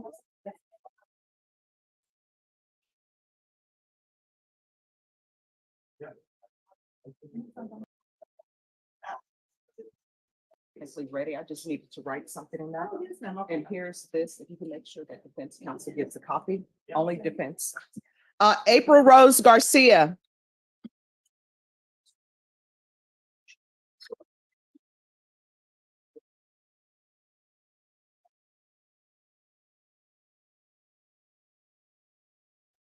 All right, so what's happening with this case?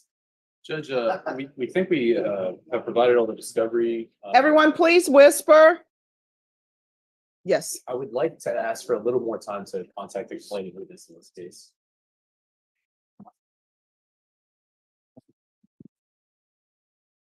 All right, in defense, do you have all of the discovery?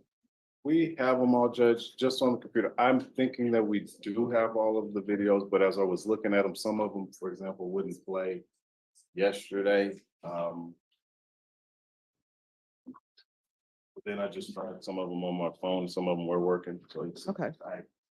Only hesitancy, Judge, is that I haven't been able to play them all on my computer or my phone, because I tried to show them on the phone that it wasn't working, and then it did.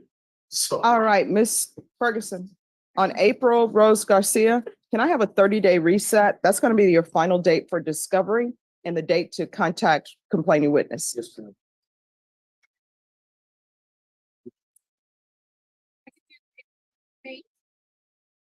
All right, we'll be back on May 20th. Once you sign the reset form, you're excused. Thank you, Your Honor. All right, you're welcome.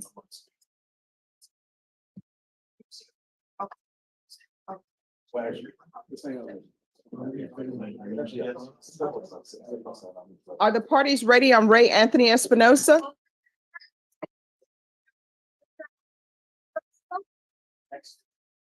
Hello, good morning. All right, and defense, make sure you get a copy of the motions. I've signed them. Thank you, Judge. I appreciate it. I'd have to look at it. All right, so the last time we were here, there was a discovery for the hard drive, Correct. and you all exchanged hard drives? We did. Okay, and then that's where we are. We're here now for more discovery. Do you think you have all of the discovery? So the situation is, Judge, it appears that there has been a new allegation leveled against the defendant while he has been in jail. Okay. And Michael DeLeon was somehow appointed to that case. Okay. So we're just waiting on him so that we can do a little bit of a swap so that Mr. Brawley and I can get the discovery on that new offense. I don't think we need to exchange hard drives for that. I think we just need to be able to upload it on the e-discovery system. All right, so this is what I'm going to do on this case, and y'all will need to confer off docket a little bit. Okay. I'm going to give you, because of the nature of the offense and because there's more than one charge, I'm going to give you all a 45-day reset for discovery. Okay. When we come back, all discovery needs to be prepared, and y'all need to be prepared to do an acknowledgement of discovery. Is that possible? Yes, I believe that is possible. All right. Ms. Ferguson, on Ray Espinosa, I'm going to need a 45-day reset. Yes, ma'am, I can That's perfectly fine.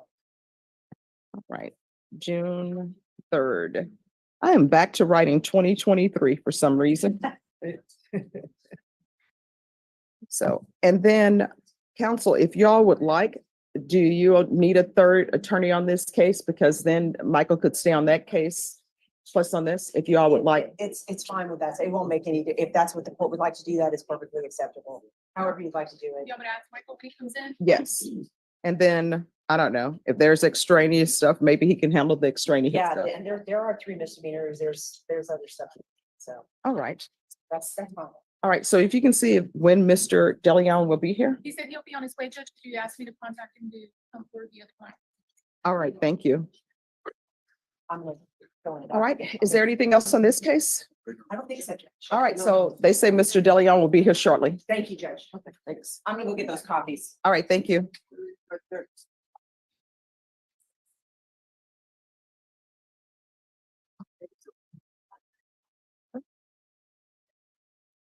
First row.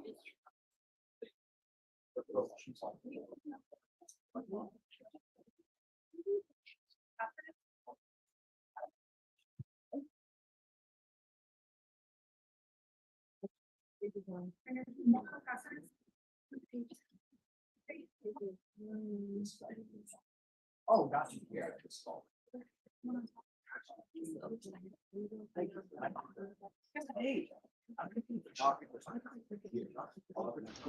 I had some lunch. Yay.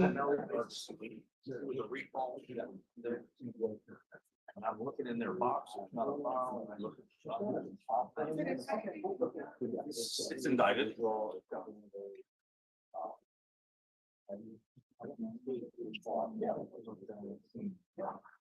Oh, he's here, I'm here. We speak with the state, maybe we can. Well, I don't know if we're gonna take care of it. You can approach and let her know when she can give you a reset. Oh, sure. Yeah. If not, I'll bring you back on Monday. Let me speak with the state. Yeah. Thank you. All right, I thought you were. Oh, Michael DeLeon, Sure. could I see you in the back for a moment? Thanks again. Deputy Laura, I just need 2 minutes.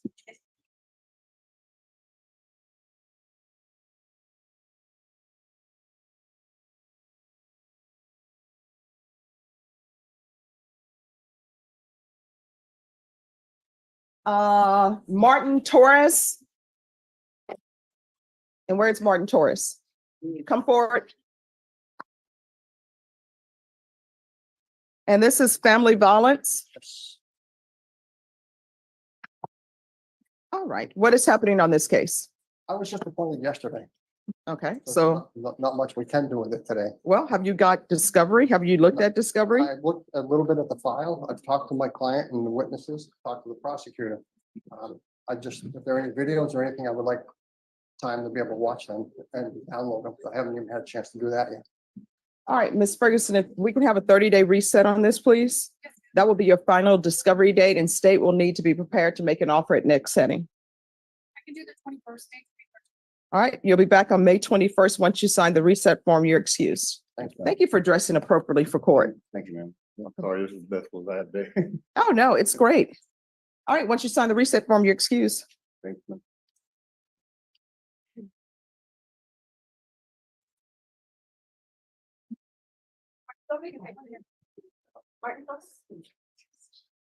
All right, and it has Anthony Miller appointed. Is Anthony Miller not? Okay, all right, thank you. All right, thank you. Humberto Cazares. I did the pause for you.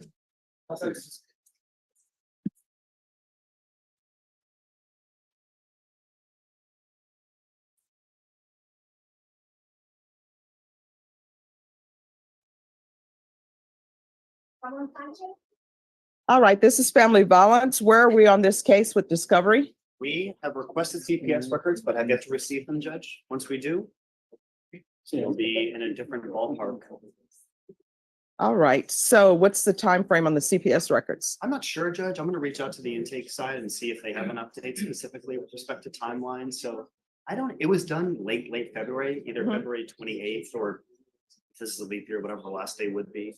So we're just in like a month-ish period, month and a half-ish. So I apologize, I don't have an exact time frame, Judge, but I will follow up with the intake side today. Do you have a legal case with CPS? ¿No tienes delito con CPS? No. All right. You said, Ask him if- you said they interviewed him at the jail, Judge, and that's all they've done with him. All right, does he have a CPS attorney? ¿Tienes un abogado con? No.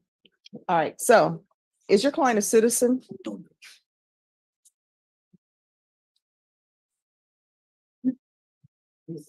All right, Norma, he needs an immigration attorney. Are you retained? No, Judge. All right, so he needs an immigration attorney.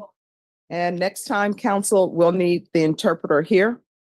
And it sounds like if they interviewed him at the jail and it's this, you may want to reach out to the prosecutors in CPS court. They may have the records. Yeah, Judge, I'm gonna write that down. Thank you, Judge. Sure.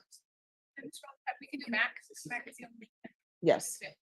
All right, and then let's recall this in 30 days. 21st of May. All right, we're going to come back on May 21st.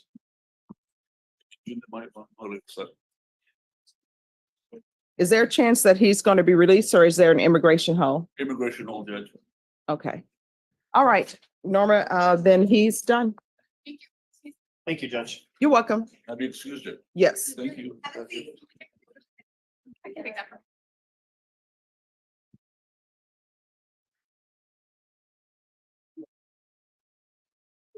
Yes. Garcia.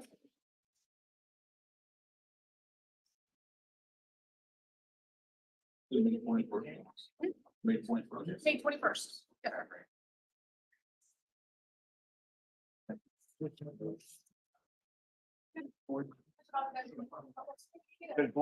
Yes, sure. So, that one gentleman here on the. I'm sorry, what? I have a gentleman here on the MTO. I'm just trying to confer with Mr. Derek and Daniel's in the hall, so I know that that's what else. Okay. And then hopefully we can announce. All right, thank you. We're studying on it. Okay, sure. Thank you. You're welcome.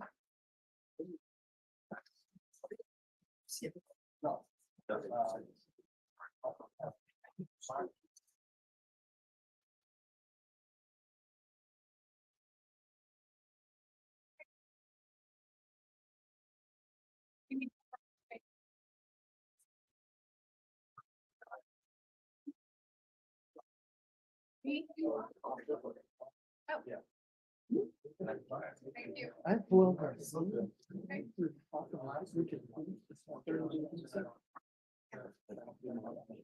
Yeah. No.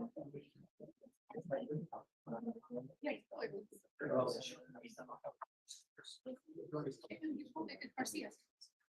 That was A and the B. Judge, do you? The only file I have is Jose Lozano.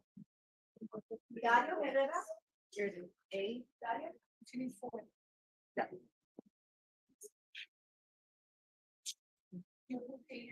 Yes. Sure. That one was the B, right? Yeah. Well, he needs to do the.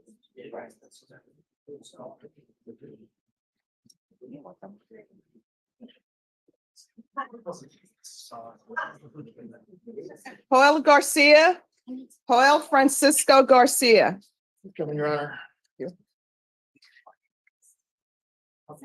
Apparently this morning, Your Honor, his wife, co-defendant, got 30-day reset with Attorney Simmons. Yes.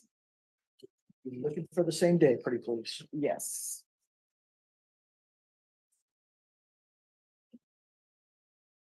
All right, so that is going to be May 20th. And thank you for dressing appropriately for court. You're welcome. All right, so that's going to be the final discovery date. All right, Ms. Ferguson, on Joel Francisco Garcia, if you can set this for May 20th, please.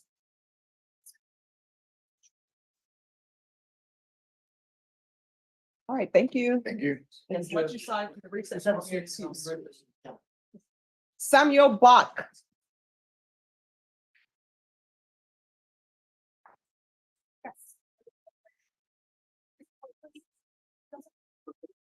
Hello. Hi. Good morning. Thank you for dressing appropriately for court. All right, so we are here and today is plea deadline day. And Your Honor, we have received the plea offer and we have rejected it. We will, this is a complicated case. We will need to approach the court ex parte on some issues, as well as need time for investigative work, additional investigative work. There are medical records in this case that we need access to that we don't right now. We're working with the court, but Has anybody subpoenaed the records? we haven't subpoenaed them because we just got to the point of realizing we cannot work it out, and that requires going to the family of the complaining witness who's deceased. And before we went that route, we were trying to figure out if we could work it out. All right, Ms. Ferguson, on Samuel Bach, set this for jury trial within 60 days. That's your trial date.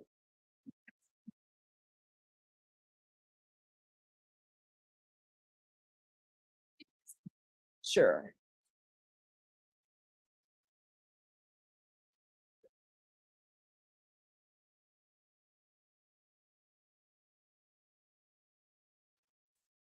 Because this has been on the docket since January.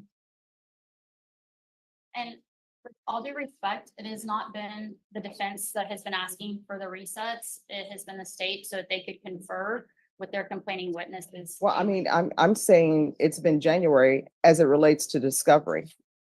So, And at the last setting, and they let us know that there was medical records that actually were relevant that we don't have access to that are of the deceased. So that were relayed to them by the complaining witness's family. I just spoke with the complaining witness's family. They don't have those records at this point. So and see, this is the court, and I'm not trying to be combative, but this is what I don't understand. I don't understand why people don't go forth and try to seek out all the discovery. It seems we're in the information age, but people don't want information. It's the nature of this case, I would think, and if I'm wrong, correct me, it's a manslaughter.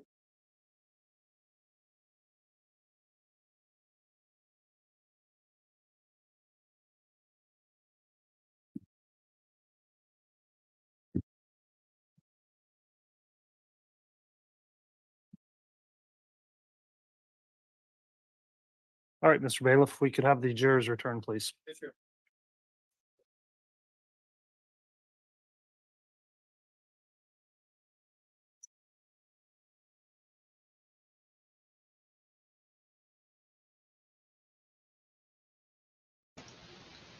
Back.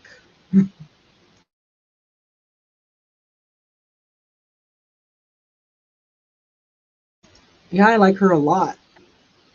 I have not watched her. I haven't done much of that kind of watching since the Judge Hurley days.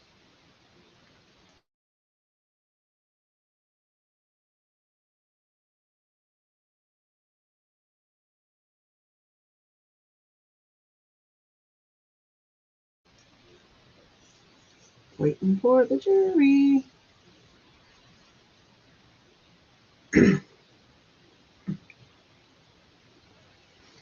I was listening to my sound and it sounds odd. I'm going to be working on better sound over the course of whatever happens with this channel.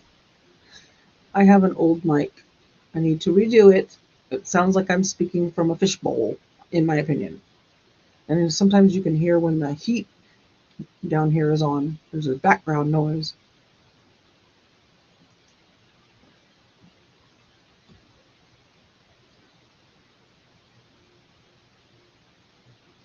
Oh, yes, I agree. I agree with this one. Ugh.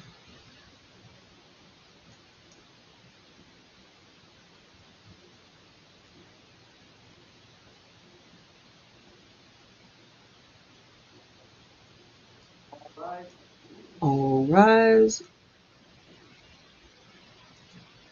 Let me know if I need to stop doing that. Just kidding. Oh, I'm sure somebody will let me know in the comments. Stop doing that.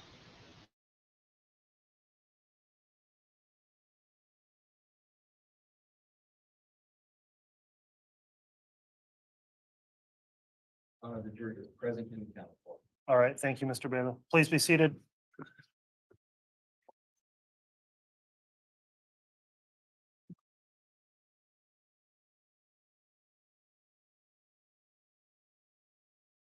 Okay, we're back on the record on case CR 22-21-1623, State of Idaho versus Chad Guy Daybell. I'll note the prosecution's present. In addition, the defendant and defense counsel. Continuing with direct examination of Ms. Gibb, I'll remind the witness you're still under oath for your testimony. Ms. Blake, I believe you have continuing direct. Is that correct? That is correct, Your Honor. All right, you can proceed. Miss Gibb, we were talking about that recording and that Chad had made some comments about how Tammy was going to die. Do you recall that? Yes. Do you recall approximately when Tammy actually died? I'm not sure the date. I believe it was in October 2019. Do you recall learning of that, of her passing? Yes. When you learned of her passing, did you reach out to anyone? Yes. Who did you reach out to? Lori. Do you recall if it seemed like she already knew when you reached out to her? Yes. And did she already know of the passing? It seems that she did. Prior to Tammy passing away, had you ever talked to Lori about Tammy? Yes. What had Lori shared with you? That she was supposed to continue her mission on the other side of the veil eventually, and that she would be okay with her and Chad being together. So, and it was Tammy that was going to continue her mission? Correct. And Tammy was going to be okay with Chad and Lori being together? Correct. Do you recall if Tammy was ever designated as dark? Yes. Do you recall approximately when you first heard Tammy being referred to as dark? It must have been either the end of September or sometime in October. I'm just not really sure. Would it have been so fairly close in time to her actual death? Correct. And again, Chad is the person that would label people dark? Correct. Do you recall ever speaking with Lori about whether or not Tammy knew anything about Chad and Lori's relationship? Yes. What did Lori tell you in reference to that? She said that Tammy became, Tammy became suspicious through other people. And she was concerned about that. And was that fairly close in time to Tammy's death? You know, I'm not exactly sure when she first told me that. I can't remember when that was. But at some point, Lori indicated to you it was her understanding Tammy was getting suspicious. Yes. Prior to Charles Vallow being killed, did Lori ever indicate if Charles was suspicious of an affair? It seems that he might have been privy to at the same time Tammy was. That feels kind of familiar.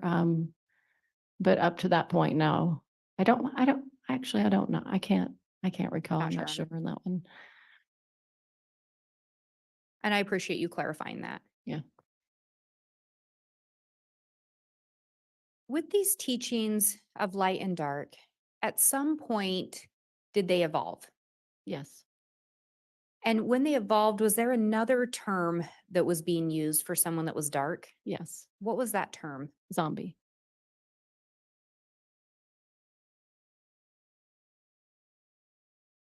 Did some of the other teachings evolve over time? Yes. Do you recall ever talking to Lori about whether or not she 100% believed everything? Yes. What did she tell you? Once or twice she mentioned to me that if Chad's a Satan, he sure is a good one. So that gave me an indication there was some doubt there.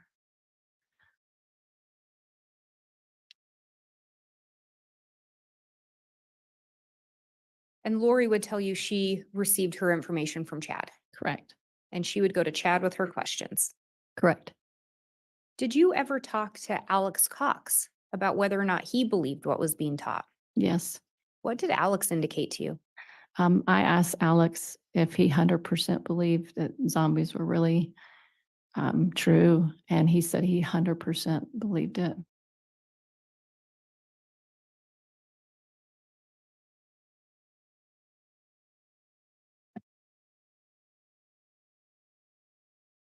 And I have no further questions at this time. All right, thank you, Ms. Blake.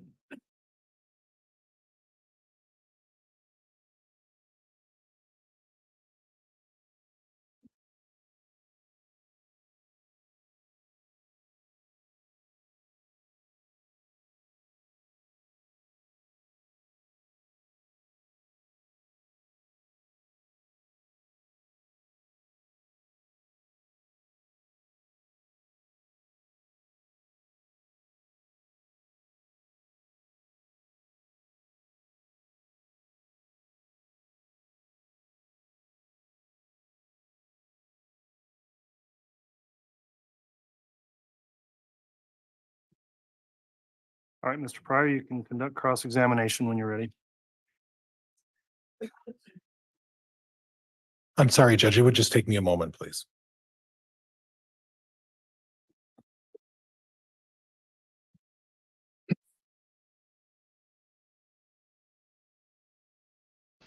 Okay, Then I will talk while you're taking a moment, sir. Hey, Cheryl, are you ready for it? I am. Oh my goodness.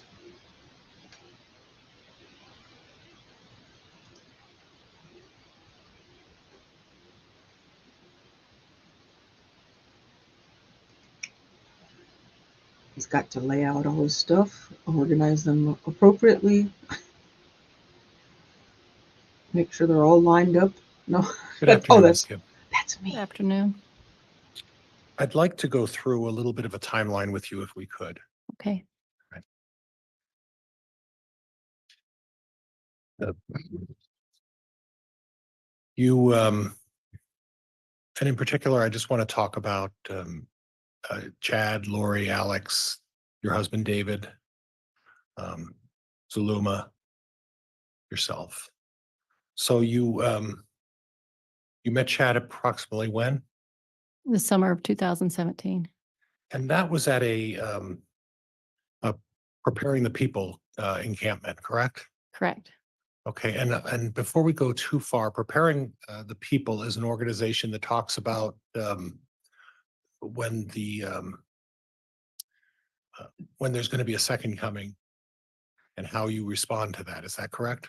It had multiple levels to Okay, so talks. talk to me a little bit about that. What were the levels? Some people shared conferences about science, and some shared about the Book of Mormon and the evidence of the Native Americans. Some people shared their visions. Some people talked about ancient scripture information. Some person talked about the stars, and so those a variety of subjects. All right, and I'm not just talking about the one that you went with Mr. Daybell. You had participated in these Preparing the People conferences previously to that. Is that right? That was the first time I'd actually been to one when I first met him. Okay, and then thereafter, how many of these conferences or these mountain retreats would you go to? I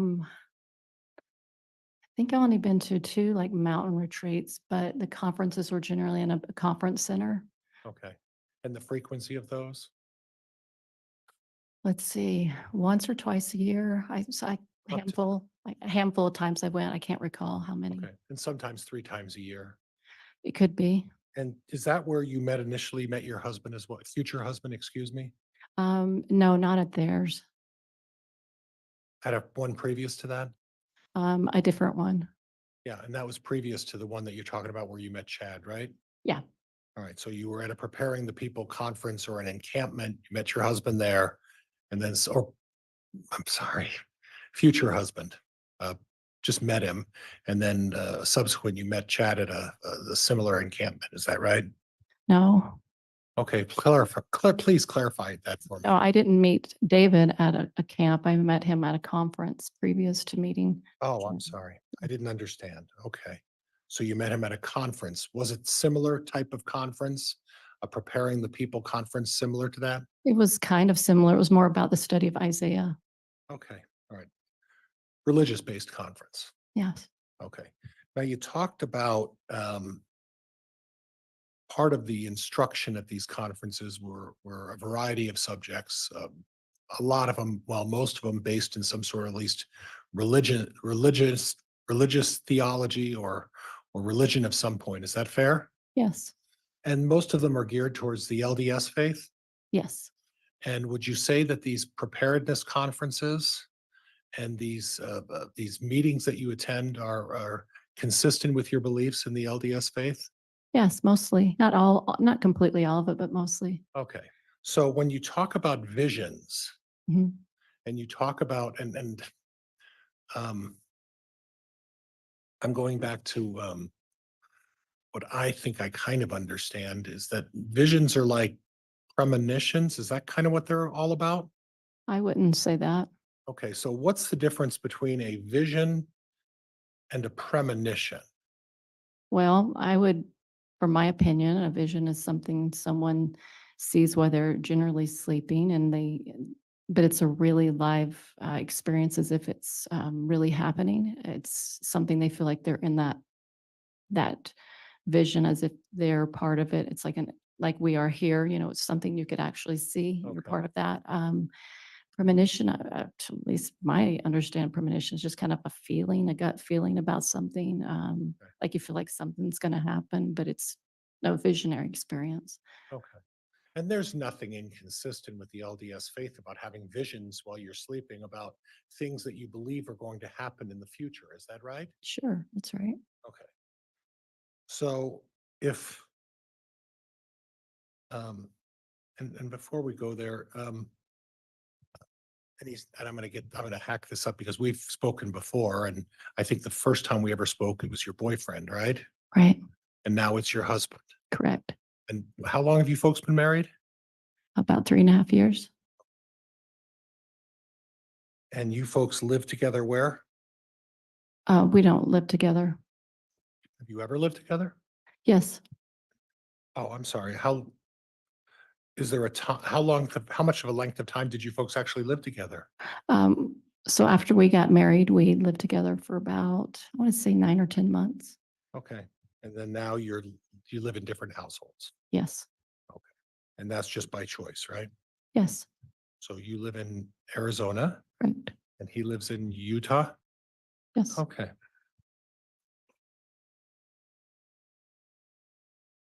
And we don't need to go any further than that. That's far enough, I think. Okay. So back to this idea of visions. Like you said, it's not inconsistent with your faith that if you have a dream at night, that can be perceived as, it's not a guarantee, but it can be perceived as a vision of something to come in the future, right? Dreams and visions are, what I've heard is they're a little different from each other. Okay. But yeah, Well, what you heard, you practice this as well as part of your faith, don't you? I don't have those experiences, but our faith believes that people can have them. Okay, so is it something that is something that someone who has a special gift is given the opportunity to have visions? Is that what that is? I think so. Okay, so your husband has that gift, correct? Yes. And your husband has had numbers of visions, correct? Objection, Your Honor. Relevance? Sustained. But there are people that are appointed to, or not appointed, but who are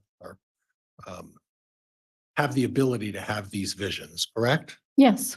And you believe that Chad Daybell at one point believed he could have these visions. Yes. Okay. Now, you mentioned something in the beginning, and I saw that in the past interviews and other things that you've done, and we'll get to that in a minute. But you said that at a number of these podcasts and conferences, Chad has previously talked about the fact that he believed his wife Tammy was going to die early. Yeah. And in fact, he brought that up on the or at the conference on the 18th in 2018. He discussed that with the folks at the conference, that he relayed to them that he felt that his wife was going to pass early and had been doing that for some time, right? I'm not sure exactly when that he shared. I just remember hearing it. Okay, so it's possible that on October of 2018, at the very time that he met Lori Vallow, the same conference, he had already relayed to the people there that he felt his wife Tammy did not have a long life, that there was a vision he had about that, right? Before that conference, it was before he met Lori. I knew that information. Oh, I wasn't aware of that. And thank you for clarifying that, because I may have looked at that differently and I viewed that in a different way. So before Chad even approached the conference with Lori, he had been making that revelation at conferences prior to that about his wife Tammy. Yes. Okay.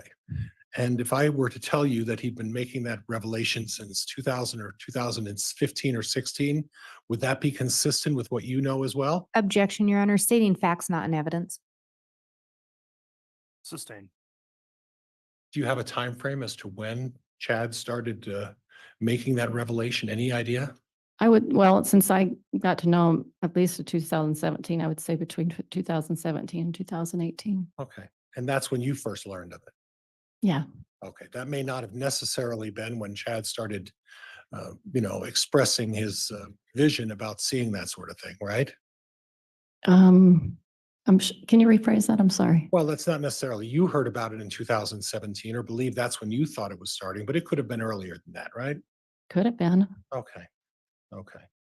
And do the only two people you know who have visions, Chad Daybell and your husband, Objection, Your Honor, relevance.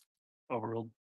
are the only two people you know who have visions, Chad Daybell in your church, the LDS faith, are the only two people you know who have visions, Chad Daybell and your husband? No, there's others. Okay. And it's not an unusual thing, right? Right. Okay. Now, I do want to go to an area that I think I've heard you discuss before. And you talked about it when the prosecuting attorney was talking to you, Miss Blake. You use the phrase, and I need you to explain this for me. You use the phrase energy work. Yeah. And I'm not, I don't understand that very well. So could you explain to me what energy work is? Yes. My exposure's been that when you have a practitioner that is communicating with you or your body, they have a certain method that they use through like muscle testing, which if you want me to explain that, but anyway, muscle testing, and they ask the body questions about what's going on in your body physically, spiritually, emotionally, mentally. And then they find different ways to help you feel better by just their different methodologies that they would communicate. It's kind of I don't really know how to explain it very well, but Okay, well, we'll work through that a little bit just so we kind of maybe try to make it a little easier for everybody to understand. So methodologies, meaning prayer. well, maybe some people prayed, sure. Meditation. I don't know. Okay. It's possible for some people. I haven't had that experience. Okay, something you've talked about in previous interviews with a number of different people is vibrations. Yeah. Let's Yeah. talk a little bit about what the concept of, in terms of energy work, what are vibrations? To my understanding is vibration would be more like a frequency of your body, just like music has a vibration and energy to it. And so it has a certain megahertz. And so that vibration can have a certain positive or a negative way of expressing itself.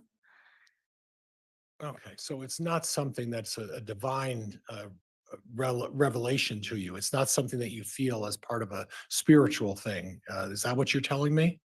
Oh, some people describe spiritual things as vibration. So it just depends on the person. Well, you've practiced this vibrations, have you not? Well, I don't know that I don't know what you mean by practice it. Right, you utilize it.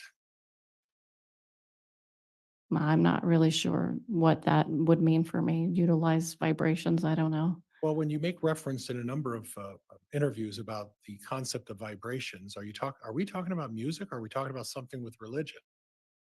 I'm just talking about in general, vibration is an energy that people have around anything that, the world has a vibration. People have vibrations. It's just a frequency that's put off. And is that frequency giving you any sort of religious message or any sort of revelation of any kind? No, not for me. Maybe for others, but not for me. So it's your position that it wasn't doing that. So these ideas and these concepts about light and dark, and we talked a great deal about light and dark. Is that something that's inconsistent with the LDS faith? Inconsistent, yes. Okay, so the LDS faith doesn't talk about light and dark. No. There's no discussion about that. Well, I mean, I think Christianity talks about Jesus Christ being the light of the world, and that darkness would be associated with Satan. So if you want to say that, yeah. Okay. Okay. So if someone were to be practicing techniques as they relate to light and dark, or make comments about being able to tell if someone's light or dark, that's something that's inconsistent with the LDS faith. Yes. And that's not something you would ever do, right? No. You would never engage in conduct that would trying to determine whether someone's a light person or a dark person, right? Well, I didn't have the ability to know how to do that. Okay. And did you ever teach that? About light or I dark? don't know if I shared it with anybody. I'm not sure. Well, I didn't say shared, I said taught. I don't recall. Okay. Is it possible you taught light theory to people? Oh, it's possible. Is it possible you talked about dark theories to people? It's possible. Okay, but you don't remember. I don't remember. Okay, and I want to kind of lean into that a little bit about not remembering. Do you remember talking to Detective Moffett from the Arizona bound in Maricopa County some time ago when this case first started? Yes. Yeah. And do you remember talking to him about the fact that, you don't have the best memory in the world Yeah, I don't and the fact that you forget a lot of things forget often. quite often, right? I don't know. That's correct. Well, what you told Detective Moffett was that ask anybody. I don't remember things very well. Yeah, do you recall telling him that? It's possible I said that to him. Would it help if I had played the recording for you? No, Or not necessary. it's not necessary, is it? No. Because you did tell Detective Moffett that you have a very difficult time remembering things, right? Yeah. Yeah. And then you told him you have a difficulty getting facts and dates and times right, correct? Yeah. And that's not something that everyone has difficulties this, but you were particular with Detective Moffett in reminding him that you didn't always get the facts right or the dates right or the times right, correct? Correct. Okay. All right. Thank you. I appreciate that. I know that's not easy to acknowledge. Now in the conference in October when Lori and Chad first met, Chad was there to sell books, right? Correct. Okay. Now I understand that you've taken a jab at writing books as well, right? A little bit. You wrote, and I don't want to misrepresent. I know you wrote one book. Right. And when did you write that book? Right about the time I finished it up, about the time I met Lori, so 2018, 2019. And when did you start writing that book? When? When? Probably, I would say sometime in the middle of the year 2018. Maybe. Okay. And please straighten me out if I get the title of the book wrong. I meant to bring it in and I didn't bring it in because I have a copy of it. It's called The Fire Within. No. Okay, tell me and I knew I was going to get it wrong. So correct me. Feel the Fire. Feel the Fire. I'm sorry, that's right. Mhm. A lot of reading lately, so I may get it wrong. Feel the Fire is about your religious experiences and the things that you felt going through the development of your LDS faith, right? Yes. And you talked about your personal experiences doing that, correct? Yes. Okay, and then I kind of noticed that there was a discussion with one of the officers, and I think it was with one of the officers. You've interviewed a lot of people. You've spoken to a lot of people, right? A few. Wouldn't say a lot, but a few. Well, you've spoken to a lot of police officers, right? I'd say a few. Okay. Well, you spoke to Officer Duncan, right? Right. And you've communicated with the Lieutenant Ball from up Yes. here, Yes. or Lieutenant Hermosillo. Yes. You spoke with the prosecutor, Rob Wood, a little bit, right? Mhm. Was that a frequent conversation with Prosecutor Wood, or was there some level of regularity with that discussion with Prosecutor Wood? It was infrequent in the beginning, but yeah, just for a short period of time. It was infrequent for a short period of time. Yeah. Okay, all right, and we'll revisit that in a minute.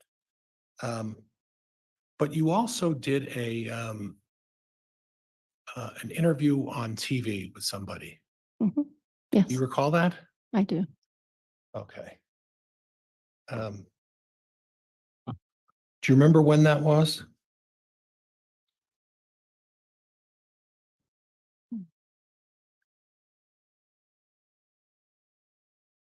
2000, let's see, 2000, no, I'm not recalling that exactly when that was. Okay. It's been so long. I'm sorry. That's okay, and I know there's always, and if you would just bear with me.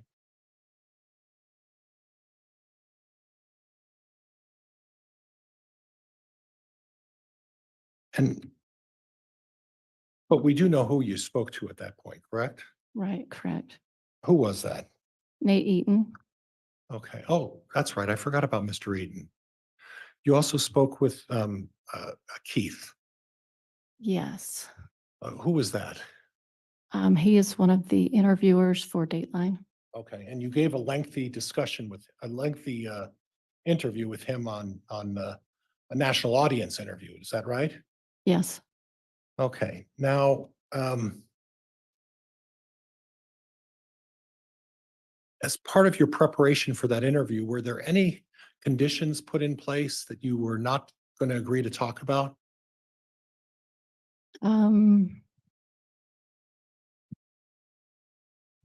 Maybe possibly, but I just can't recall what we talked about before.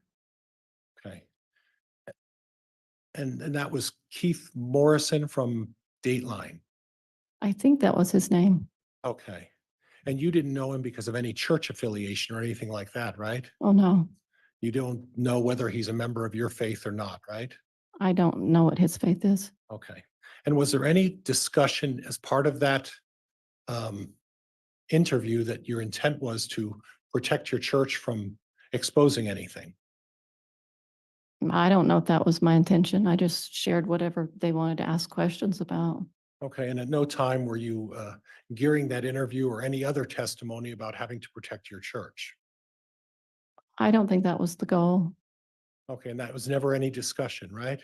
A little bit. We talked a little bit about it. About protecting the church? No, not protecting it. Okay. So during the process of preparing for this case, you had an occasion at or around the time of the initial preliminary hearing to engage in discussions with Mr. Wood about your testimony. Do you recall that? Yes, Okay, and that was started in about May of 2020. You recall that? it could have been. I can't recall the date. Okay. And it ended somewhere around November of 2020, right?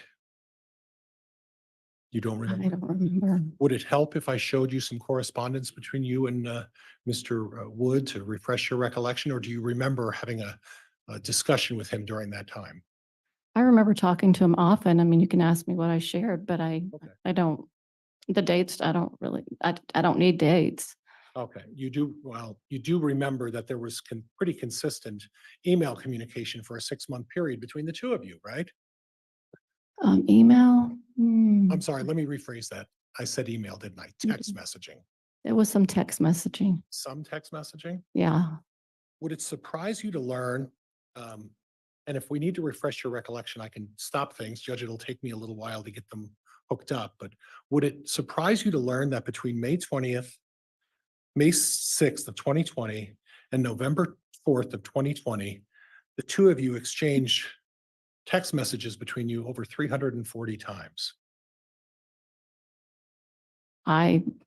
It's possible. I really don't know. Okay, would it help to refresh your recollection if I showed you all 340 of those text messages? No, I mean, I know we communicated it and Okay. you got what you got. Okay, and you acknowledge that during that time, there was a considerable amount of communication between you and Mr. Wood. Would you agree with that? I'd say it was more often in the beginning. Yeah. Okay. Would you dispute that there were 340 texts? I don't know. It's Okay. possible. I really don't know. And one of my concerns is that about that communication is Objection, Your Honor. I'd move to strike the narrative that started that question. Sustained. at any time during that communication with Mr. Wood, did you suggest to him that you needed to protect either a person or an organization as part of whether or not you were going to testify or what you were going to testify to? No, You don't remember that? no, I didn't. No, what I'm saying is no, I didn't. My intent was not to protect anything other than to share what I knew. Okay. Okay. So if I were to show you a text message that suggests something contrary to that, would that refresh your recollection? I don't recall it, so I could care either way. Judge, could we take just a short moment for me to, I'm not gonna be able to refresh a judge up on the screen, so I don't know how you want to do this. I can either bring her this laptop and show her the text message, or however you would like me to do that. I am okay with you giving her your laptop to review the message, since it's to refresh her recollection. And if we can identify what she's looking at, I'll ask the state if there's any objection to that manner, and of course, instruct the witness not to start playing around on the laptop. And Your Honor, if we could approach just briefly. Okay.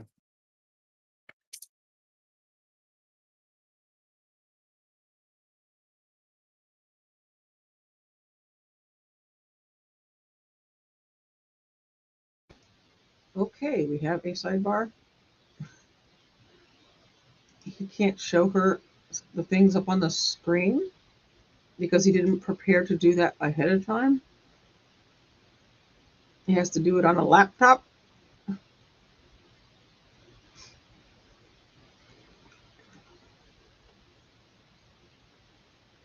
Well, Roxy, I'm glad that you stopped by. This is the key. This is what I consider a key witness. JH says it sounds like she really wants to hide things. I'm sure she wants as far away from this as she can get.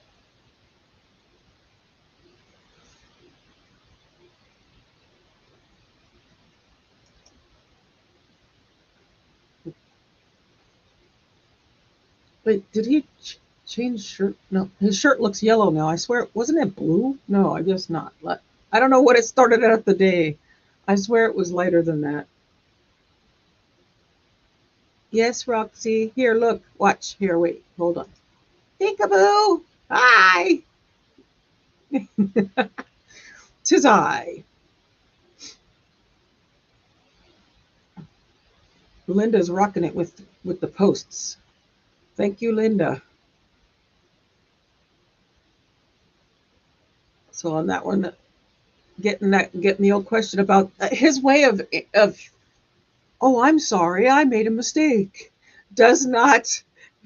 I'm sorry. That is so not a mistake. Now, maybe the text and emails confusion, maybe that's a mistake. But some of the stuff that he says, oh, I'm sorry. Yes, I forgot about Nate Eaton. Uh-huh. Sure you did.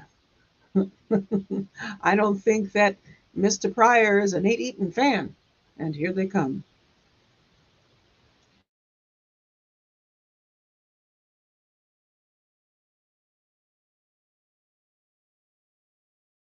And then I'll lead it back. They've seen it, just bring it.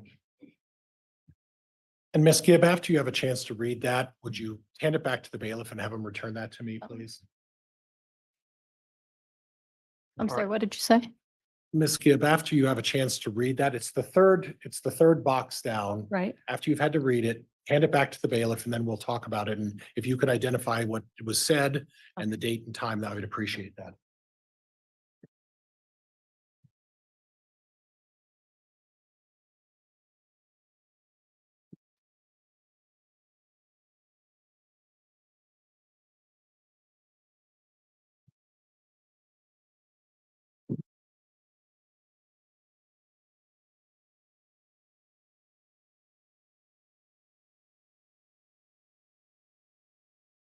Yeah. So in looking at that, does that refresh your recollection about discussing protecting someone in this case? That sounds familiar. Okay, and in this particular instance, isn't it true that when you were communicating with Mr. Wood, you mentioned to him that you and Mr. Morrison want to make sure the church is protected, right? Well, I think in my feeling, what it meant to me is that when we talked about these things, that we would share that this was not the teachings of the church. So that's what I meant by it.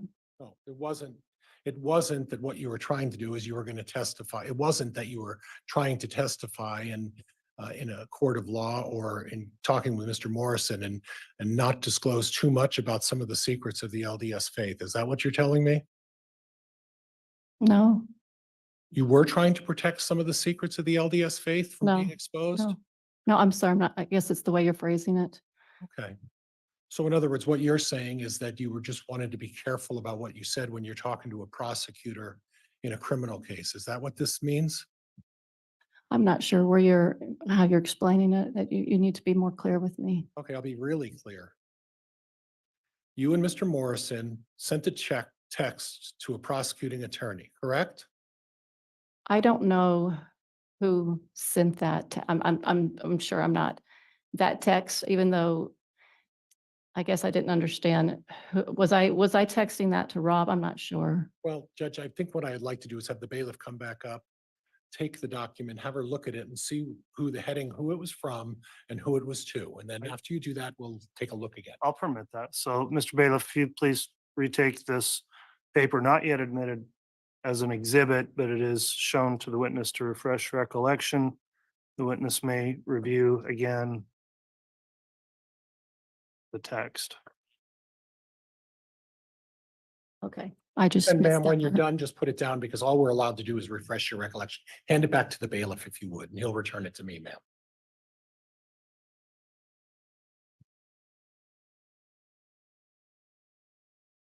And I'll just try to walk through this step by step if that's okay with you.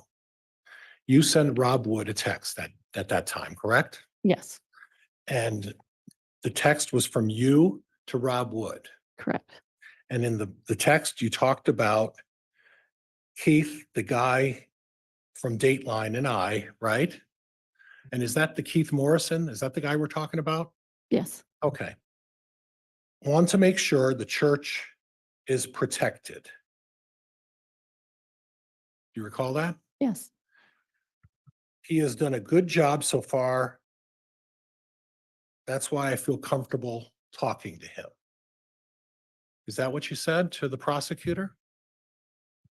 I think so. Yes, Is there any reason to dispute what I just read is not what you read just 2 minutes ago? yes, that's fine. So the question I have with that is, if what you're saying is that, well, you wanted to get the story right in terms of the beliefs of the LDS faith,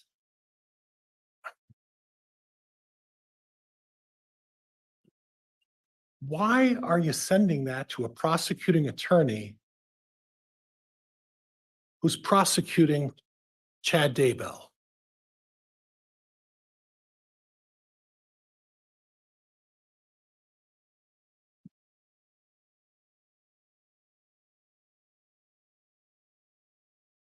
Are you finished? I am finished. I'm waiting for an answer. I felt comfortable talking to Rob to let him to know what I was doing. I just felt comfortable sharing that just to let him know what I was up to. Yeah. So you were sharing with Rob Wood, the prosecuting attorney, that it's your intent to protect the LDS church with your testimony, right? I guess you could say that. Okay. That wasn't the whole point of the interview, but I understand that. Yeah. The point of this text was that, right? I guess so. Right. And the 340 other texts between May 6th of 2020 and November 4th of 2020, were those just to say hi? No, Okay. So in other words, what was happening here is that there was at least some sort of a relationship built between you and this prosecutor about how and when and where you were going to testify about things in this case. Is that right? Objection, Your Honor, misstates the testimony. Sustained. The point of all this communication between you and Mr. Wood, the prosecuting attorney in this case, was to establish how you planned on testifying in this case and what you were going to say. it wasn't the established reason why I communicated with him. And it was just a coincidence then that you happened to mention your church and how you were going to protect your church to the prosecutor who was going to be calling you and examining you as a witness in this case. That's just a coincidence, right? Objection, Your Honor, argumentative. Sustained.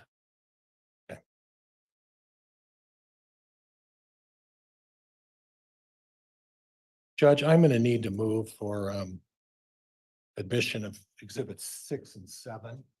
These were previously stipulated by the parties, part of the agreement between the prosecuting attorney and myself about what we would stipulate to in terms of exhibits. All right, there's been offered exhibits 6 and 7, I believe not. Well, confirm with the clerks, those are not yet entered into, admitted. Defense exhibits 6 and 7, not yet admitted. Is the state aware of what these are, and is there any objection once you've reviewed them, please? Thank you, Your Honor. I was just double checking defense exhibit list. It's my understanding that this is the Lori for Style at iCloud and also the Lolly Time at iCloud, the Cellbrite of those. If that is what those are, they are stipulated to and there's no objection. That's what they are, Judge. And the subparts that go with it, I believe under 6, it's A through F, and then 7 is like A through D, I think, Judge. All right, counsel, I'm gonna have a quick sidebar with you to make sure we don't duplicate numbers or clearly mark, and I'll have our clerk join in on the sidebar just as we get in on defense exhibits.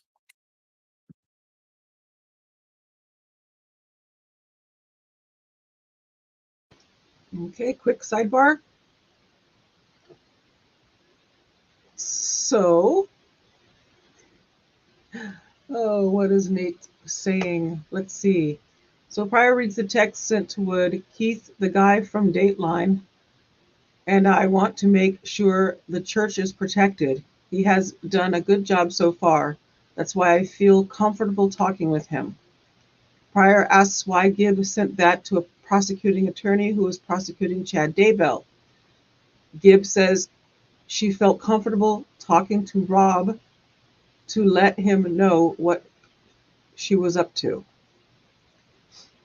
Toby says she wants to make sure Dateline doesn't do a hatchet job on the LDS church.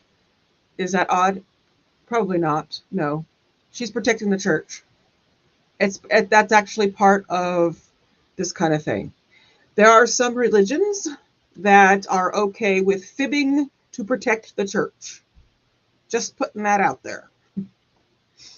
It's actually something that that I've actually heard and seen from my past.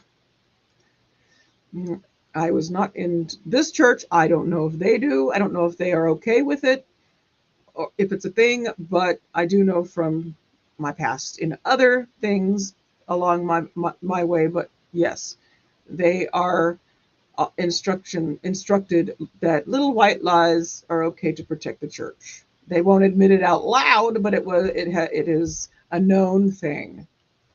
In my opinion, hold on a minute. I need to put something up on the screen. Right there.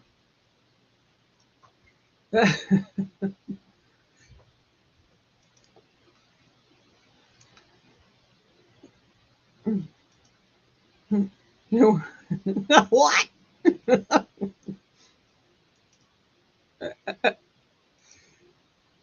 Stephanie says, I mean, it makes sense because what they're all about isn't mainstream and makes Mormonism look crazy or crazier than usual.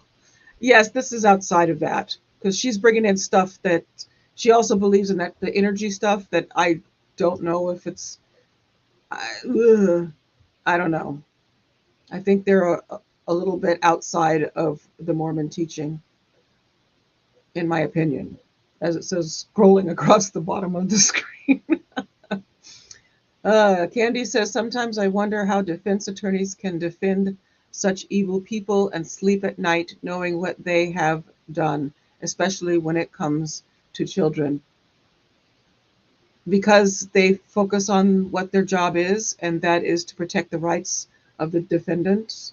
Defendants are afforded the same rights, whether we like it or not, or whether, the public likes it or not. That's what they get, and that's why they are given a defense. Due process. It's a hard one for the mainstream person to, accept in cases like this. But yes, due process is what they are afforded, and it makes it difficult. And I me, I'm always on the side of that kind of thing in a court situation where It's their right to have a defense. And here we go, we're back. The judge is back on the bench. All right, counsel, thanks for the sidebar, just clarifying our exhibits here. What is being offered, and I believe stipulated to by the state, would be Defense Exhibit 6A through AA. And on that set of exhibits, does the state stipulate those may be admitted?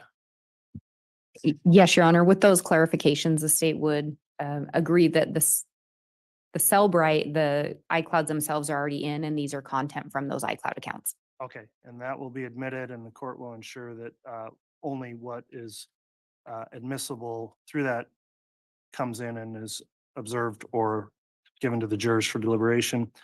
Likewise, there is Defense Exhibit 7, and that consists of two subparts 7A and B also. Does the state agree to the admission of 7A and B? Yes, Your Honor. Thank you. Okay, thank you. We'll take the same precaution with those before they're submitted for deliberation. With that, then, Mr. Pryor, if you'd like to continue, you may. Thank you, Judge. Oh, thank you.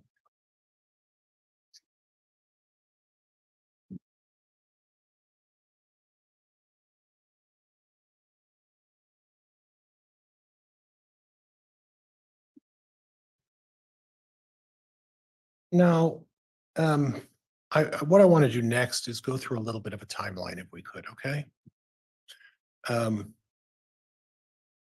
You met Lori in mid to late October of 2018. At the beginning of October. Oh, was it the beginning of October? Yes. And that was, you were, and what I'm unclear about is that you were either a teacher or an instructor at a religious institution, right? I was just invited to teach a segment of something. Okay, and do you recall what that segment was that you were teaching?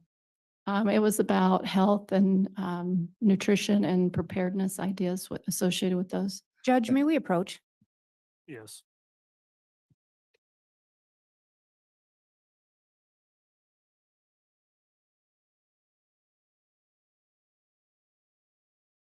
Okay, back to sidebar. I have a feeling we're going to see quite a bit of sidebars in this cross-examination. I want to see what Candy was saying. Yes, I understand it is just hard to wrap my head around some of these most horrible cases because they see what we see. Would be difficult at some point, I would think. I'm sure. I'm not, trying to take that away from anybody's feelings. Absolutely. It's rough for us to watch this and try to be on that side, in my opinion. Let's see. I'm Mal, I love you. You make me giggle all the time. Uh-oh.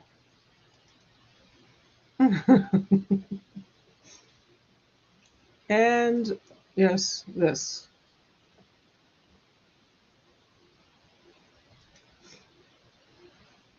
Don't get hurt. It would be interrupt my phone.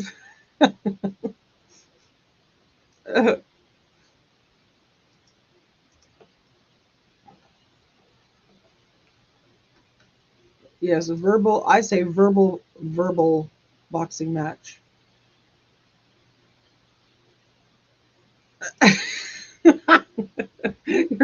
Mal. Oh my goodness. So let's see what the last thing, where is it? Oh, I don't know. Oh, they're back. Never mind. They're back.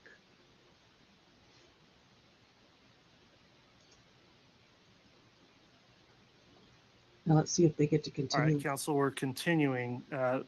Just now, apparently there was published to the jurors something that may have had information that was inadvertently published that was not to be given to the jurors. So with what was just published potentially on your monitors or the large screen here, I am going to instruct the jurors to disregard what they saw or anything that was read on there that may have been inadvertently published. Wasn't the intention of counsel to do that or the court to allow it. So whatever you may have read or seen on that, please disregard that and do not consider that in any way in your deliberations or consider it as any evidence in this case.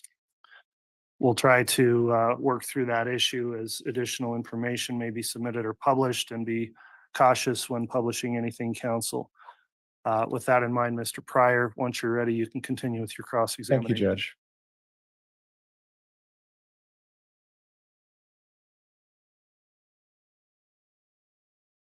So October of 2018, at some point, and you're saying, I think I said mid, but you're saying early of 2018, you met Lori Vallow. Correct. And from previous testimony, you discussed statements you made that you discussed that you would talk to her almost regularly. Correct. Now, today, you talked about the fact that you spoke with her almost regularly up until January of 2019. Is that correct? Yeah, like more of like a daily occurrence until, I'm not sure exactly when it started changing, but Okay. I would say somewhere between January and February. And then she started what you described as moving around a little bit. Correct. Okay. And when she was moving around, let's talk a little bit about that. When she was with you, she was in Arizona. When she was with me, when I met her? When you first met her in October, that was somewhere in Arizona, right? Right. And she was there, you folks were there at the same vicinity up until the first part of January. Is that fair? I believe so. Okay. And then did she move somewhere around the 1st of January? So I remember she had the first house. It was either Chandler or Gilbert. I get confused. They're right beside each other. And then she moved to another house, maybe within less than half an hour away from there. Okay. And during that time, you weren't seeing each other every day then at that point, correct? When she moved to the second house? Yes. I don't know. We saw each other often. I don't know how, at that point, I don't remember. Okay, you don't remember. Okay, and then at that point, after that second house, then where did she go? She went to Hawaii. And that was around February 1st, right? It was in February. I don't recall when she actually flew out there. So if I were to represent to you that around February 1st to the end of March, Lori Vallow was living in Hawaii, is that something that you would have any reason to disagree with? It could be true. Okay, thank you. Thank you. And then when she's living in Hawaii from February 1st of 2019 till the end of March, how often did you see each other in person? Oh, just once. Okay. Saw each other once. Tylee was out there at one point as well, right? Prior to me coming, yes. Okay. And please excuse me, but your relationship with Tylee would be described as not the best. Would that be fair? I would just say no relationship. Okay. And that's what you've previously said. There just wasn't any relationship, right? That's right. You folks didn't particularly care to be around each other. That's not true. It just didn't. Okay. Just no relationship. Right. So when you testify that you met her a couple of times, I think is what you said earlier today. Is that right? A few times I've been around her. Okay. It wasn't of anything of any substance, correct? Correct. So anything she would have said or not said to you, it wasn't anything of any significance, correct? She wasn't talking to me. Okay. Okay. That's no relationship. I agree with- Objection, Your Honor. Strike the narrative. Sustained. Okay. Well, during that February 1st to the end of March, how often would you talk to Lori on the phone? I am not sure. Okay. You don't remember. I don't remember. You would have remembered if it was every single day, right? It's been too long for me to recall that. Okay. Okay. And would you agree with me that your memory would have been better closer to the incident than it would be at this much time later, right? I believe so. And you would agree with me that if you were to give any kind of a statement close in time to when these events took place, they would have been more accurate than statements that maybe you're making today. Maybe a little bit more. Okay. Well, you acknowledged to me that you have difficulty getting facts straight and information straight. Objection, Your Honor. Misstates the testimony and it's a narrative. Move to Sustained. strike. Sustain and strike that. Okay, you testified earlier that you sometimes don't remember things correctly. That's right. Okay. Is it possible today that you're suffering from that today as part of your testimony? I think it's a general forgetting because when you go have a relationship with somebody, you don't remember every detail of it. I think it's a normal forgetting. But you were pretty detailed in your testimony today, specific about a lot of things. Objection, Your Honor, move to strike. There's no question. There is a question Well coming. sustained. It wasn't a question, Mr. Pryor. It's just a statement. It's Isn't it- argumentative. Go ahead with a question, please.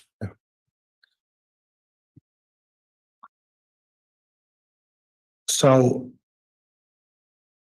what you're telling me is that your testimony today is based on, to the best of your recollection, what you remember happened back several years ago, right? Yes, And that today you're not influenced by your difficulty remembering things sometimes today, right? Just for today. well, the same, Objection, Your Honor, argumentative. Sustained.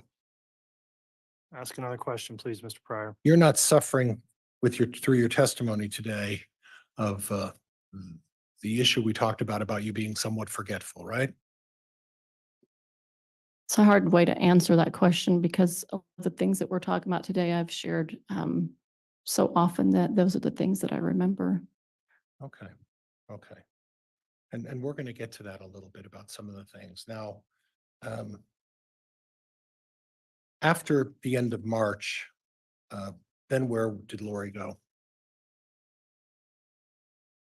I know she at one point was with Alex, and I can't recall exactly when that was, but it was prior to her going to Texas. Was with Alex somewhere. Yeah, she went to Alex's house, Where did Alex live? in his house. What town? It's either Queen Creek or Santan, Arizona. That's in Arizona. And then at some point she went to Texas. Is that what you were saying? I just remembered she went to her and, let's see. She had another house she went to. I'm just trying to remember where that fit in. Okay, but in any event, she was moving around quite a bit. Yeah. Okay, now if I go back to February through March, February 1st through the end of March, when Lori was in Hawaii and she was at a place called Kauai, Correct, one of those islands over there. correct. Okay, and she was with Tylee for at least a portion of that, right? I believe Tylee, and I think she had a friend with her too. Tylee's friend and her. Okay. That's my memory. Okay. Yeah. Okay, but JJ was with the father, Charles, correct? I would assume. Okay, you don't know. I haven't thought about it. Okay, so you don't know where JJ was at this point. I probably knew that then. Okay. Yeah. You knew that then? You just don't recall now, right?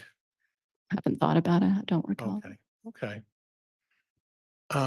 So for a 2-month period, Lori didn't have JJ with her when she was in Hawaii. JJ, at least we think, was with Charles for that 2-month period. I would say so. Okay. Okay. And were you aware that there were divorce proceedings filed by Charles at some point? I was aware of that. Okay. Were you also aware that subsequent to those divorce proceedings, there was a reconciliation between Charles and Lori? I believe so. Yeah. Okay. And at that point, they were contemplating getting back together and trying to work on their relationship, right? I could be. I can't remember exactly the words, but I would say it's possible. Okay. Well, I guess if you're talking to your friend every day and this great communication is going on, I would think that a discussion about reconciliation would have been discussed during all those daily conversations. It wasn't? Objection, Your Honor, narrative, move to strike. Sustained. Was there a discussion about reconciliation between you and Lori after the March visit to Hawaii by Lori? It's possible. Okay, you don't remember though, right? it's just been too long. I haven't sat and thought about that for a while. And then at some point subsequent to their reconciliation, do you have any idea where Lori moved to? And I would talk about in June, July, August of 2018. So the house it was either Gilbert or Chandler, Arizona. She moved into another house. And at that point, were you still maintaining that daily phone discussion with Lori? I don't know how often we spoke. You don't remember? I don't remember. So you wouldn't be able to say that you spoke to her every day. You don't actually remember how often. I don't remember. Okay. And then at some point, there was an issue with Charles and Lori and Alex at that Arizona home. You recall that? Yes. And that was a situation where you had previously testified that there was an altercation with a bat, and excuse me, Tylee was there. And at some point, Alex went into the bedroom to retrieve his gun because he was feeling threatened. Correct. And at that point, it came back and there was a shooting. Yes, that's what I heard. And to your recollection, on the premises at that point, Lori Vallow was there at that point? I'm not sure exactly where she was at that point. She just shared what she shared. I know at some point she took JJ to school. Right. But I don't know in between all of that, Okay. when she left and when she stayed. Okay, but initially, Lori was there. Right, Initially, Tylee was there. right, Initially, JJ was there. right. And initially, Alex was there. Yes, And initially, Charles was there. correct. And then after the shooting, or at least at some point, Lori left and took JJ and Tylee somewhere else. Is that what you recall? I remember something to that nature. I don't know exactly when they left and stayed. I don't remember all that. Okay, okay. Now, did you have information about, and just tell me yes or no, did you have information about Lori's financial situation? Only what she shared with me. Did she share with you about the life insurance she got as a result of Joseph Ryan's death? Oh, yes, she did. Okay, that was a significant amount of money. I think it was 2,000 a month for Tylee. Well, I'm talking about the Together. life insurance. Oh, seemed like it was about $20,000 if I remember. Is it possible you're confusing what Alex took to Idaho and what Lori got? I have no idea what he took to Idaho or if he even did that. That's not my knowledge. And you didn't have regular communication with Alex Cox. Is that what you're telling me? Right. Okay. And when I say you didn't have regular communication from October of 2018 until January of 2020, how often would you say you've actually spoke with Alex Cox? Oh, I couldn't recall.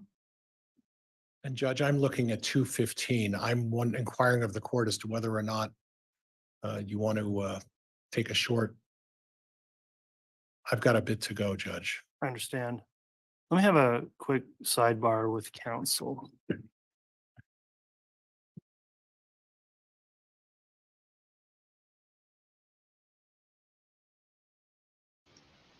Okay, sidebar. Get the salad out. And yes, I agree. I saw what I saw. Man, I'm just going to say it in the chat. He is definitely all over the place. And he also can't ask a question. He keeps wanting to tell a story. And that's not helpful at all. It's got to, you got to form it into a question. He's trying to piece a lot of stuff together too, like to help her with her memory, it almost feels like. So let's see what they decide to do. Are they going to take a break, or are we going to keep going for a bit? It is, I mean, what do we have? We have an hour left. Here they come. All right, thank you, counsel. We are going to go ahead and take a mid-afternoon break here. We'll try to keep this break if we could to about 20 minutes, but I understand it takes time for movement of the jurors, et cetera. we'll come back on then, and we're going to try to wrap up with evidence today at 3:15 instead of 3:30. So with that in mind, if we can try to abbreviate the break, we'll do that now. All right. Okie doke, we have a break abbreviation. Oh.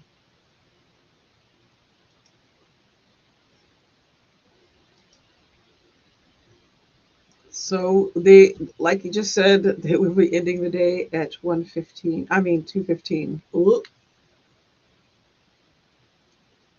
So let's see what Nate was saying here. So, all right, folks, we'll see you in 20 minutes. Back in 20 minutes. Only 15 by the time we.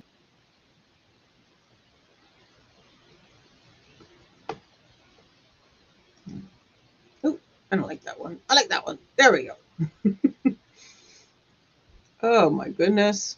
So we have Pryor apparently just published something on the screen in the courtroom. I'm going back a little bit. In front of the jurors, which I still want to know what it was. It was very small print and was barely legible. Voice instructs all the jurors to disregard, as if they could see it. Oh, Pryor asks Gibb to clarify how often she spoke with Lori. The daily communication stopped as Lori was moving around. Pryor asks if Lori moved somewhere in January 2019. She did move from one house to another house in Arizona. Lori then moved to Hawaii around February 2019. Gibbs says she didn't have a relationship with Tylee. Pryor says you folks didn't care to be around each other. Gibbs says that's not true. That wasn't a question, was it? Did he form that as a question? That was a statement, in my opinion. Here, let me put this on. 1 second. Let me do this. Where is it? There we go.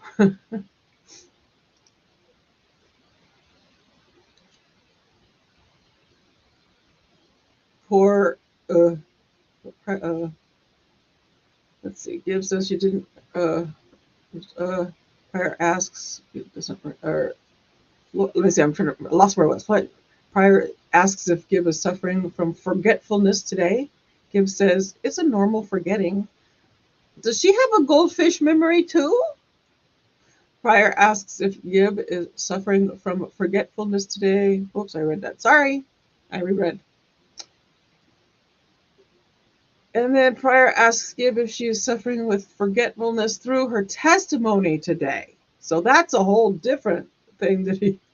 Gibb says a lot of things they are talking about today she has shared often. So those are things she remembers.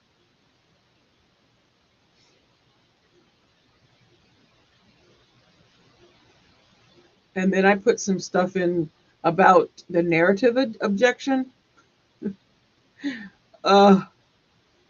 So when an attorney gets up there and starts trying to weave a story into a question, but doesn't actually make it a question, would it have been a question had he added the word correct at the end of it? Or is it still a narrative with the word correct on the end of it?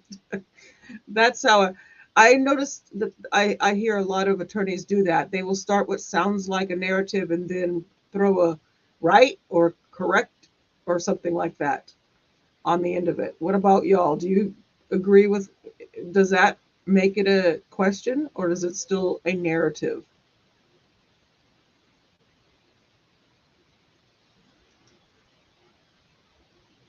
So, yeah,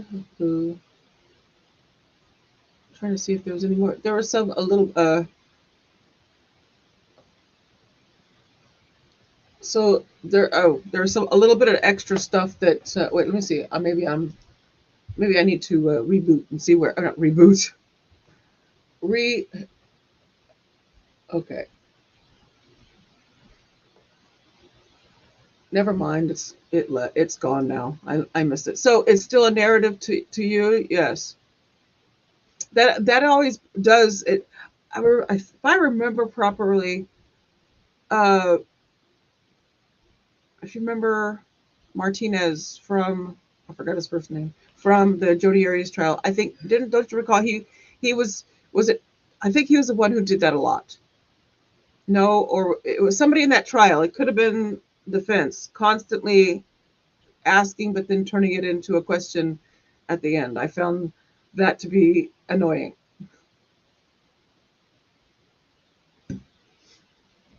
So we are going to be breaking. Okay, wait, I'm going to stick this back on for a little bit. So unless you guys want to, yes, Juan Martinez, sorry. I forgot his first name. I was a Juan Martinez fan for a while, but then that sort of ended for me. I was going to put a little bit more of, well, it's not worth it. I'll just sit here and jibber jabber. It's getting close to the end of the day. It's harder to jibber jabber.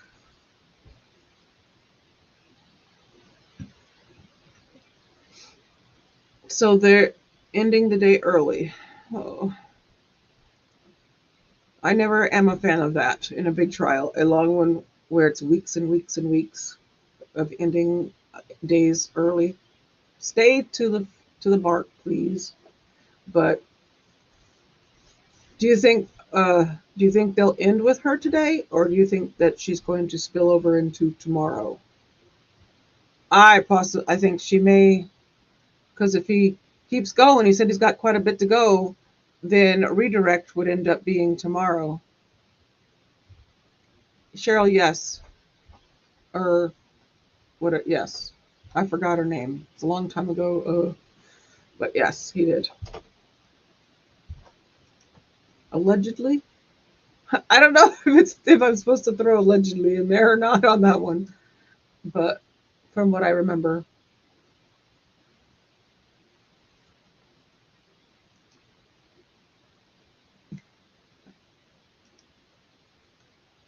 I wonder if she's still about. I have no idea. She'll be here. That's what I think too. I think she's gonna spill over into tomorrow. Because I think he's gonna take the rest of today with his cross exam. Let's see what Candy says. I'm thinking probably tomorrow as well, with redirect still to come. Yes, and of course his recross. Has he done a recross yet? I think he's just really likes those recrosses. I mean, it's understandable, but he also has a habit of going outside the scope when he does that, though. So he has to be very careful. And the judge will call him out on it.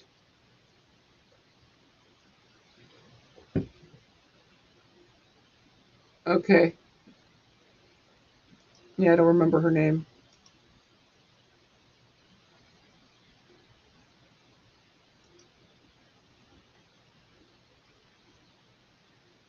Oh. Where'd it go? Oh, I closed it out. Never mind.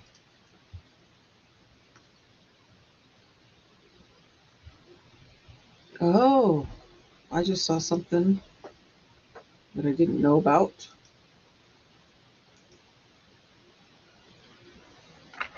Hold on one second. Let me look something up.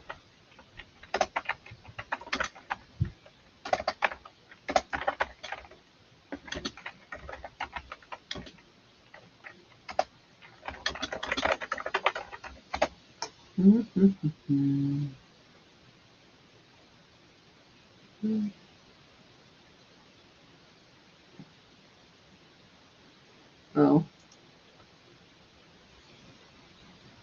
I was trying to see. I saw something. So I'm hearing that Melanie Gibb also had a child on the spectrum. I didn't know about that. That's new to me.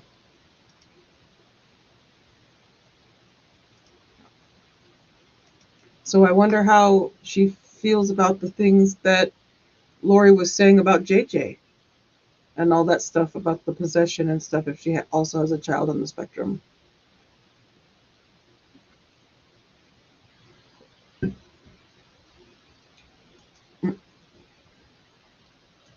Thank you, Cheryl.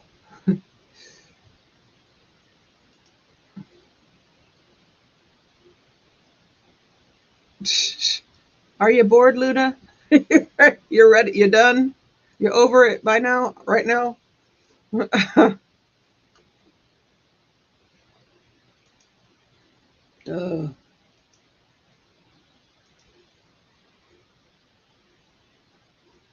trying to see if I could get a little, find a little something to listen to, but maybe not.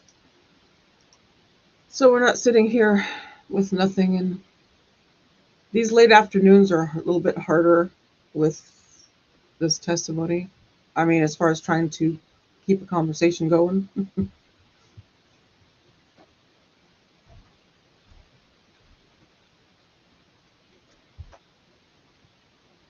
Nope.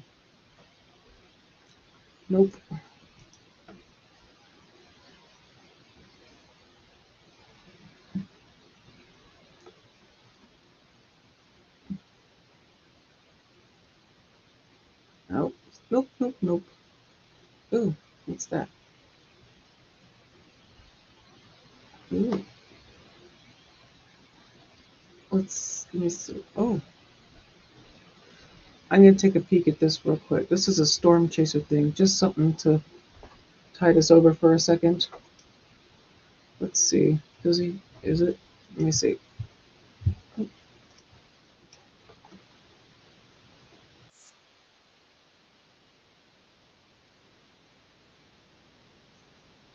Just have a little sound.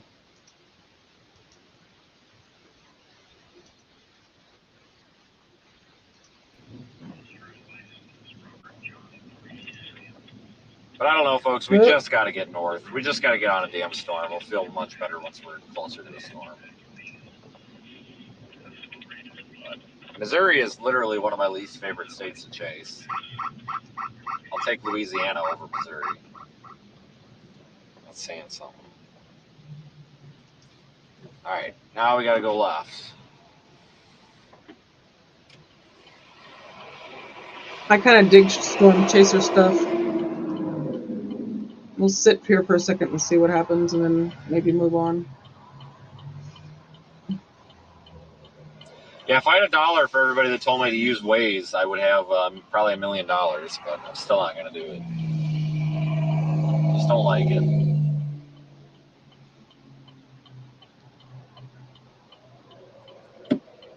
Okay, well, this was definitely not faster. I have a feeling this light's going to be a while.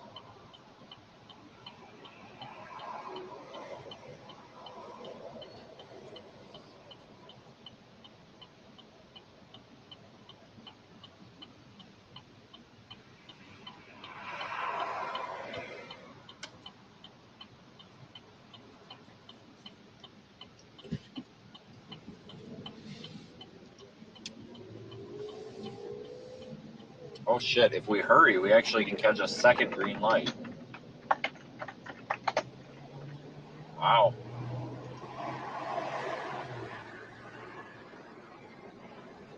Okay then, that doesn't happen very often on this channel.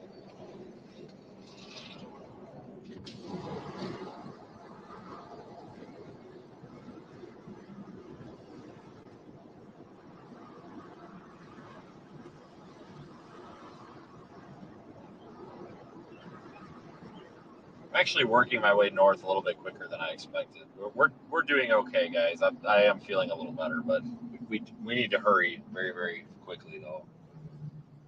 No pissing around.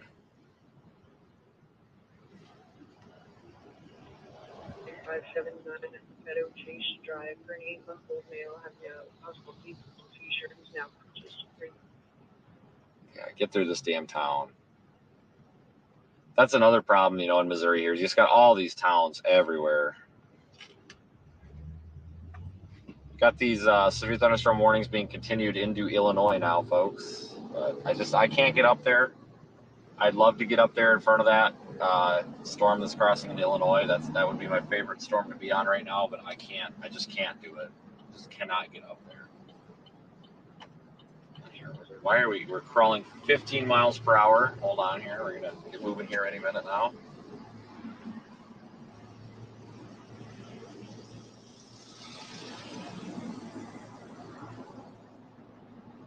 The problem with going up there onto the Illinois side, like I mentioned earlier, is we would get stuck in Illinois. Our only option would be to come back down south through St. Louis.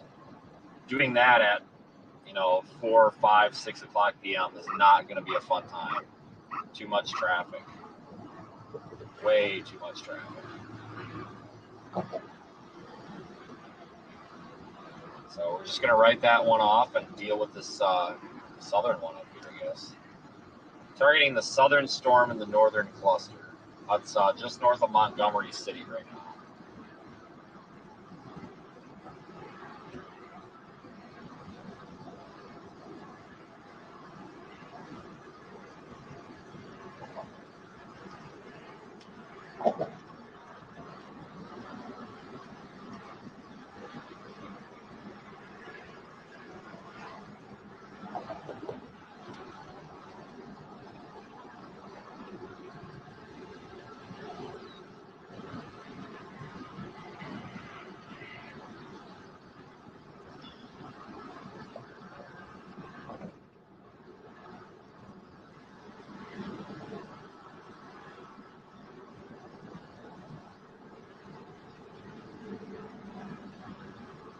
I actually took Troy out of the GPS and put Hawk Point in, just because that's literally right where the storm's going to go over.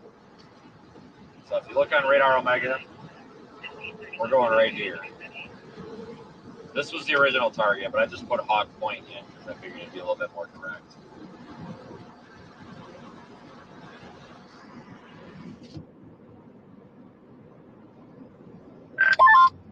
Sure can. Sweet. Thank you so much. Stand by. Scan off.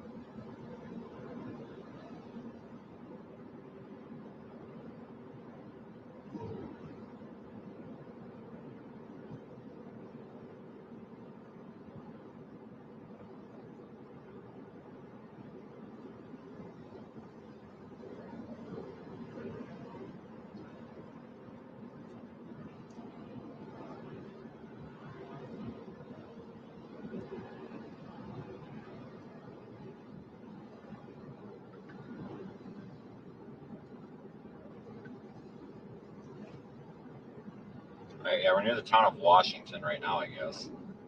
I don't chase here very often, so I'm not familiar with these areas at all. I honestly try to not chase here unless I have to. This really is tough terrain. Maybe I shouldn't say tough terrain, it's tough infrastructure to chase on. Just lots of little towns with stoplights, roads go all over. It's not easy. You get a stoplight every like 2 miles. Something, it doesn't look like it should take very long to get to a spot on the map, and then it ends up taking half the day. So for me, it's not the terrain that really bothers me, it's the infrastructure.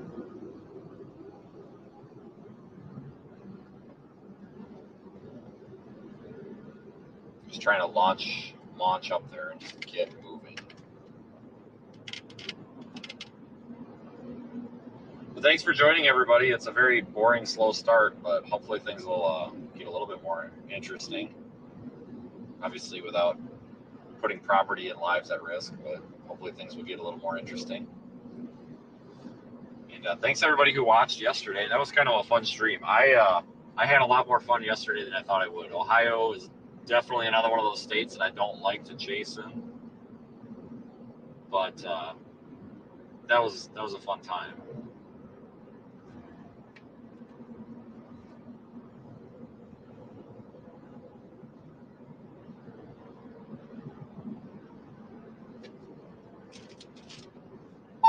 Definitely getting spicier by the minute. We're gonna watch them closely. Keep our eyes on your camera. If you see anything, Our storm up here flag us. is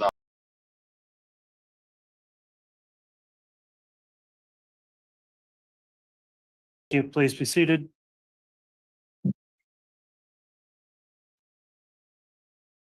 And Your Honor, I apologize to do this, but before we bring the jury in, could counsel approach briefly? Yes.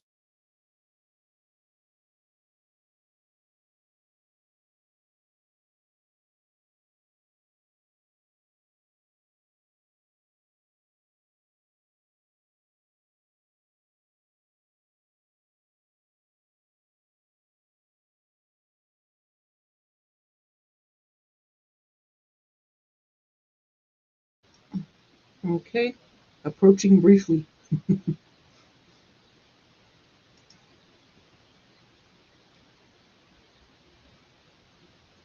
Okay, so let's see. Let's see what Cheryl said. Cheryl said, I have one, but I forgot the name of it. The one in Cali that is, but there's Duchess who's really good at predicting EQ. Definitely not excited about hurricane season starting in June. Storm watchers remind me that it's right around the corner.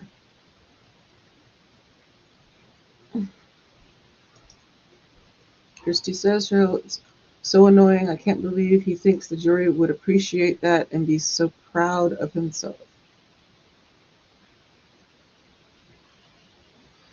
I'm trying to see. I'm trying to see what you're. Oh, is it this one? Also, anyone else notice when Pryor is being a snarky?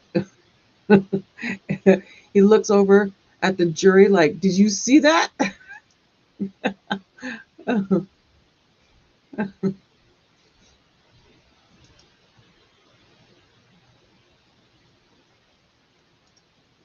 Yes. Okay, we're back.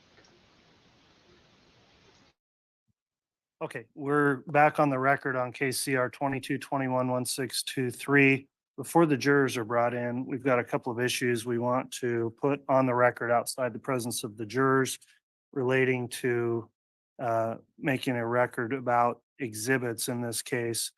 The first matter the court would bring up is that earlier in the trial, the court noticed that several of the state's marked proposed exhibits had reference as sort of Bates numbers or other markings on some of those exhibits that referenced the term Vallow/Daybell. The court raised a concern sua sponte about a possible appearance of the fact that in Lori Vallow's case, the trial's already concluded and she was convicted. I didn't want reference necessarily expressly on all the exhibits to that trial, as some of the jurors may or may not know about that, depending on what they revealed in voir dire. And so the state has thereafter, I think maybe one came in with a reference to Vallow on a Bates stamp. The state's been redacting those references as it relates to referencing Vallow. From the state, does anyone wish to mention anything further to clarify the record on handling those exhibits and how they've been admitted in the case? No, that's an accurate representation, Your Honor, and we'll continue to redact those Okay. if there's any left. All right, so that's the issue there. On other exhibits that came in today, they were offered as defense exhibits 6 and 7. The court in a sidebar got together with the evidence clerk as well as staff attorney and counsel to look at those exhibits before they were admitted or published and make sure they were properly marked.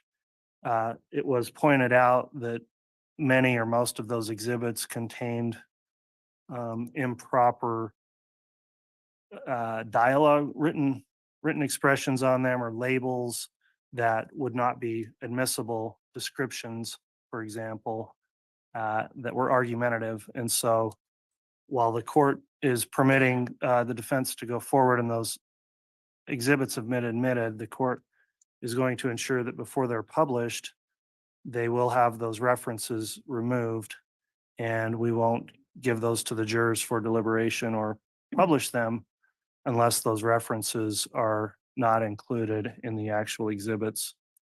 I did make a curative instruction as one exhibit apparently was published briefly to the jurors, and that was the basis of the court's curative instruction for the jurors to disregard that information that may have been descriptive and not evidence in the case.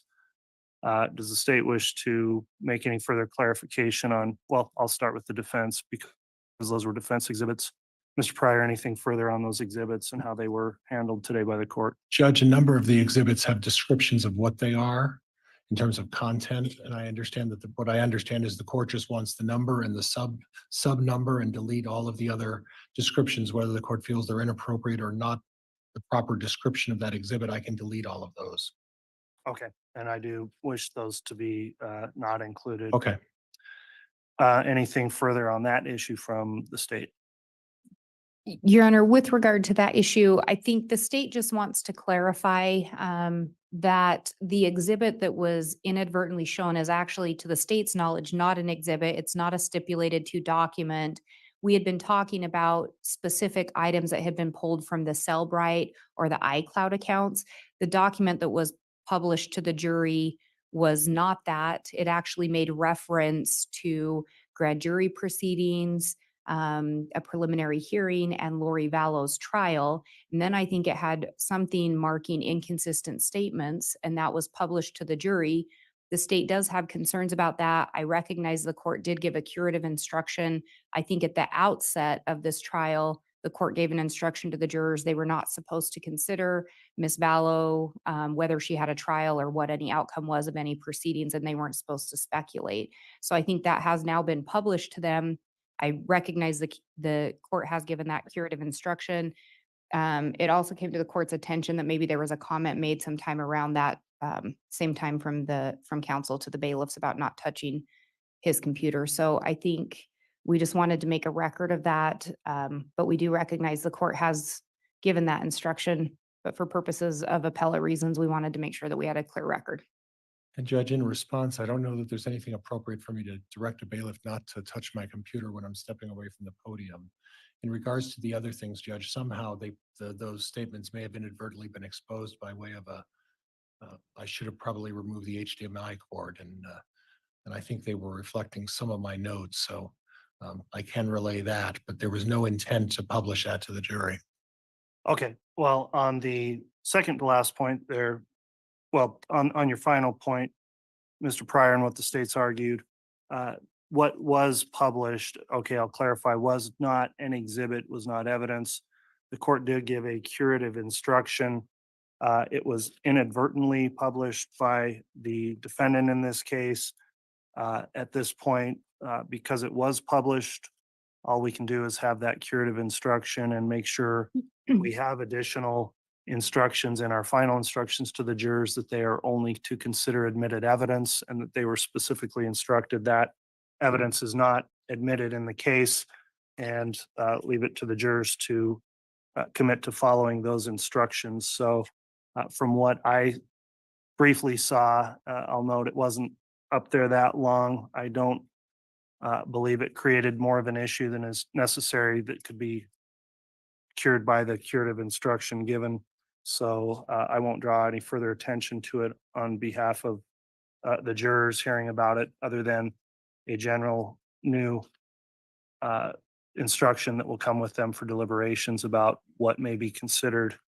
On the point of what apparently was said by Mr. Pryor to the bailiffs, I'll just indicate, of course, the bailiffs are in charge of the courtroom at the direction of the court. And I'll instruct all counsel to be respectful of the bailiffs as they do their jobs, and in particular to not make any sort of comments in front of the jurors that may confuse the jurors or concern the jurors as it relates to how the bailiffs are doing their job in here. I have full confidence in the way the bailiffs have handled this courtroom throughout the trial. And so I'll just leave it up to counsel to follow that instruction as well and refrain from any types of editorial type comments in front of jurors, please, while this trial goes on. So those are the issues we needed to discuss outside the presence of the jurors. At this time, then we'll continue with the cross-examination. Is the defense going to be ready to proceed and have the jurors returned? Yes, Judge, and for clarification, we are ending at 3:15 if I'm going to try to get through this. We are going to end at 3:15 today because we've got another hearing at 3:30. Okay.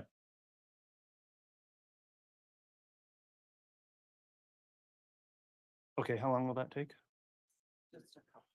All right, we'll go ahead and go off the record for now as we reset a device. We'll have the jurors brought in while we're doing that, and then we'll continue on with evidence until 3:15.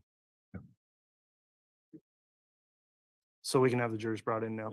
Thank you.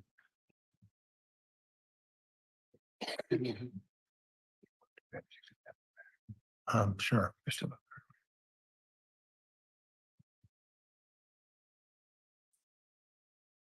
Okay, so they're going off record, but they're still on record. Thank you.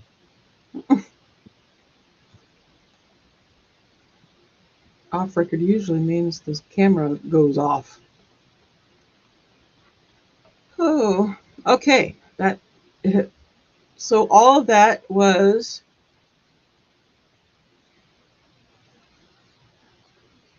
so Boyce says the last two defense exhibits were labeled with references that were not appropriate. Boyce says those references need to be removed before they are given to the jury. Blake says the document published to the jury made reference to grand jury, preliminary hearing, and Lori Vallow's trial. Luckily, in my opinion, the screen is so bad, no one saw it anyway. So I don't think you really have to worry. And prosecutors are concerned that Pryor showed the item to the jurors. Pryor say his notes were unintentionally displayed because he didn't unplug his HDMI. Oopsie poopsie. So now we are waiting for them to fix that issue and bring the jury in.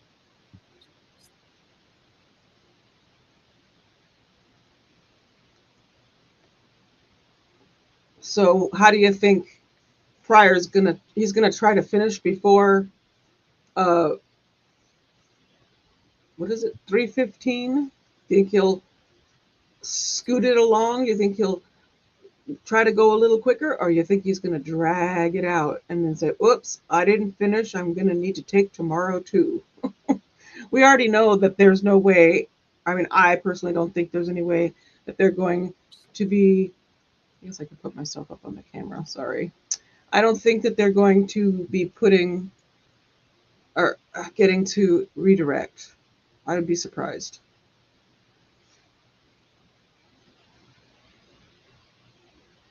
The jury is entering, obviously.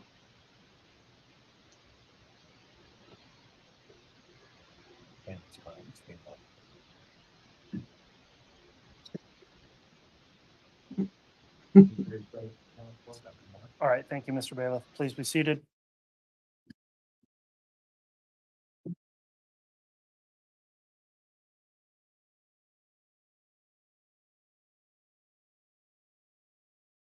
All right, Ms. Gibbs is still under oath. Mr. Pryor is conducting cross-examination. As I mentioned, we'll go for another 25 minutes here till 3:15 and conclude, since the court's going to have another hearing outside the presence of the jurors later today. Judge, the technical issues are resolved. Yes, you can proceed.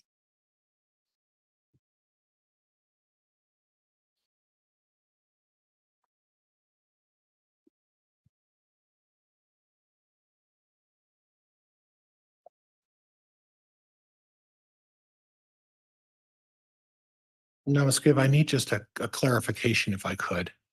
You talked about how light and dark are they something that's not within your practice? Is that what I understand? not the way that they described light and darkness in my beliefs as a member of the church. I would just talk about light being the light of Christ. Okay. So in other words, identifying someone as light or dark would not be something that you would do. No. Okay.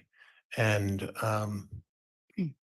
discussing the issue of portals, there was some discussion with the prosecuting attorney about portals. And please bear with me. A portal is what exactly? It was made known to me by Lori that portals are something they created by saying some type of prayer, I think, and Okay. creating a place where they could communicate spiritually to each other. Okay. And that's not something that you would practice as well? No.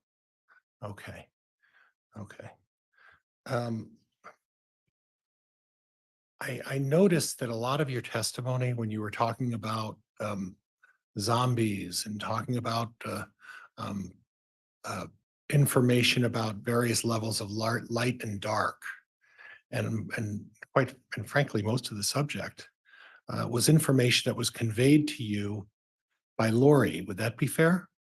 Yes. You didn't talk to Chad very often, did you? No. And in all the time that you knew him, I would say what, less than a handful of times you actually spoke with him, right? I'd say so. Would that be fair? Be fair. Okay.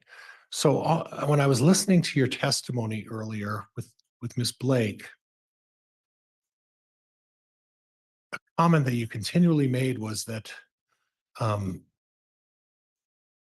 Chad told Lori and Lori told me, and I may be paraphrasing that the wrong way, but in essence, that's what you were saying, right? Correct.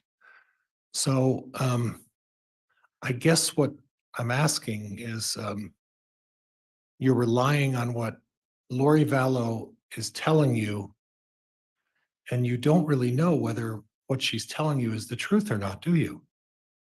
I would say I wouldn't know 100% sure. No. Okay. Because Lori has lied to you before, Yes. and she's been untruthful to you about other things, correct? Yes. I mean, you talked a little bit about the whereabouts of JJ, and in your view, she lied to you about that, right? That's right. Okay. Now, when I listened to the tape recording, remember the tape that Miss Blake played at the end of the conversation that you tape recorded? Now, prior to that tape recording, had you talked to any law enforcement agency about recording that conversation? Never. And I noticed it was interesting because before you started the tape recording, you identified who you were and time and all of that, and made a very clear, succinct record of what was going on. And it sounds like you just deliberately knew in advance you were going to tape. Is that correct? Well, yeah. Okay. So you knew what the subject was going to be, and you knew what to answer and what not to answer while you were on that tape, right? I had no idea what the conversation, how it was going to flow. So I can't say that that's true. Well, you knew the subject of what the conversation was because you initiated that. Sure. Okay.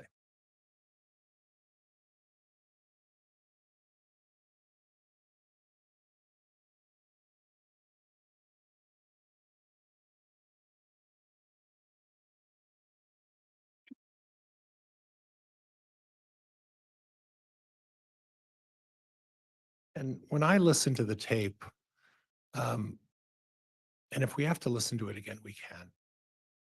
But when I listen to the tape, it sounded like Lori's responses were in the singular. And what I mean by that, as an example, I had to move her to somewhere else, talking about Tylee. It wasn't they had to move her, it was I had to move her. Do you recall that? I believe so. And then the other one again in the singular. I will do whatever the Lord needs me to do. Yes. Okay. So again, in the singular, when you and Lori and I guess Chad was in the background, he talked a little bit about his experiences with Tammy, but Lori Vallow's comments were not we will or they will, it was I will in the singular. Do you recall that? That sounds familiar. Right. Well, do you need to listen to it again to make sure, or are you pretty No. clear? Oh, Okay. And then when you talk to Lori about Alex, about saying the things that Alex did about, you don't want to know. Okay? She said again in the singular, I don't know why he would say that. Not we don't know why he would say that. It's I don't know why he would say that, right? Right. Okay, now initially when the investigation started over the disappearance of JJ, and that was close to Thanksgiving time, correct? Between October and November, yeah. Well, the end of November when the Yeah. police showed up, right? Yeah, You remember that, right? we do. Okay, so you do have a recollection of about that when this took place, right? Okay. Basically, you received a call from the police, correct? Correct. And initially, it wasn't that you kind of lied, you lied to the police officers. Remember that? Yeah, I do. So when you said you kind of maybe weren't truthful in the beginning, no, you lied to the police, Sure, correct? sure. Okay. And then after you told the police a lie about having JJ with you, correct? You then, after some more prompting from the police, you sort of cleared that up, right? Objection, Your Honor, misstates the prior testimony. Sustained. Okay, so how did that play out then after you initially lied to the police? How did it play out that you then corrected yourself with law enforcement after your initial lie? I went to see them personally and talked to them about everything I knew. Okay, and that's when you realized that, oh, well, my lie to them isn't going to hold up. I better sort of tell them something else, right? Objection, Your Honor, argumentative and mischaracterizes the prior testimony. Sustained. Okay, so the purpose of going back to the police was to clear up your initial lie, correct? No, Oh, it wasn't? no. Well, the purpose of going back to the police was to tell them what you felt they needed to hear, right? I felt an obligation to share everything I knew with them. Okay. And I guess that obligation wasn't so strong when you initially told the police the lie that you had JJ, right? It was a conflict within me. Okay. And that conflict within you said, it's more important that I lie for Lori Vallow than it is I tell the police the truth, right? Objection, Your Honor, argumentative and misstates the prior testimony. That is overruled. You can So- answer. Hold on, there wasn't an answer. Sorry, Judge. Sorry. You need me to have her recite the question again? Ms. Clerk, could you state the question for me, please?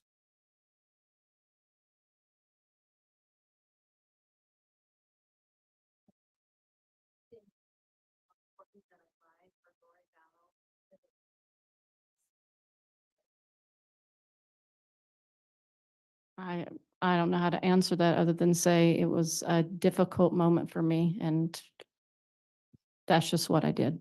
Okay, so is being here today a difficult moment for you? Of course it is. Okay, and you're having some struggles because um, you're having some struggles because at some point you have information about JJ Vallow and about what happened to JJ Vallow, correct? Best of my knowledge. That's what? Best of my knowledge, I'm sharing all that I know about. Okay. So I want to go to the timeline of Chad Daybell a little bit. Okay. And you talked about arriving in Rexburg for the weekend of the 21st, 22nd, 23rd, that time frame. I guess Monday was the 23rd, Sunday was the 22nd, 21st on Saturday, 20th on Friday, 19th. And my recollection when I reviewed all of the reports and the other testimony that you've given, I was under the impression you arrived on Thursday. I thought it was Wednesday, but it could have been Thursday. It's been too long to remember. Okay, so the comment that you said that you saw Chad Daybell 2, 3, or 4 times previously in testimony, you're not sure about that either, correct? Well, I can recall certain moments. I'd have to sit down and recall every time I saw him and Okay. think about that a little bit more. Okay, so we aren't clear about how many times we saw Chad on that weekend, right? Not 100% clear. And let's kind of go over the timeline for that weekend if we could. If you can try to remember it if possible. You arrived not on Wednesday like you just previously testified to. You arrived on Thursday, right? Is that right? I don't remember. Okay. You'd have to look at documents to show that. I'm you- fine. I'm fine with that. It doesn't matter to me if it was Wednesday or Thursday. Okay. And again, you said you flew in? That's right. And what time did you fly in? I feel like it was in the afternoon, but I can't recall the time. And please don't let me mischaracterize your testimony. But my recollection is on that first day that you flew in on the Thursday, you didn't see Chad Daybell. I believe it was either that evening or the next evening. I'm not recalling that. Okay. Well, the reason I'm questioning you about this is the next evening, and I almost said it, your boyfriend at the time came into town, correct? Yeah, Friday. And that was later in the afternoon, late in the evening, right? That's right. So when your boyfriend came into town, you hadn't seen Chad yet before your boyfriend Well, arrived, correct? that's not true. No, you did? Yeah, I saw Chad When did you see him? previous to that. What time? Well, it was in the evening. I remember when we walked around the track at BYU, Idaho. It was in the evening. It was getting darker outside. Okay. And that's the interaction that you described between Lori and Chad. Part of it, yeah. Now, one of the things when I listened to Lori's tape, what I was curious about, and I guess I didn't understand, was that on the tape recording with you and Chad and Lori, you talked to her about the issue of adultery, Mhm, that she was having a relationship with a married man mhm, and she was a married woman. correct. Okay, and that is what was the phrase you used to describe what that is?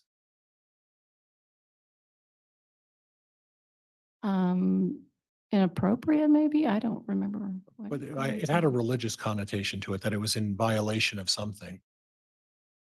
Um, we were referencing one of the people in the Book of Mormon and talking about a certain king that had that type of behavior. Okay. And she said something about divorce. Right. And I'm going off of my recollection, but while you and David were going through your relationship in the beginning, he was still married, wasn't he? Or had he completed his divorce at that point?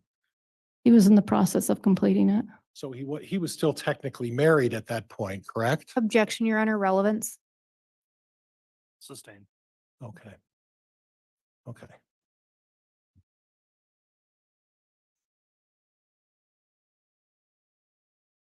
So then David arrived on Friday. Yes. Did you see Chad at all on Friday? I can't remember if I saw him Friday. Okay. And then you were there for, I don't remember the name of the conference. Firm? Was that the name of the conference?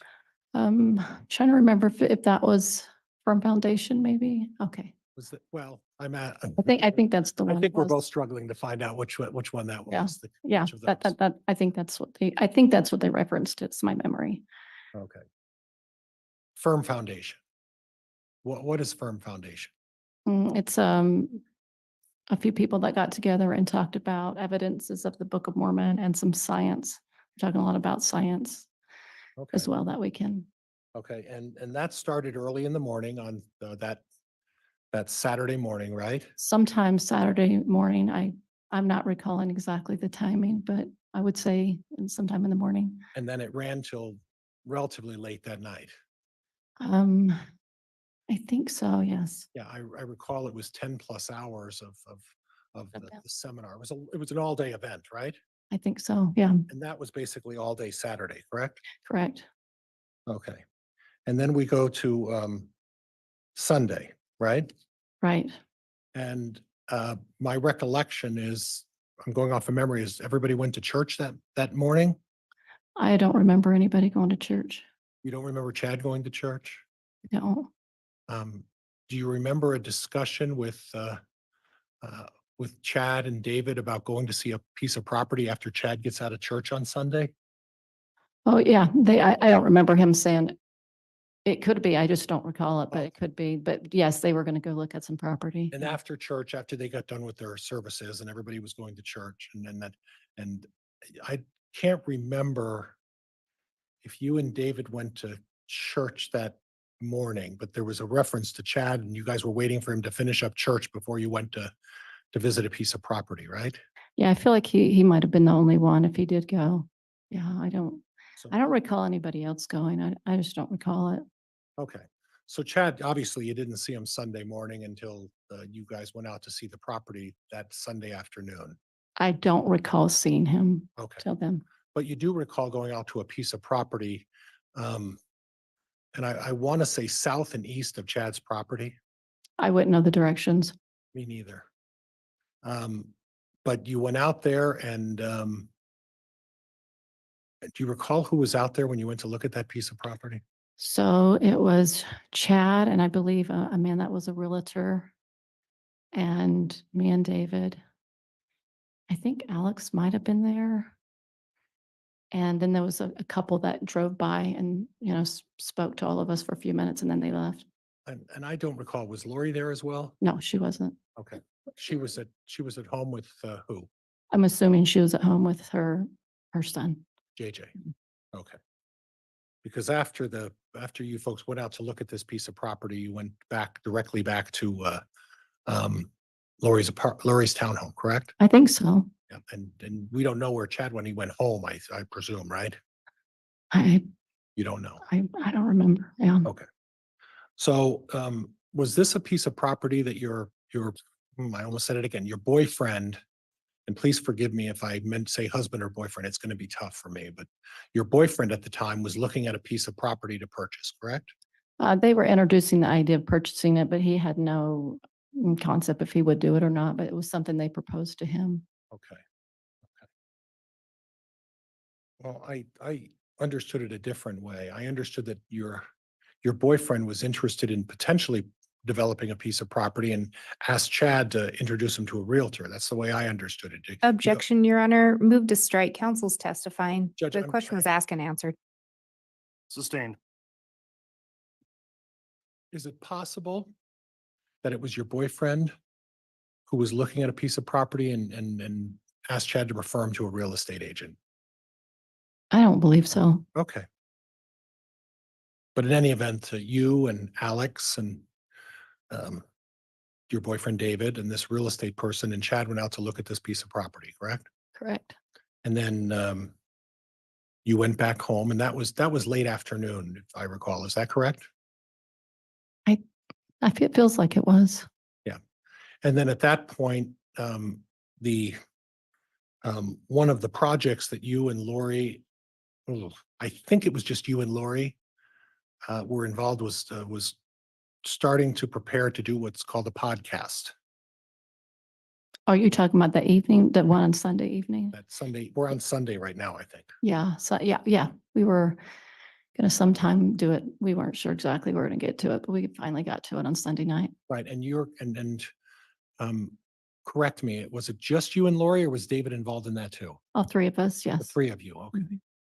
Okay. And then you were going to do this podcast. And you did that. And my recollection is it started at like 8 or 9 o'clock. Yeah, that sounds about right. And it went till after midnight. Yeah, somewhere. I knew it was like around midnight. I don't know if it was after it. I just know it was kind of late. Okay. So you didn't see Chad other than on Sunday, you saw Chad for the land. And you didn't see him that night during the podcast, right? He might have come over after the land. I don't recall, but he was not at the podcast. Okay. And you don't recall whether he was there after the land though. You think you're saying he may have. It's possible. Okay. Okay. But then during the podcast, my understanding is that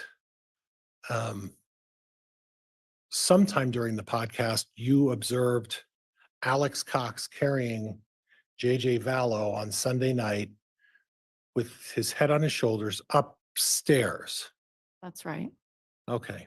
And you don't know which bedroom he put JJ in, is that right? I did not witness where he put put him, but he was not in JJ's room or he was not in Tylee's room. Okay, but you and David were in Tylee's room that night. No, we were in both, well, no, it was JJ's room. Oh, you were in JJ's room? Yeah, it was JJ's room. Okay, now in terms of the bedrooms, when you walk up the stairs, there's 3 bedrooms up there, correct? Yes. And they're all relatively close bedrooms. Would you agree with that? Tylee and JJ's were close and Lori's was down the hallway. Okay, but when we say down the hallway, that's a relative term, isn't it? Well, they're not as close as the other two. Right. But they're also not a long distance away. This was not a large townhome, was it? No, it was just from one end of the townhome to the other. Right. It's a short distance to one I bedroom. guess relative to a lot of things, yes. Okay, okay. So when you went to bed at whatever time that was after the podcast, at that point, you were presuming that Lori also went to bed and decided to lay down with JJ, right? Yes. Okay. And then you and David you went to sleep after some prayer. Yes. Okay. So you don't know where JJ was that night, correct? No, I don't. Okay. Okay. But you were in the house when Alex brought him up initially at what time was that when Alex brought him up again? I don't recall. It was a little bit, maybe a few hours into us doing the podcast. Okay. And then you said David had, I don't want to put words, he had a nightmare or a vision? They kind of felt like both. I'm not really sure. It was just a bad experience he had. Okay. You'd And have to ask him what he felt like it was. you don't remember? I remember he was very alarmed by it and upset by it. Okay. And was he alarmed enough and upset enough that did both of you get up and knock on the door of Lori's door? No, Did either of you try to locate Lori and say, is everything okay? Because this was alarming. I did. Did you knock on the door of the Yeah, I went over to her door and tried to open it and it was locked. okay, but you didn't knock, right? I might have. I don't recall. Oh. I just know I tried to get in. Okay, and it wasn't opened. Right. Did you go down to the other bedroom that was closer to where you and David were staying and checked on that bedroom? No. Okay. Okay. And then after this alarming event that was so traumatic to David, you slept in until what time? Oh gosh, I don't know. I probably woke up around 7 or something in the morning. I don't know. Okay. And from previous testimony you indicated that you took off and left at about 9:30. Does that sound about right? Sounds about right. Okay. And at that point, again, even though David had this traumatic experience about this nightmare, you didn't ask to see JJ, did you? Objection, Your Honor, argumentative. Overruled. You didn't ask to see JJ. It's possible I did. I don't recall what I said to her when I came downstairs. Okay. Well, you make a lot of comments, it's possible, but you don't remember asking to see JJ, do you? I remember when you're meeting with somebody for a full weekend, you don't remember all the conversations you have. You do your best to remember all that you can recall. Well, I appreciate that because, in the beginning of your testimony with the prosecuting attorney, you were very clear about all of these memories that you had about zombies, about dark and light. Objection, Your Honor, this is a narrative. Move to strike. It's argumentative. Sustained. You were very clear on your testimony about zombies. You didn't have a memory loss about that, did you? No, You didn't have a memory loss about dark and light, right? no. You didn't have a memory loss about how often you saw Chad, right? Sometimes I remember seeing him. It wasn't a memorable weekend to remember when he came in and out all the time. But you were very clear about all of the things that Lori Vallow told you at the bequest of Chad. You were real clear about that, weren't you? No? I said, yeah. Okay. Judge, I don't know if you want to, I unfortunately have quite a ways to go now, and I apologize to the court, but I got a ways to go. Oh, you don't need to apologize, Mr. Pryor. We'll take our time to get through this witness, but we are towards the end of where we're going to get with the witness today. As I mentioned, the court's got another hearing to take up this afternoon. So if there's no objection from either side, I would like to recess for the day and resume tomorrow. State okay with that? Yes, Your Honor. Thank you. Thank you, Ms. Blake. Yes, Judge. Very well.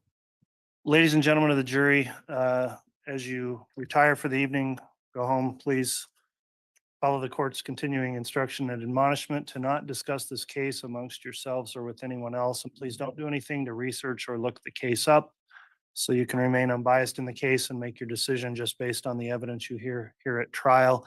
If you happen to run across any media about this case, please try to avert your attention from that. And with that in mind, I look forward to seeing you all tomorrow morning. Thank you. All rise, please.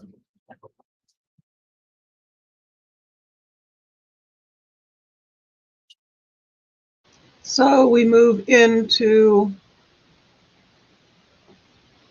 tomorrow, as I thought, just what I thought.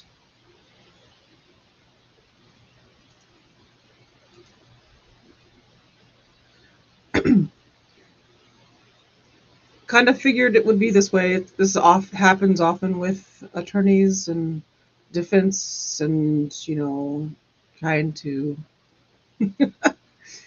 spread stuff out, in my opinion. Like Yes, this thank right you. here. We'll be in recess until this next hearing starts at 3:30. The witness can step down, and I will just remind you, Ms. Gibb, also you're not to discuss your testimony with others that have testified in the case.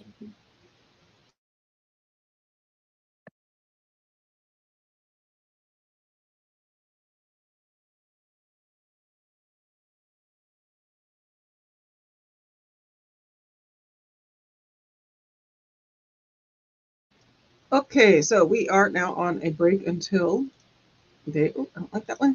Like that one. I keep forgetting. I need to move that one over. So we are now in break until they resume with the hearing. But I'm glad we get to see. We get to be a party to it, which is good. I always like that. I hate it when they have hearings. I don't know yet. Not sure. Hold on real quick. Let me do something real quick. I need to.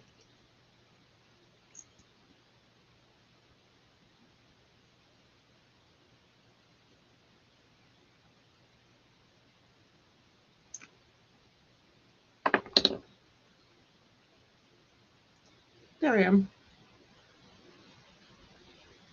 I had to put some lipstick on.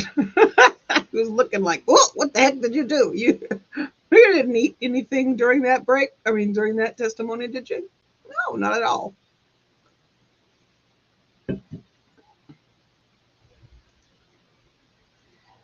So, I wonder, yeah, I don't know what it is.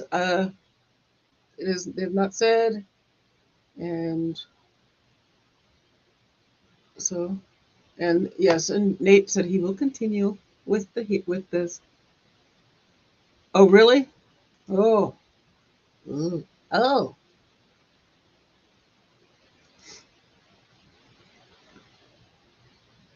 Yep, there it is right there.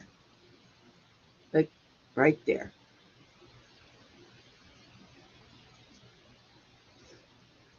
Yes, Linda will keep us with the updates and stuff. I want Linda to put the info in the chat for us. So if your comment poofs, it's nothing personal. It's just so. Oh my goodness, I am on the struggle bus with Mr. Pryor. I think he does these things on purpose so he can get it in front of the jury, knowing that prosecution is going to object. Just because it's object and stricken doesn't mean that the jury didn't hear it. And even though they're not supposed to weigh or not supposed to, once something's stricken, you're not supposed to look at it as evidence, supposed to pretend like it never happened. I really think that that's just, I think it's a cheap trick It's a smart one, but it's a cheap trick. In my opinion, I need to hold on a second. I got to do it again. But that's what I think about that. I think that there is a method to his madness. Well, that sounds bad. I'm so sorry, sir.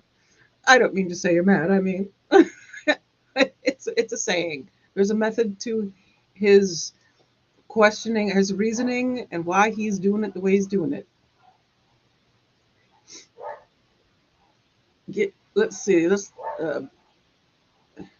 So if am I missing people who are leaving? If anybody's leaving, see y'all tomorrow. And if you wanted to hear the hearing, you can always rewind it later on and watch it on the replay. Thank you to all my replay watchers, by the way. I need to start doing that. I need to start saying, hi, replay watchers. I keep forgetting. So what are your thoughts on that? Do you think that he has a reason for what he's doing and how he's doing it? You know, I don't think he doesn't know what he's doing. I think that he knows what he's doing and he's doing it a certain way. So then he has to turn around and create it into a question. Hi, Sama. I still can't say. Hey, J Freak. Hi. Thank you so much. Happy fun time at dance competition. Watching our sweet. Good to see you, J Freak. Thank you for the support. You're the sweetheart. So let me see. I'm kind of trying to find comments. My eyes are bad, and it takes me a minute to try to see what I'm trying to poke at. Like, hey, the real perp has already been to trial. Blah blah. Oh. And Butterfly Dana says, of course he does. It is already implanted in jurors' minds. That is why Pryor does it intentionally. I mean, that's my opinion. I think that there is, it's a good strategy. It's annoying, but it's a good strategy, I guess. Whoops. Oh, now that doesn't make sense. That's what he was responding to.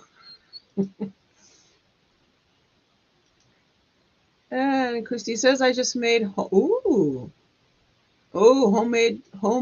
Taco Bell chicken quesadillas with their creamy jalapeno sauce. Mine's better. My husband loves to try to dupe different things like that. Like, anything related to sauces and stuff like, seasonings. He'll sit there and taste it, like get it to where he gets it as close as possible. We have a local place out here that he likes to make their fry dipping sauce. And it's very, very, very close. There's always that one little thing that they never tell you or that you can't figure out that just doesn't make it exact. Because there's, if you make it exact, then you won't want to go there to get it. You can always get it at home. So, but he gets very close to it.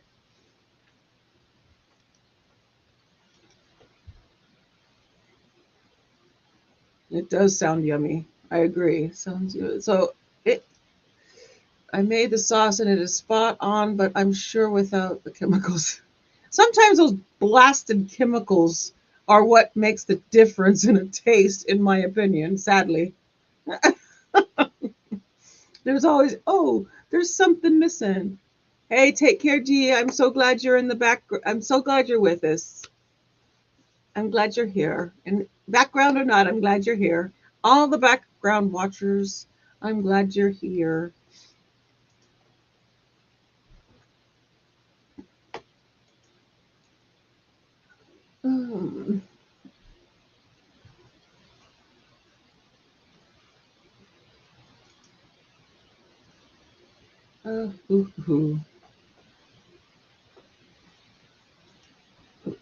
Jiffy says, I will never understand why a mother would do this to her kids. She is evil, narcissist.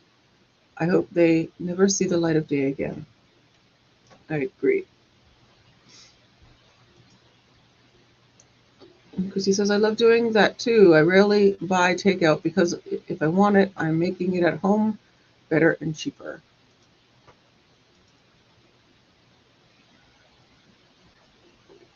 And there you go. Take care. Okay, so we are waiting. We have 5 minutes left before they come back for this hearing that we have no idea what it's about. And I'm not seeing anything spoken about what it is, so we shall see. I'm just glad we get to see it. And it's just the same, Jay Freak. I love my kids with every ounce of my being.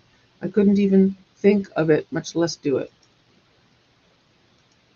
I don't know the mind it takes, the type of person it takes to be able to do something like this. Beyond me.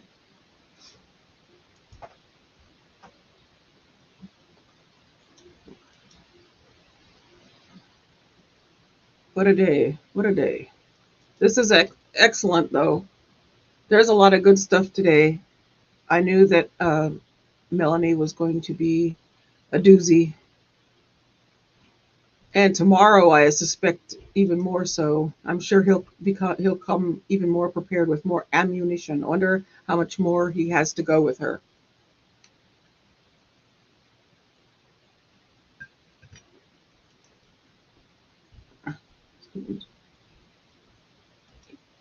Exactly.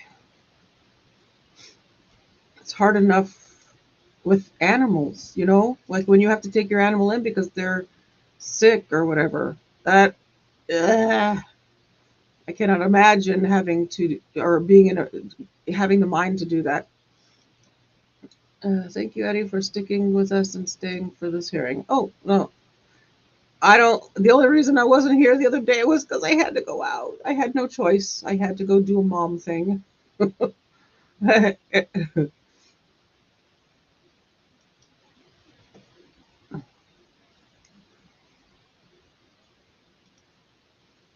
Oops, where'd it go? Oh, there it is. Luna Lake says, Christy Chemicals not allowed in chat food. Do you not read the memo from that? Girl, are you on something? No.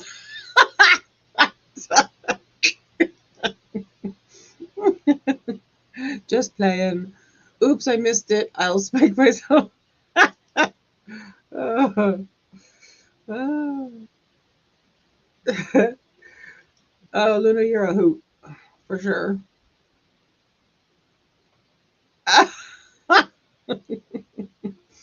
Oh. Sorry. I'll show you what I was laughing at. There you go.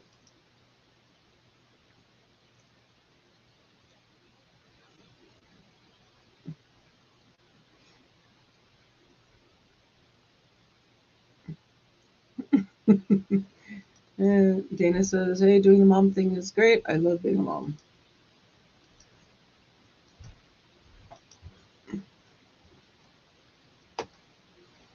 Okie dokie.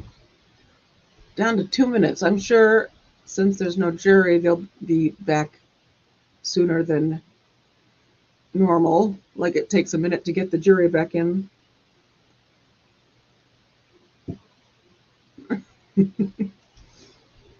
All righty then. Right?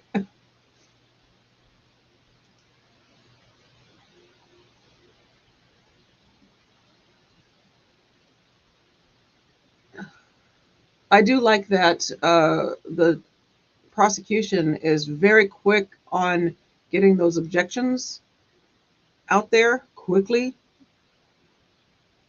Once his method of how he is asking his questions, how he's doing it, then she hits him with an objection quickly.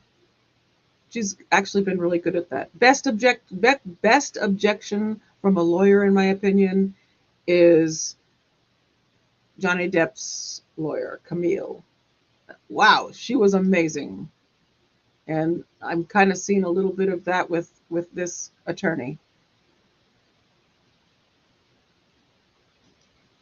Cheryl says, I'm being good, may have to leave if that's the case. My being good may.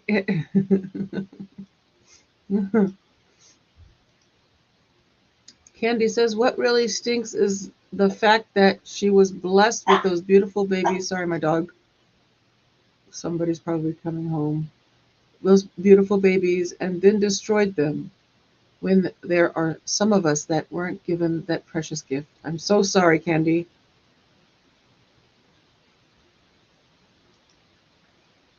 Christy says, I miss my kids being little.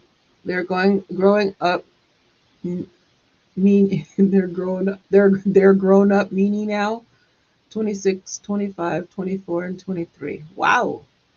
Yes, mine are now into adults as well. None want kids of their own, neither do mine, as far as I can tell. Oops. Go get to Papa. I think my oldest just came home.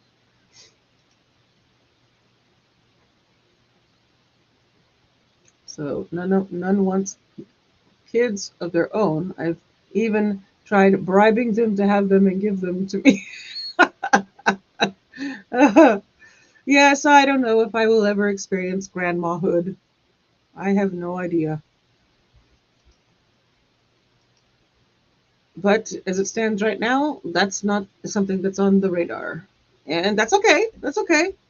We're good. I got my puppies. I'm good.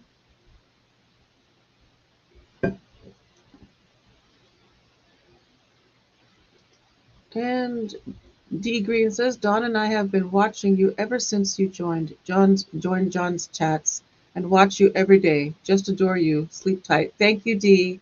Thank you.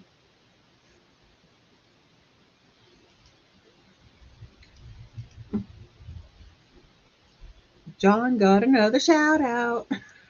John Yates. There you go. Take care, Brian. Take care. Bye-bye. See you tomorrow. Can't believe we're already at one day left of the week.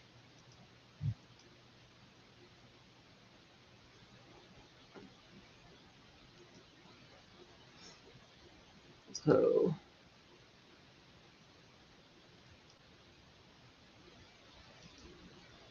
Christy says, I want to be a nana so bad, but it's okay. I'd rather them not have them if they don't think it's for them. That's absolutely, yes. I agree with that. Some people are just not, they're not of the kid mind, and that's okay. That's okay. I always knew I was going to be a mom because I was always carrying my baby brother around everywhere. He was always on my hip, always with me, and was very much like my child more than my brother. It's just how it was, with quite a few years between us. Gina says, I am a grandma to both of my adult kids. Dog. But I love the doggy St. Bernard. He's as big as a pony. We had a big boy too like that. He was 160 pounds. He was a big boy. I call him the dog horse. He was more like a horse than a dog. Pony. Exactly. He got to be a little too jointy. His joints were giving him a problem and he couldn't get up and down our stairs anymore. So he lived his last year of life with our dear friend, and we had to go over there to visit him. And it was better for him. We saw him often, and he's very missed. But he was a big boy. He was huge. He was another rescue. And he lived up, he was about 10, I think, when he passed. So good long life for a big dog like that. He was we don't even know really what he was mixed with, but he was beautiful. And Christy says, I don't think my kids would ever hurt a soul, but we sure don't need any more of the nonsense that goes on in the world.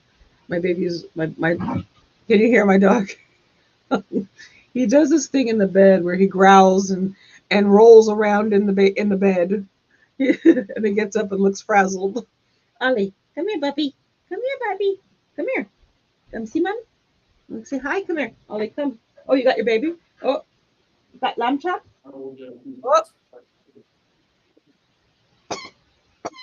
Thank you. Please be seated.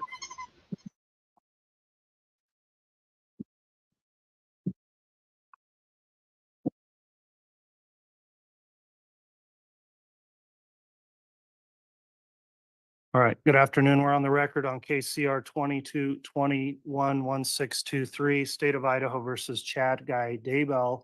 Mr. Daybell is here present, represented by his attorney, Mr. Pryor.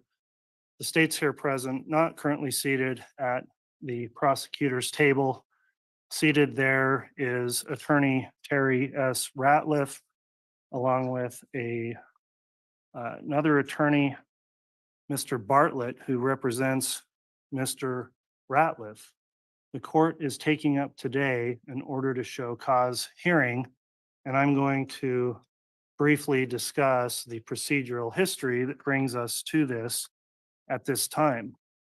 I'll note that this was a motion that was filed by Mr. Ratliff, who is a bar licensed attorney through the state of Idaho, and filed a pleading purporting to be the attorney for the defendant in this case. And the pleading was filed on March 29th at 11:42 p.m., so shortly before midnight on a Friday. And I do want to discuss briefly the timing of the filing. The court was conducting jury questionnaires and preparing for jury voir dire in this case, which of course is a capital murder case, an incredibly serious case where the court counsel has spent a tremendous amount of time preparing for and getting ready for trial where we are now.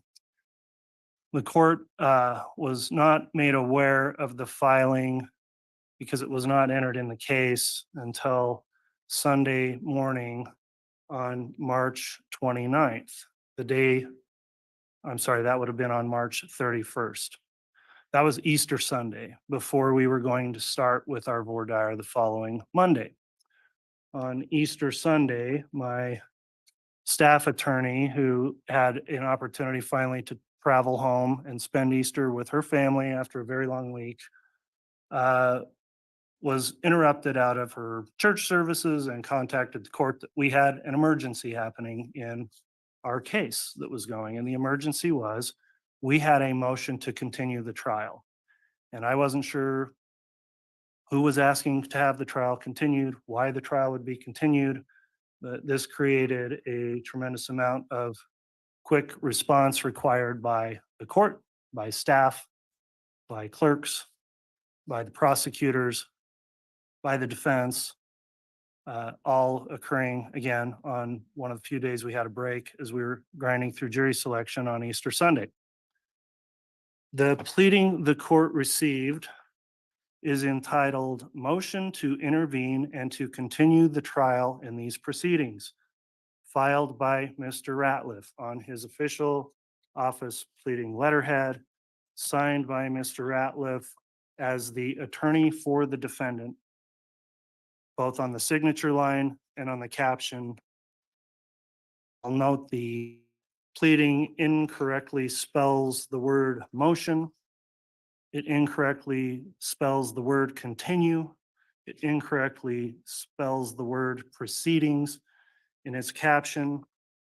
And when I reviewed this, I'm going to tell you, Mr. Ratliff, I was angry then, and I think I'm angrier now about what you did. However, in light of allowing you some due process, I looked through a correct way to handle this, and I considered Rule 11. I'll note you've retained an attorney, Mr. Bartlett, and I have reviewed a lengthy response brief along with declarations submitted on your behalf. And procedurally, where we are, first of all, the order to show cause for me is for you to explain, Mr. Ratliff, to personally explain to me how your pleading complies with Rule 11 of the Rules of Civil Procedure.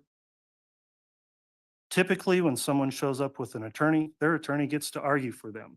However, under certain circumstances, I don't know that the right to counsel attaches, and in particular, under a Rule 11 request? I don't believe it does.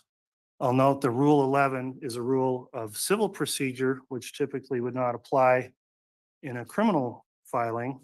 However, there are rules under the criminal rules that states we do follow civil rules when there's no corresponding rule. And in particular, criminal rules 47 and 49 indicate that filings of motions in criminal cases are to be filed in the same way and manner, and using the word manner, in which pleadings have to be filed in civil cases. Rule 11 governs licensed attorneys and the representations they make. There's been some indication of your counsel that perhaps Rule 11 doesn't apply. I believe Rule 11 does apply. I don't believe lawyers can file whatever they want in a criminal case without being subject to the representations under Rule 11, where they certify certain things and making those filings as officers of the court. To argue otherwise would say any lawyer could file anything they want in a criminal case and not be subject to any kind of sanction under Rule 11. And I believe Rule 11 permits exactly that, for me to consider it. Rule 11 under Part C3 allows the court to conduct an inquiry on its own initiative, and the court has done this, not at the request of the parties, but at my own request, because I do have questions for Mr. Ratliff. And I'll note procedurally, while I appreciate the time and research Mr. Bartlett has put into the case, we don't have a party in this case appearing before me. Mr. Ratliff, you are not the defendant. You are not the state. You are not a prosecutor. You are not the defense attorney. You are an attorney with a license that filed something asking me to stop this trial when I don't think you had any legal standing to do that. And I'm going to give you personally an opportunity to make any explanation you want as to some of my questions. I am not going to turn this into an adjunct litigation under the auspices of this capital murder case, because quite frankly, you don't represent the defendant here. You don't represent the state. You're not a party. And I'm not going to let this devolve into a whole separate procedural mess in this case and create a record of some side issue that has nothing to do with the charges the state is currently putting evidence on for. So now that I've had my say about how we got here and why we are here, Mr. Ratliff, I have questions for you under Rule 11. And if you'd like to answer those questions personally, I will ask you some questions. If you don't want to answer those questions under the advice of counsel, I'll understand that as well. And I don't know that I even need any input from the parties. So, Mr. Ratliff, are you going to answer the court's questions as it relates to Rule 11?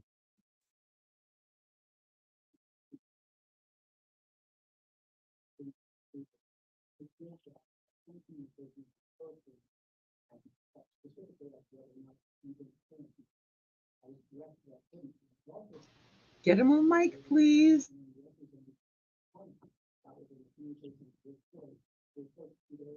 Okay.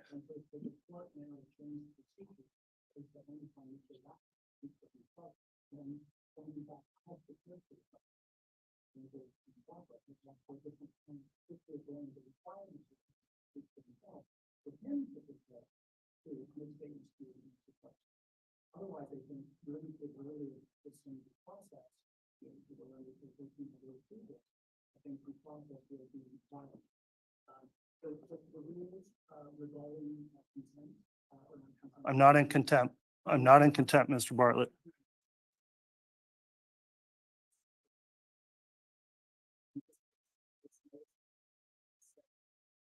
Well, What the basis was, what he had shown, was he showing cause that he talked to you out? Was he showing cause whether or not he complied with Rule 11? Was he showing cause? We didn't know. We only learned 2 years ago, late on the 16th, that I was told that it was about Rule 11. oh, was that inconvenient for you? Was that, I'm asking you a direct question. Was that inconvenient for you? Your Honor, it was only that I didn't have the amount of notes necessary. It's not what we have. Very sorry. I'm very sorry that we didn't use the most Mr. Bartlett, hold on. I indicated I wasn't going to have you argue this motion. I allowed you to start making it, and you are doing precisely that. I've thought this through. I'm in Rule 11 here. I'm in a rule that governs lawyers and their pleadings. When lawyers sign off on pleadings, lawyers are responsible for their pleadings. Lawyers, unless they're facing a sanction of jail under contempt, do not necessarily have the opportunity to have counsel represent them on a Rule 11. If you file a frivolous civil complaint and a judge says, I'm going to award fees because it was frivolous, you don't get to have another lawyer from another firm jump in between you and the judge in the complaint you filed, because you have the responsibility as a licensed attorney to put your name on pleadings and stand behind your signature under those rules, under Rule 11 and what you certify, and you answer those. In my opinion, and I'm the judge here, this is how you address Rule 11. So with all due respect, Mr. Bartlett, I appreciate you attempting to and wanting to represent your client. Again, you can do that. You've talked to him before. You can talk to him after. But the questions I have on Rule 11 relate directly to a pleading that Mr. Ratliff filed as licensed attorney in this case, and I have a right to ask him about his pleading that he filed.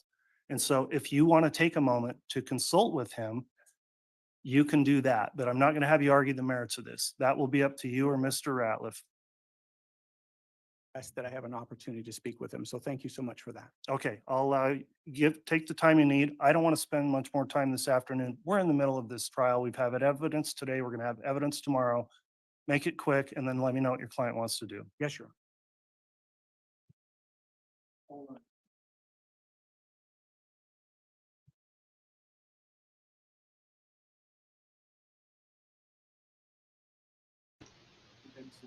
Woof.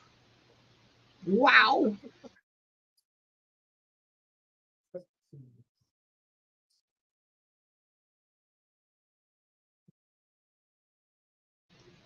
Holy moly.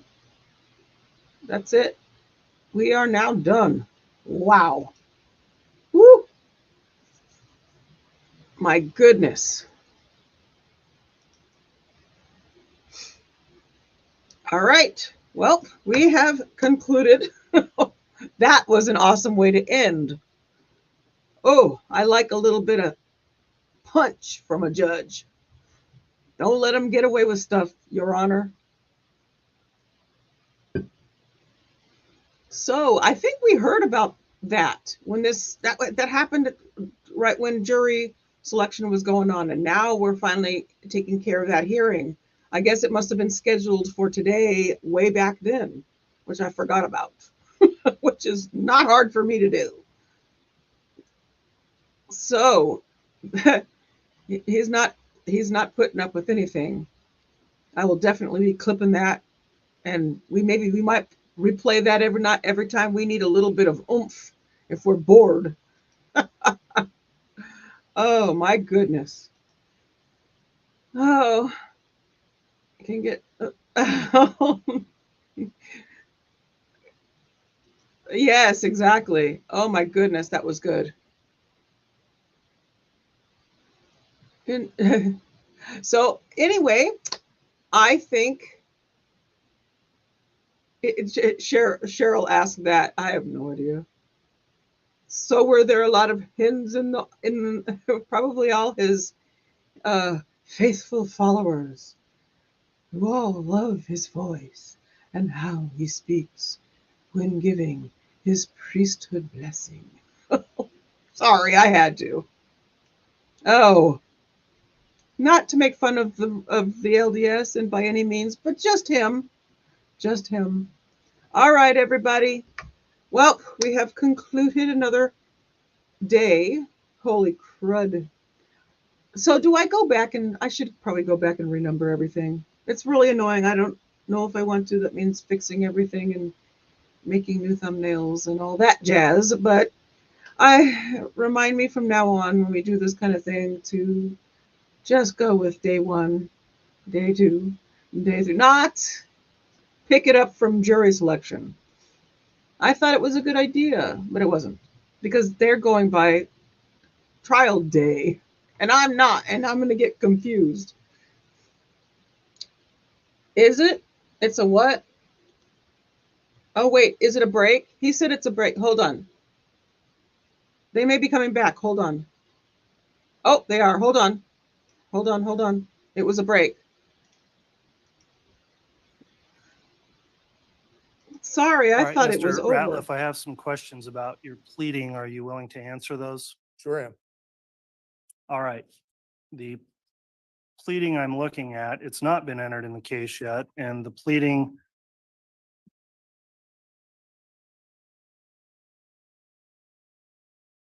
Give me just a second.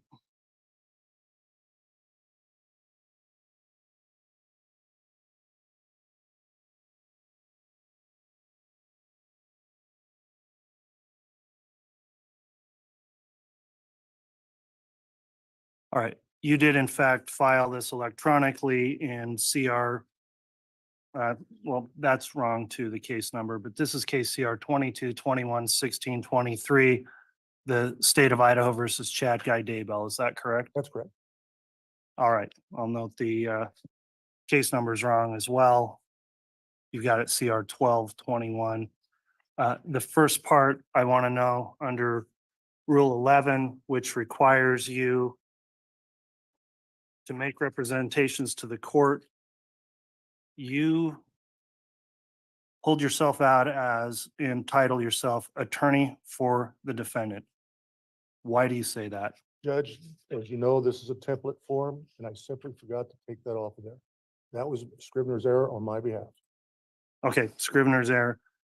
On the, If you notice in the body of the motion, Judge, I say without permission of the defendant or his trial counsel. all right, let's look at your signature on page 3. You signed Terry S. Ratliff of the firm, attorney for the defendant, on page 3, don't you? Again, because it was in my template. All right, on page 2, again, a signature, Terry S. Ratliff of the firm, attorney for the defendant, correct? I don't have a page 3, Judge. I just have a page 1 and 2.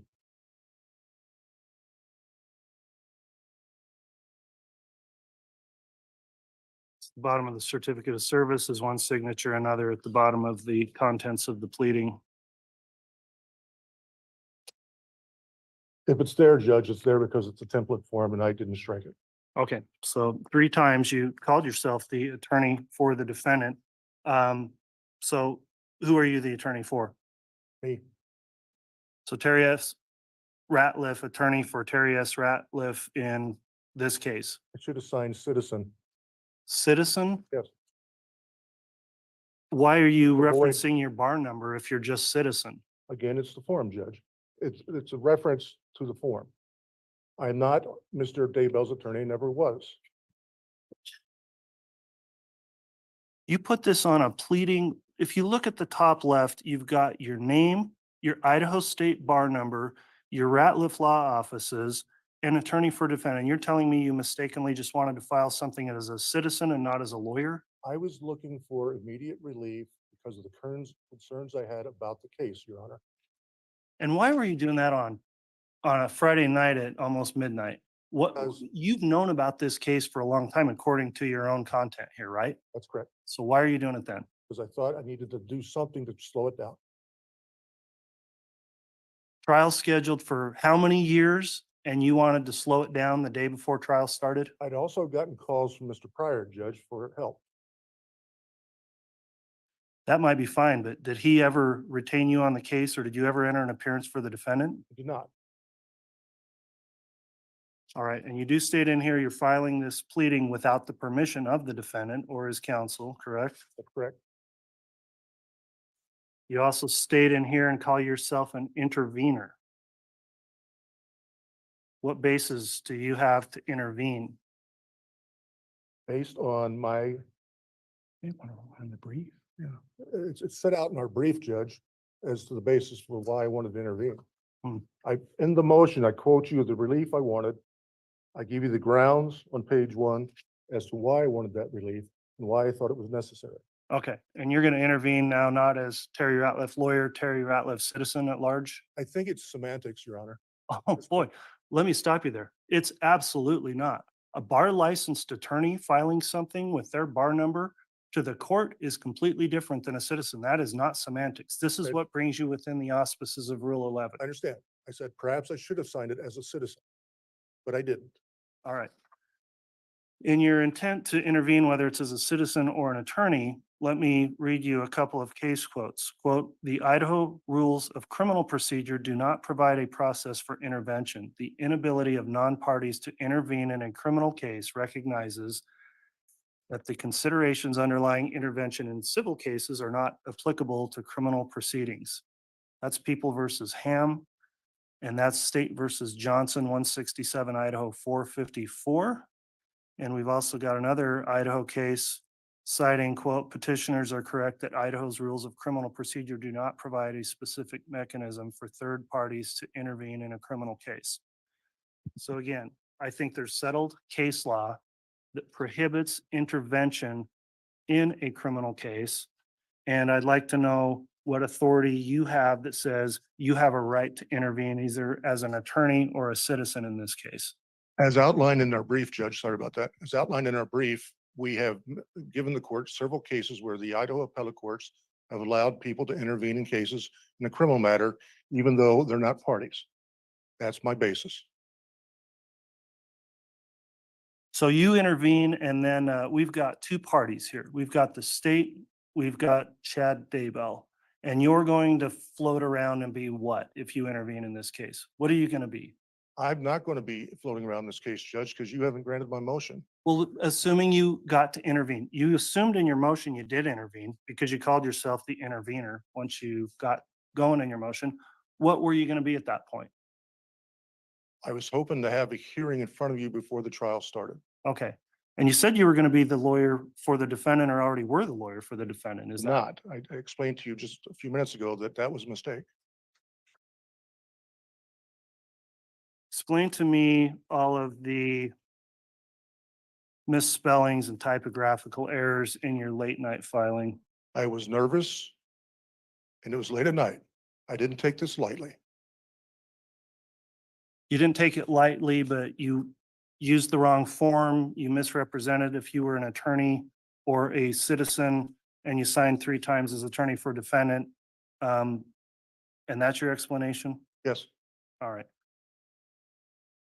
Mr. Ratliff, I find based on your responses, you have violated Idaho's Rule 11 under the Rules of Civil Procedure, which I find are incorporated through Idaho Criminal Rule 47 and 49.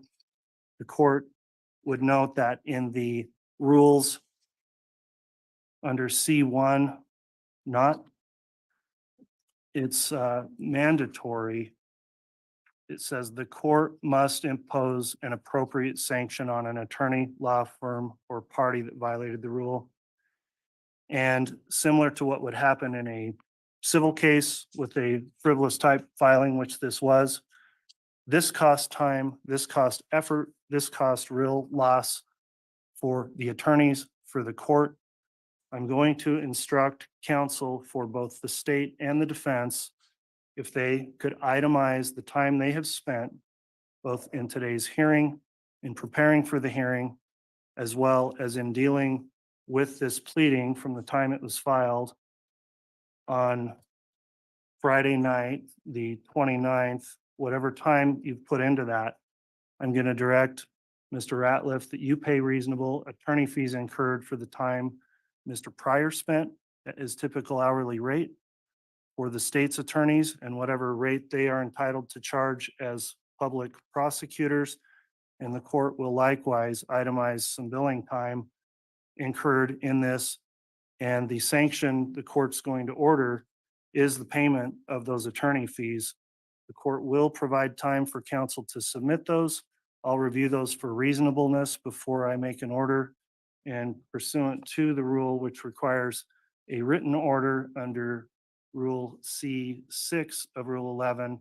The court will describe in that order the conduct and the basis for the sanction, and you're going to pay for those fees. Do you understand that, Mr. Ratliff? That's fine, Judge. Very well. That'll Your conclude Honor, that. if I may, I'm going to request findings of facts and conclusions of law. As this court is aware, we submitted briefing that addressed many of the issues you addressed to Mr. Ratliff in great detail, giving multiple basis for his right to intervene. The judge, you have not addressed those arguments, and so I'm going to ask for findings of fact and conclusions of law. All right. Well, Mr. Bartliff, you can ask. I'm not inclined to do that because, again, I've got a lawyer in front of me that submitted a pleading, and the lawyer is responsible for the pleading. I'm not necessarily allowing any further input on behalf of counsel for the lawyer that filed the pleading. I don't think it's proper because I'm not imposing any kind of jail time or sanction similar to Rule 75 of the civil rules, which would implicate on a contempt proceeding the right to counsel. So I'm going to stand by my ruling that I made and ask the attorneys to submit those. That concludes the matter for this afternoon. Judge, if I may. I'm You sorry, may- Judge, I am You may not. not. I'm done. I'm done with this issue, and I'm done wasting time on this issue in the middle of a capital case. We're done. We're in recess, period. Period. End of story. In other words, stop. Oh my goodness. Oh, wow. That was good. That was good.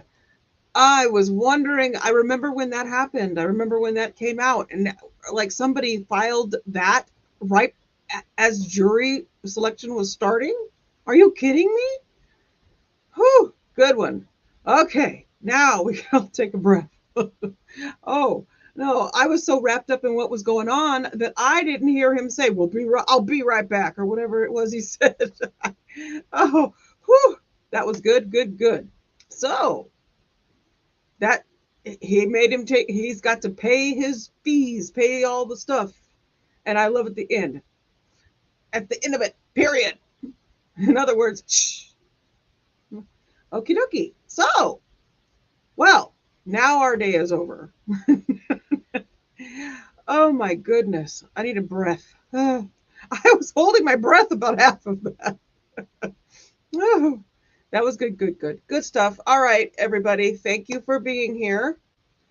I've got to cut the rest of Melanie's stuff, and I've got to get this as a clip because this is worth getting a clip of it. And I thank you guys for being here. I thank you for supporting me and this tiny little channel I got going on over here. And I will see you bright and early in the morning. I'm sorry, I had to get. Oh my goodness, guys. Oh, I can't. I gotta say goodbye. I gotta say bye. I can't breathe. All right. Take care. I will see you guys tomorrow. Bye.